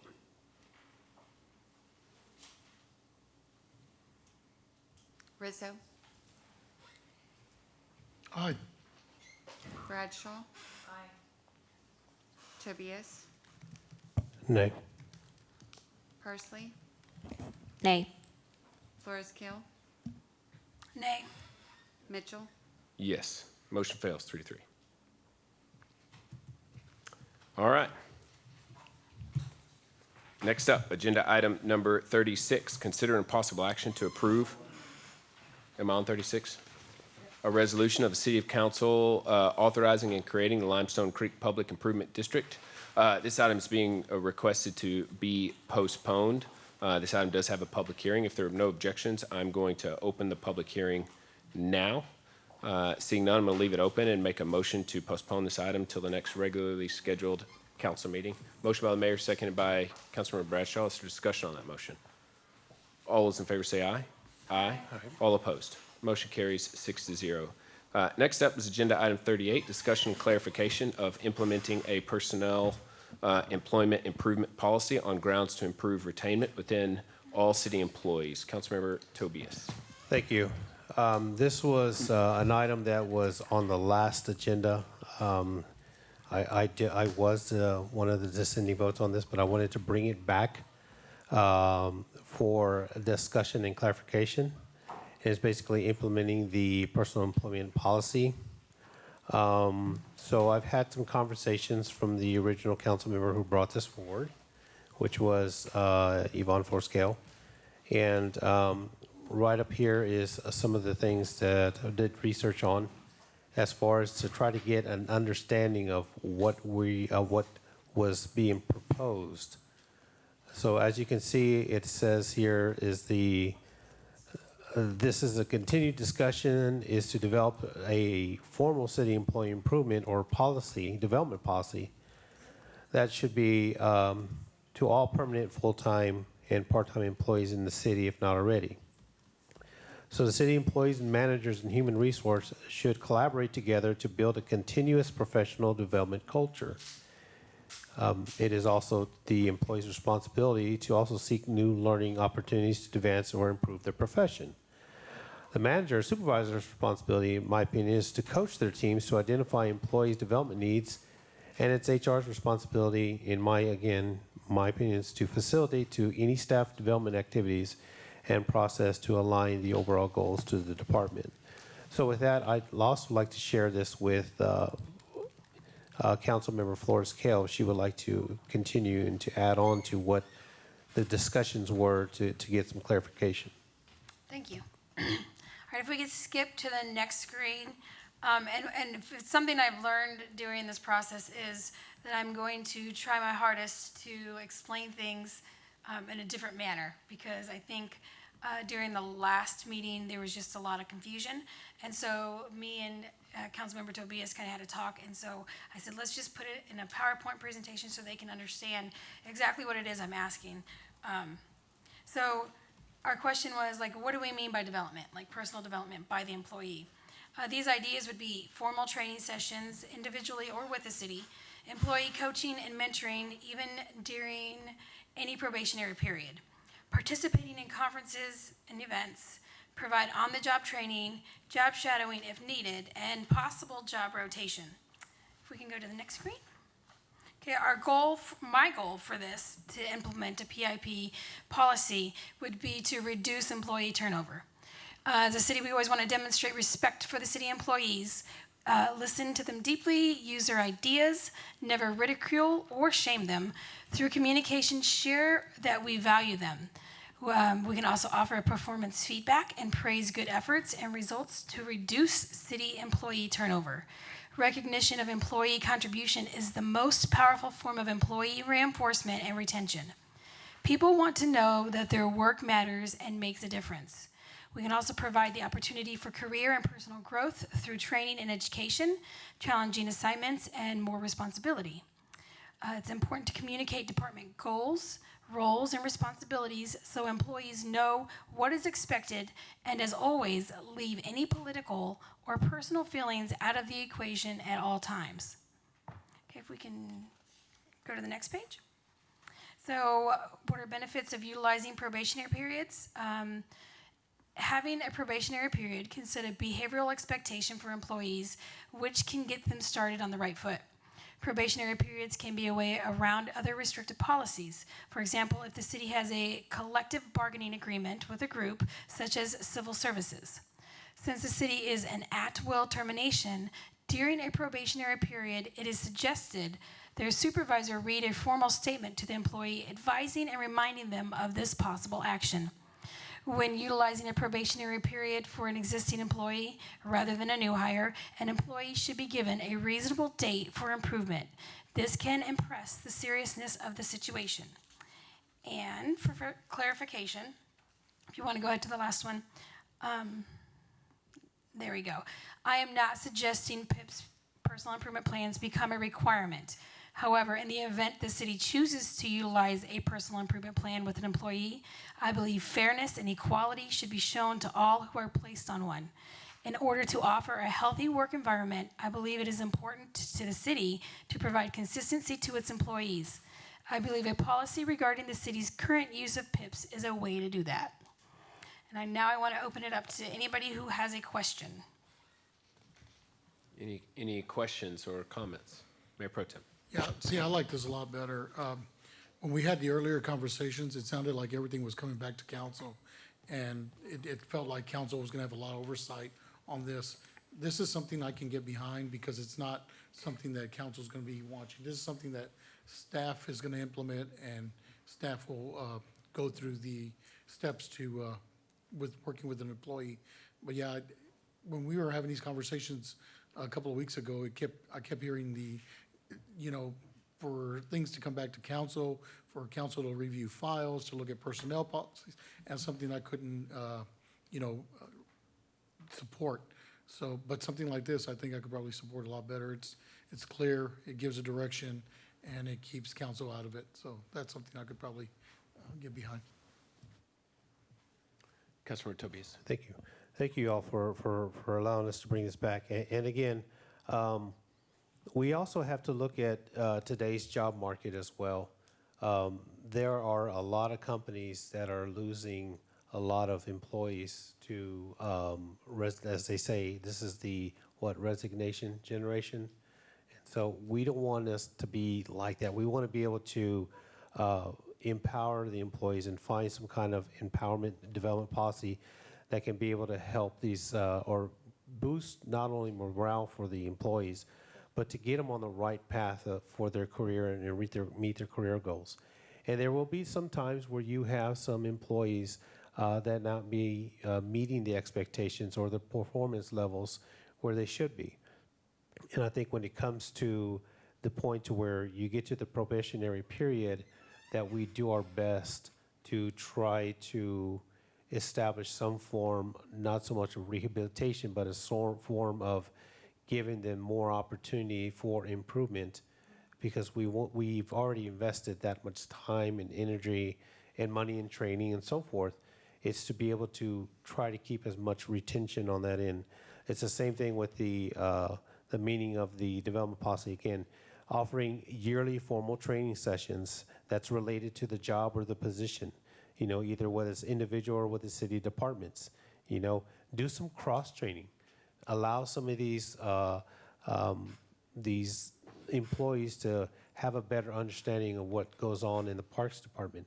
Have a day to where that person from the office to go do a cross-training in finance or on the field or out there with the Parks Department to kind of see what it is that entails. So I think what we're trying to do is to bring that kind of a positive outcome, but at the same time, knowing that there will be some employees that may not be having some performance issues. We can do our best as a city to help with those improvements and move forward on that end to be able to retain them as much as possible. Staff have any thoughts on this?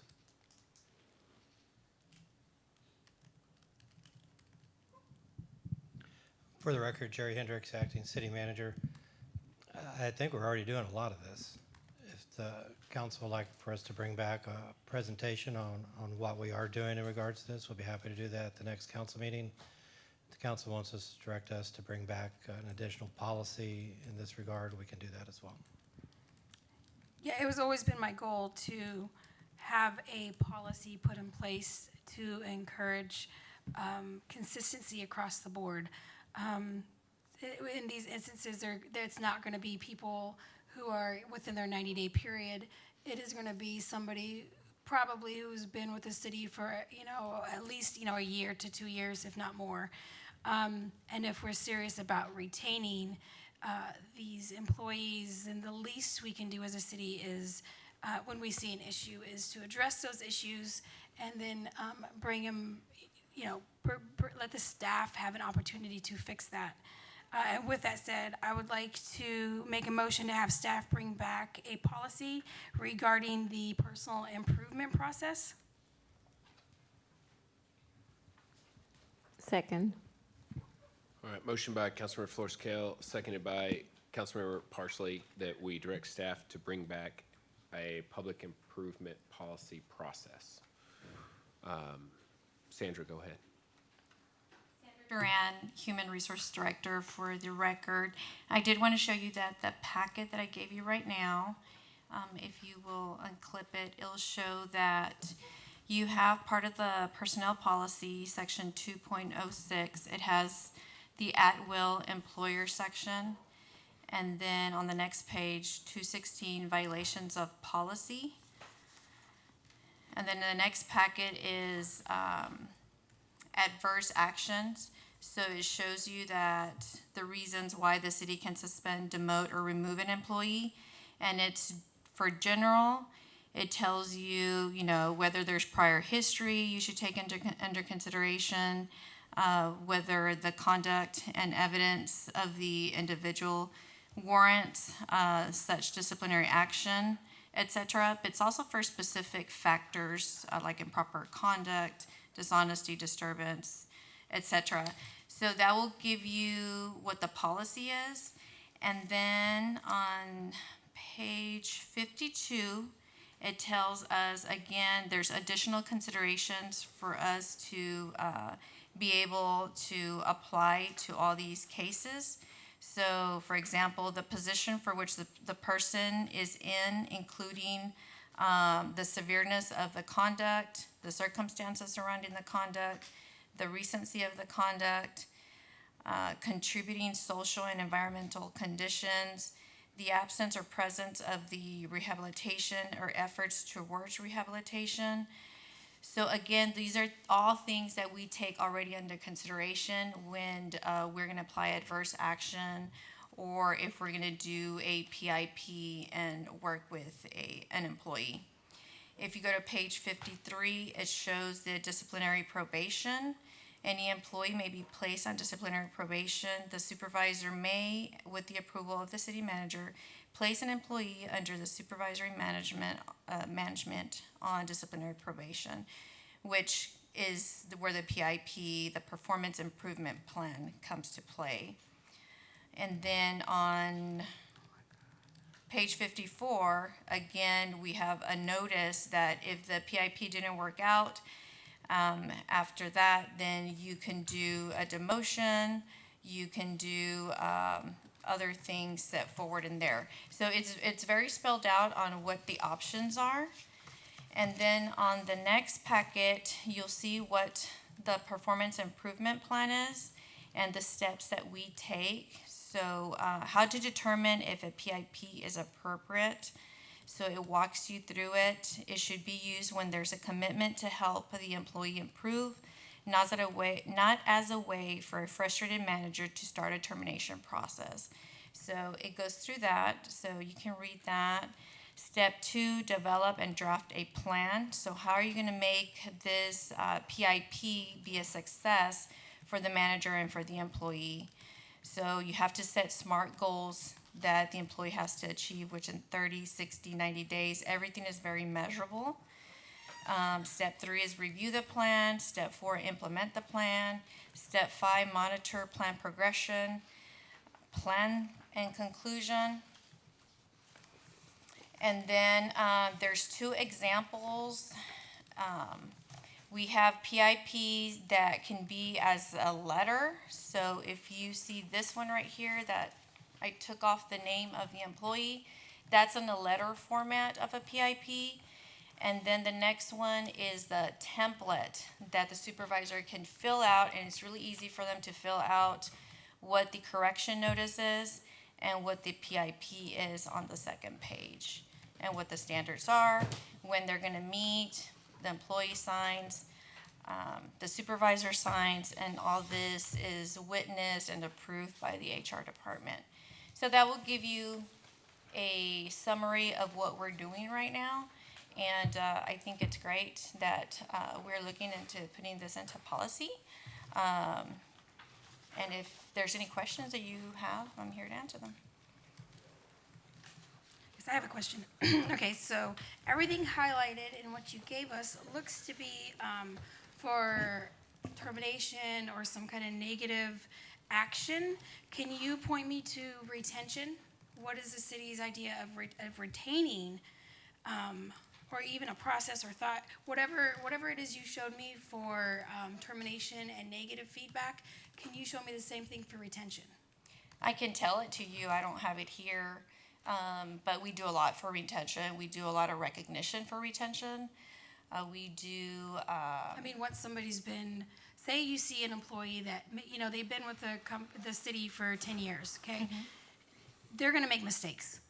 And I don't want one bad day to define if they're gonna stay here or not, right? And again, I am not suggesting that everybody go on a PIP. What I'm suggesting is this performance improvement plan that you give me, where it says 1, 2, 3, 4, 5, what I'd like to see is consistency throughout the city for all employees that you decide to put on this. So that would require a policy that everybody can understand. The employee, the staff, and council. So that is what I'm looking for. I'm not looking to put everybody on a PIP. I mean, I understand there's circumstances that are way out of our control that we shouldn't keep that employee. That's never been my goal. My goal is, once they are on something like this, it should be fair and even to everybody. Everybody should have an opportunity to come around and fix whatever issues they have, whether it be communication or job performance. And once they're put on this, I don't think we should give them, like here it says you have 90 days. I don't think we say 90 days and then come back a week later and fire them. So we can only do that through a policy. And again, that's not done by us. I would like that to be done by staff. Councilmember Tobias. Okay, what I'm also looking at, you did say that they have a yearly review, correct? Every employee? Do they have a yearly review on their anniversary date? Yes, sir. When the employee starts, they have a probationary period that's 6 months. Mm-hmm. So at that time, they get feedback. They get feedback 30 days within. Mm-hmm. They get feedback, every so often. But at the 6 months is more formal, and then that's when they become a permanent employee with the city of Kyle. And after that, in another additional 6 months, which is a year from when the employee started, it's their yearly evaluation. And that's when they do a self-review. But then that's an opportunity also for both of them to sit down and talk about their goals, what they want to do, what training they need to attend to meet those goals, cross-training, job sharing. Okay. All that is said at that time. So the city has that already in place to where every employee, because like with us, we do our yearly on our Yes. anniversary time, and we go over our reviews. And also, we are also emphasized to list 3 goals. Correct. Every year, and what can I do as your supervisor to help you accomplish those? Whether it's to help you get better in shape, or I want to learn more about what's going on with financing or with public works. I want to cross-train with them one day or something like that, allowing those opportunities. Because I guess that's maybe where I'm at is I'm looking in general of not just our city ourselves, but I'm looking at it as a whole, because there's a lot of companies out there, a lot of businesses that are losing people. And I want us to be able to make sure that we're giving the employees, and it looks like we do have a plan in place, but just emphasizing that again and encouraging the employees to give more feedback if possible and so forth, and so a way they can be able to keep the retainment on that end. Because there's 2 things: there's always pay and there's always working conditions. And a lot of times people we're human nature, we don't know how to express ourselves because of the working conditions, whether you're working outside or you're working overtime, or somebody over here gets to leave early again and I'm having to stay late. Those kind of disparities sometimes play in a workplace or in an office area. So I want to make sure also that we're being fair on this and making sure that when it comes to an employee that we provide as much of this impact and improvements for them, and also be fair on a daily basis. Yes, and I can say too that I see a lot of supervisors, managers giving new projects for them to expand and empower them to bring back, to propose new processes and things like that. So that gets them encouraged to do more and to contribute more to the team.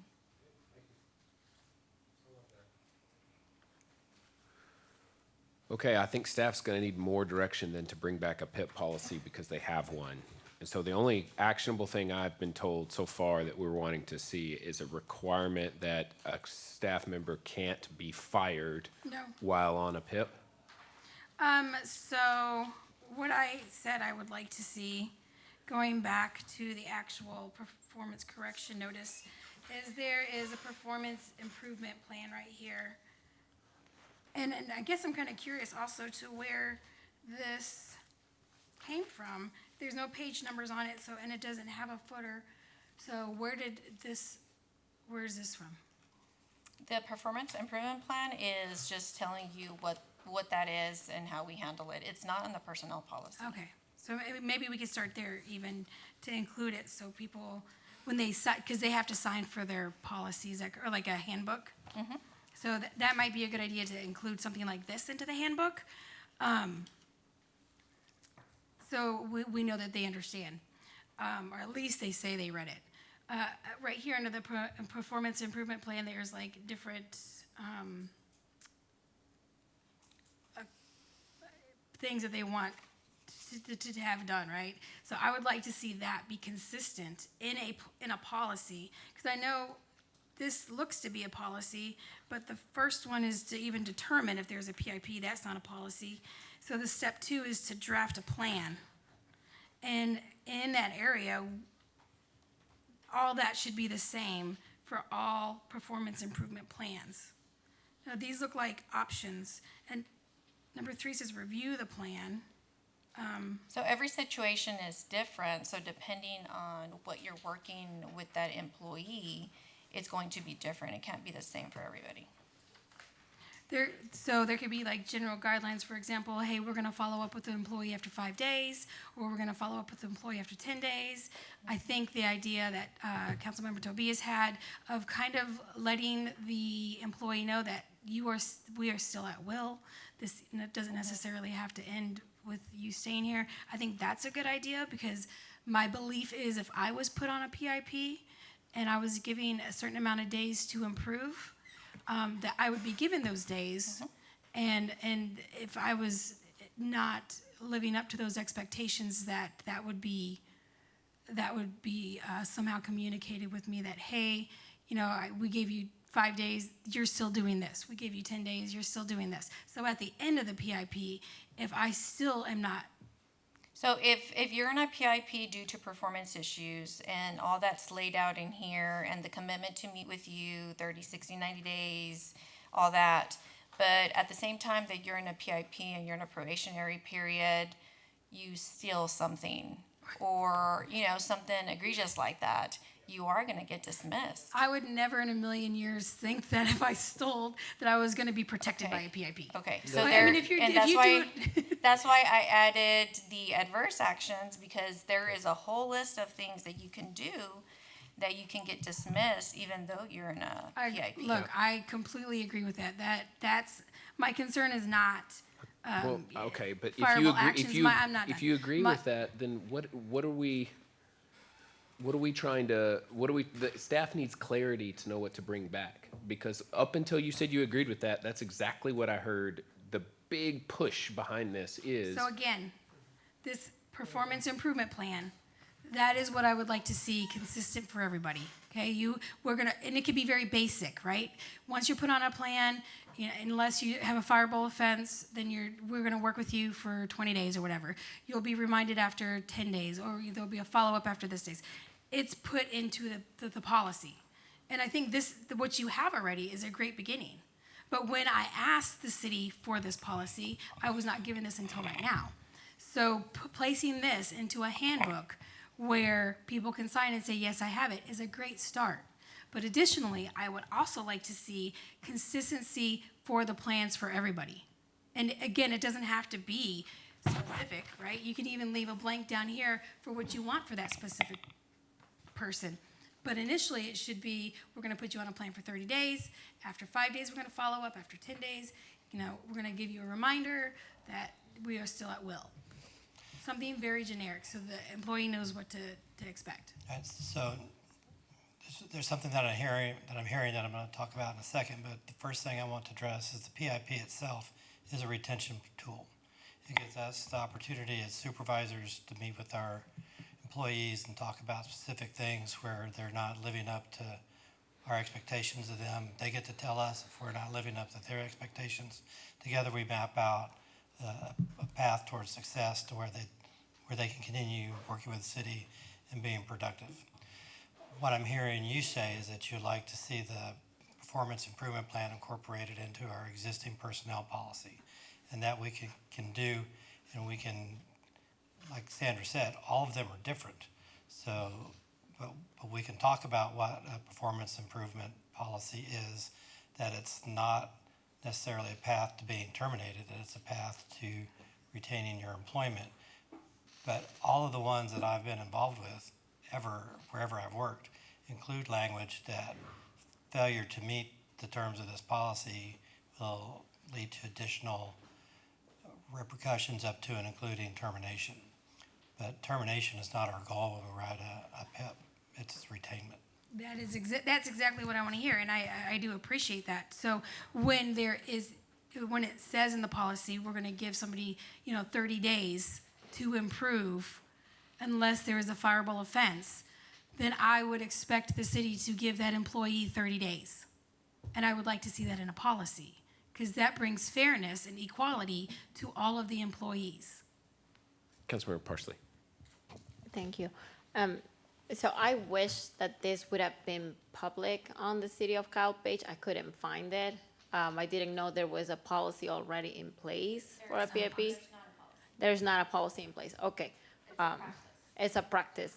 So let me see if I am understanding what you would like to do. Would you like to have a policy with kind of like these practices implemented, added to the employee handbook? Yes. Okay, and I'm assuming that we cannot specify a number of dates because every employee is gonna have different. We see, and that's where I question. Is there a number that we would like to see? Would we like to give, because who's going to give 15 days? You got 15 days to be better. And it really depends, because if somebody may take 90 days to achieve a goal and somebody may take 30 days, it depending on what they're doing. So I don't know if we can specify, maybe we can put a maximum number of dates that the policy can have, like if by this date you have not improved, then. Or but yeah, maybe a minimum, like we're going to give you at least 30 a month to get your act together and to improve yourself. If I might just add, when I had it on my original concept is when utilizing a probation period for an existing employee that can impress the seriousness of the situation, the employee shall be giving a reasonable date for improvement. But then again, you're correct. If the person goes out and crashes the car or crashes the truck, that could lead to an automatic termination, and that is something that, of course, you've got to do. I would add, I didn't mean to interrupt, but I would add that if it becomes apparent within a short period of time that this employee is not doing their part to make the improvements that we've asked of them, and is in fact purposely not doing that, you don't need 30 days to figure that out. Right. No, I'm just thinking about, like, say we have a landscaper, someone on a landscape team who's perpetually late, and you put them on a 30-day performance, and maybe they've been here for 6 months and they just keep showing up late, and then you put them on that, and then they just continue to show up late. You have to wait 30 days to You don't have to even put them on a PIP. You could just warn them and then fire them. I'm not saying a PIP is for everybody. What I'm saying is when the city feels the need to utilize a PIP, let's give that some consistency. If there's somebody that's been to work late 30 days a month, I get it. I get it. We got to have our staff here. I'm not against termination. I'm against, what I would like to see is retainment. I would like to see if there is staff that we could retrain. Maybe they've been here. I know at one point there was people who've been working in the same field, like say the same park forever. They probably just need to move to another park, and then you put them on a PIP if you feel necessary, and then you say, okay, we've made some changes, and now we're going to see if we can kind of steer you straight. And at the same time, to Mr. Rand's point, everything is a case by case, because we could have a person who's been here 15 years, and they're starting to come in late, and then we put them on this performance plan, then we realize that they have a sick child at home. And they have a sick husband who's got cancer. And they just said, I'm sorry, I'm running late all the time, but this is what's happening. Do we start punishing them then? No. Or no, do we, or are we going to be consistent? Because if the person over here, like Mayor Mitchell said, the guy's consistently been here 6 months, calling in sick, running late, we put them on this plan, but we have somebody who's been here for 15, 20 years, and all of a sudden they have a ill parent at the house that they're caring for, and they're constantly calling in sick, which could be a policy violation. Where do we go from there? Well, we would probably already know that, because by the time you get to PIP, there's already been coaching and face-to-face discussions, and we're pretty close as a work group, so we would already know that. And then we have other policies in place to to be able to help them be able to take care of that loved one or whatever that situation is. Oh, So, it's good to hear. Thank you. So long as it is a tool that staff can use at staff discretion to retain or improve an employee situation. What I'm concerned about is that it becomes a handcuff that prevents staff from achieving the goals that they have set out. So I mean, I hope that, as an HR director, you would trust me that we would be fair with the employees that we put in a PIP. For right now, we do 30, 60, 90 days. I mean, we're not going to say you have 10 days to do this, and if not, you're out of here. We don't want them to fail. We want them to be successful. Councilmember Bradshaw. Yeah, I'm glad that you said trust, because that is exactly what I was going to say. I want to thank you, both of you, all of you, and in doing your job, and know that I trust you to make those hard decisions when a PIP is necessary and when it's not necessary, and when termination is necessary. That's your job. That's exactly what you're here to do. I'm not really interested in putting anything into a policy, because I do agree it is binding. And as Mr. Tobias said, and as you have said repeatedly, is that it is by a case-by-case basis, and you simply cannot create a black and white policy for something that has so much gray area. So just my 2 cents. I'm not interested in being anybody's boss, anybody's manager. That's not what I'm here to do. That's my piece. I'm not interested in this policy. I would be open to it only if it is clear in the way that you are describing it, that you are able to maintain the discretion that you currently have. But that I will say to the sort of in the middle there is that if it's not in the handbook at all, it could be beneficial potentially for you as well to lay that out in front of employees as they're being hired. So if that's what you're going to bring forward is a proposal that shows in the handbook how you would handle a performance improvement plan should you choose to put someone on that, and what the sort of parameters might be, I think that's probably beneficial. So any other discussion? All those in favor say aye. Aye. Aye. All opposed? Motion carries 5-1. All right, next up, agenda item number 39, discussion and possible action to seek engagement from a group communication specialist for council. Councilmember Parsley. Thank you. Okay, so it is really no secret that at times council has disagreements, and I believe having disagreements isn't a bad thing as long as the communication is always kept respectful. But we have had several situations over the last couple of meetings with, we have had disagreements that have gotten out of hand, and the communication has become toxic. I think that creates an environment that doesn't allow for council to make the right decisions. So I think that in order to keep moving forward, despite the challenges we're facing as a city, we need to do something about the way that we are communicating with each other here in the dais and in executive session. Some of our residents noticed that, and I feel like that really does help us present the way that we are, in front of the city.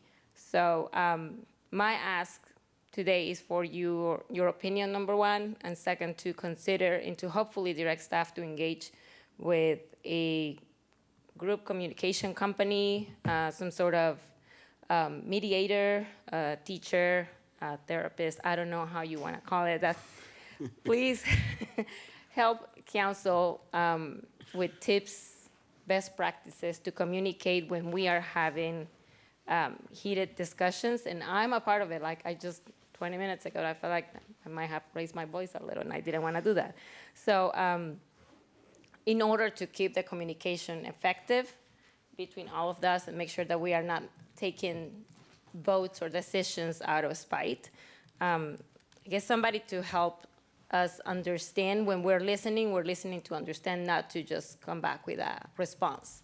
And how am I going to win this argument, whether I agree or not? So I don't know if that's something we can do. And I feel like the item that we just talked about is a perfect example of how we are not communicating the right way. Thoughts? And sometimes it takes chips and salsa, but not all the time that's going to be the case, So, You know, if I could support something like that, if we did it like on a day retreat, to where we all get together and we're able to voice our concerns, our frustrations with a coach, that would be actually probably be a win. So having some kind of a coach there, that's probably a better word. I don't want to think of a shrink or something like that. But anyway, having a coach would be great. But really, it's communication. It's all of us being able to communicate and remember that these votes aren't personal. What we're doing up here is a job. We were all elected. We're all representatives of the city. Even if you're in a district, your vote affects the entire city. It's not just your district. It's not just a small area. Every vote up here affects the entire city. And sometimes I think we forget that as a council, but it's also respecting each other. It's allowing each other to finish when they're speaking. There's things that we can do, but it's having that communication is key. I mean, no matter what happens up here, don't take it personal. I mean, it's not personal, it's work. We're doing a job, and it's moving forward. But I would definitely be in favor of bringing a coach in to help us get through some of the issues that we're going through in a day sabbatical or something, whatever you want to call it. Definitely would be a win for us, I think, as a council. Communication is always key. Councilmember Flores-Cale. Thank you. I'm never opposed to learning a new way to communicate. I think we try to do that every day. But with that said, I also think that if this is something that we want to do, this is going to be on a personal level, and so maybe we pay for it ourselves. I wouldn't mind putting in on some type of communication specialist. Just so, I mean, again, I'd hate to put that off on the residents. I'm more than willing to split my half of that or whatever that looks like, but I think in order to have a relationship, working relationship, and even have people feel like we're not voting out of spite or out of anger, out of frustration, that we be able to communicate that in some way, and whatever little trust that we can build, that we do that. Additional thoughts? Well, it's September. There's an election. So one thing I have noticed is that the communication dynamic changes every single year. So that's a bit of a challenge, but the February visioning workshop might be a good time to incorporate that. So maybe it's not just a facilitator who's helping us with strategic goals, but that we carve out some portion of the time while we're there to work on communication and trying to set, I think the school board, and I've never really gotten behind it because I have my own criticisms of it, but they do their own member goals. What is it called?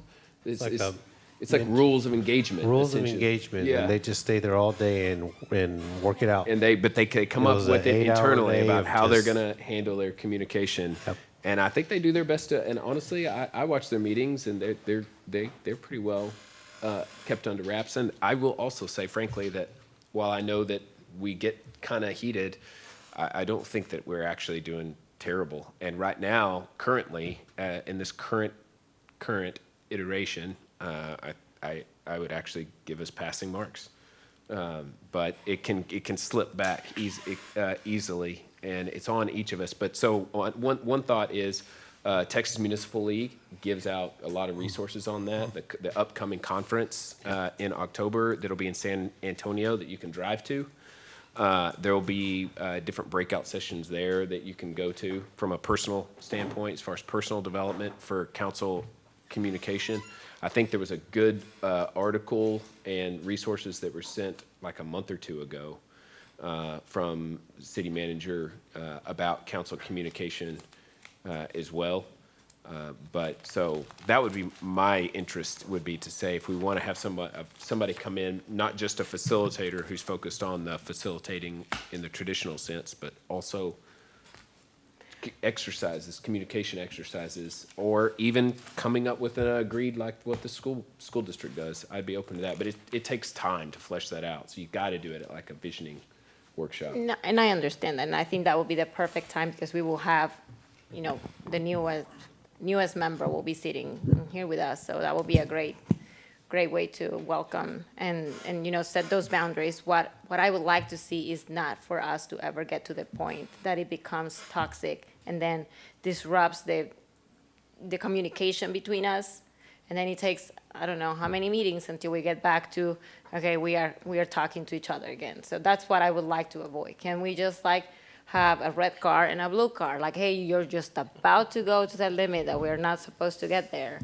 But I think that maybe taking a day off the visioning workshop just to work through all of that will be phenomenal, just like activities. And then the next day we can do something else.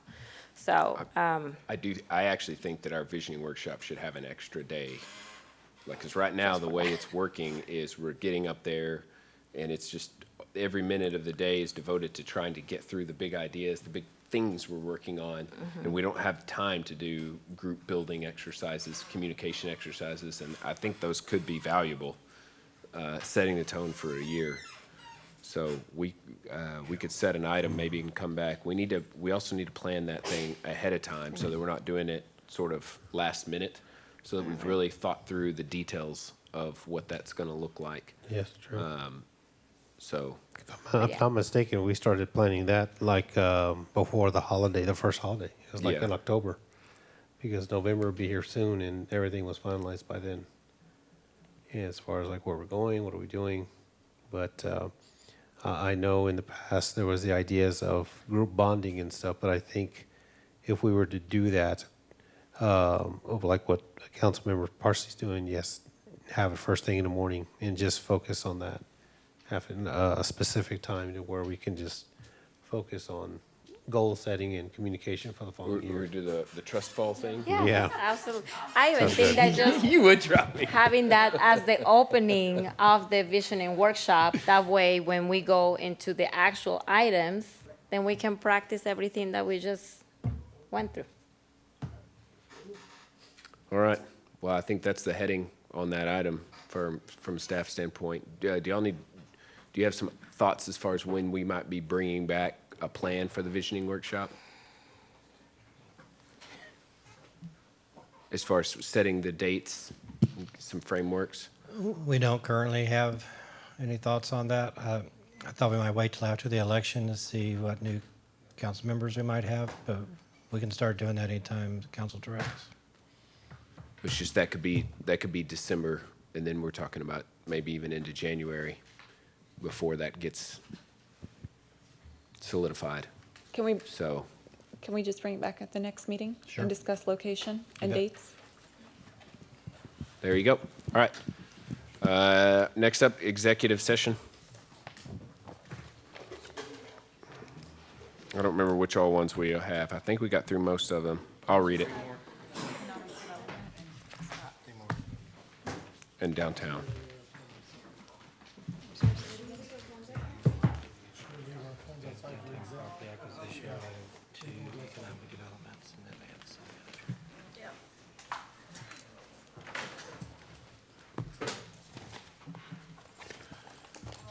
All right, pursuant to Chapter 551 Texas Government Code, the City Council reserves the right to convene into executive session from time to time as deemed necessary during this meeting. The City Council may convene into executive session pursuant to any lawful exception contained in Chapter 551 of the Texas Government Code, including any or all of the following topics.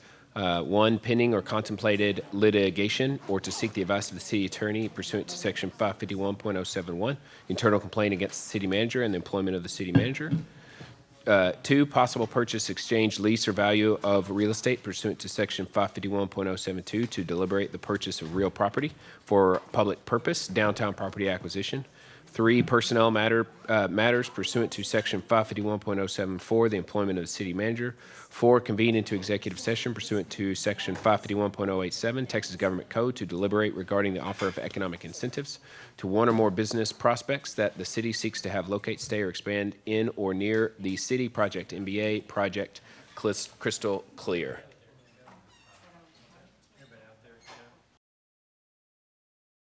Call this meeting back to order. It's 1:51 a.m. There was no action taken during executive session. There will be action taken now. I'd like to make a motion to authorize the mayor or city manager to send a letter to the parties to the CECC ILA giving notice of Kyle's transition of dispatch services to the Public Safety Center and request to negotiate an amendment to the ILA. Second. Motion by the mayor, seconded by Councilmember Flores-Cale. Is there discussion on the vote? All those in favor say aye. Aye. All opposed? Motion carries 6-0. I'd like to make a motion to approve a settlement agreement in cause number 12-1282, Jesse Espinoza versus the City of Kyle, Texas, in the 22nd Judicial District Court of Hays County, Texas, and case number 407-18-3098, Jesse Jesus Espinoza versus Kyle Police Department in the State Office of Administrative Hearings. Second. Motion by the mayor, seconded by Councilmember Tobias. Is there discussion on the motion? All those in favor say aye. Aye. All opposed? Motion carries 6-0. I'd like to motion to approve a separation, release, and waiver agreement with Scott Sellers. Second. Motion by the mayor, seconded by Councilmember Flores-Cale. Is there discussion on the motion? All those in favor say aye. Aye. All opposed? Motion carries 6-0. I would also like to make a fourth motion. I'd like to make a motion to appoint Jerry Hendrix as the interim city manager. Second. Motion by the mayor, seconded by by Mayor Pro Tem Rizo. Is there discussion on that motion? All those in favor say aye. Aye. All opposed? Motion carries 6-0. All right. So y'all are gonna have to sign. Okay. She's printing.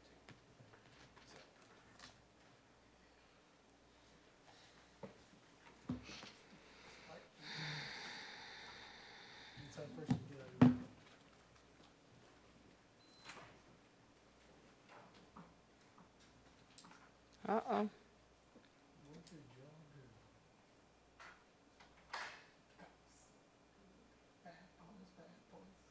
What you gonna do?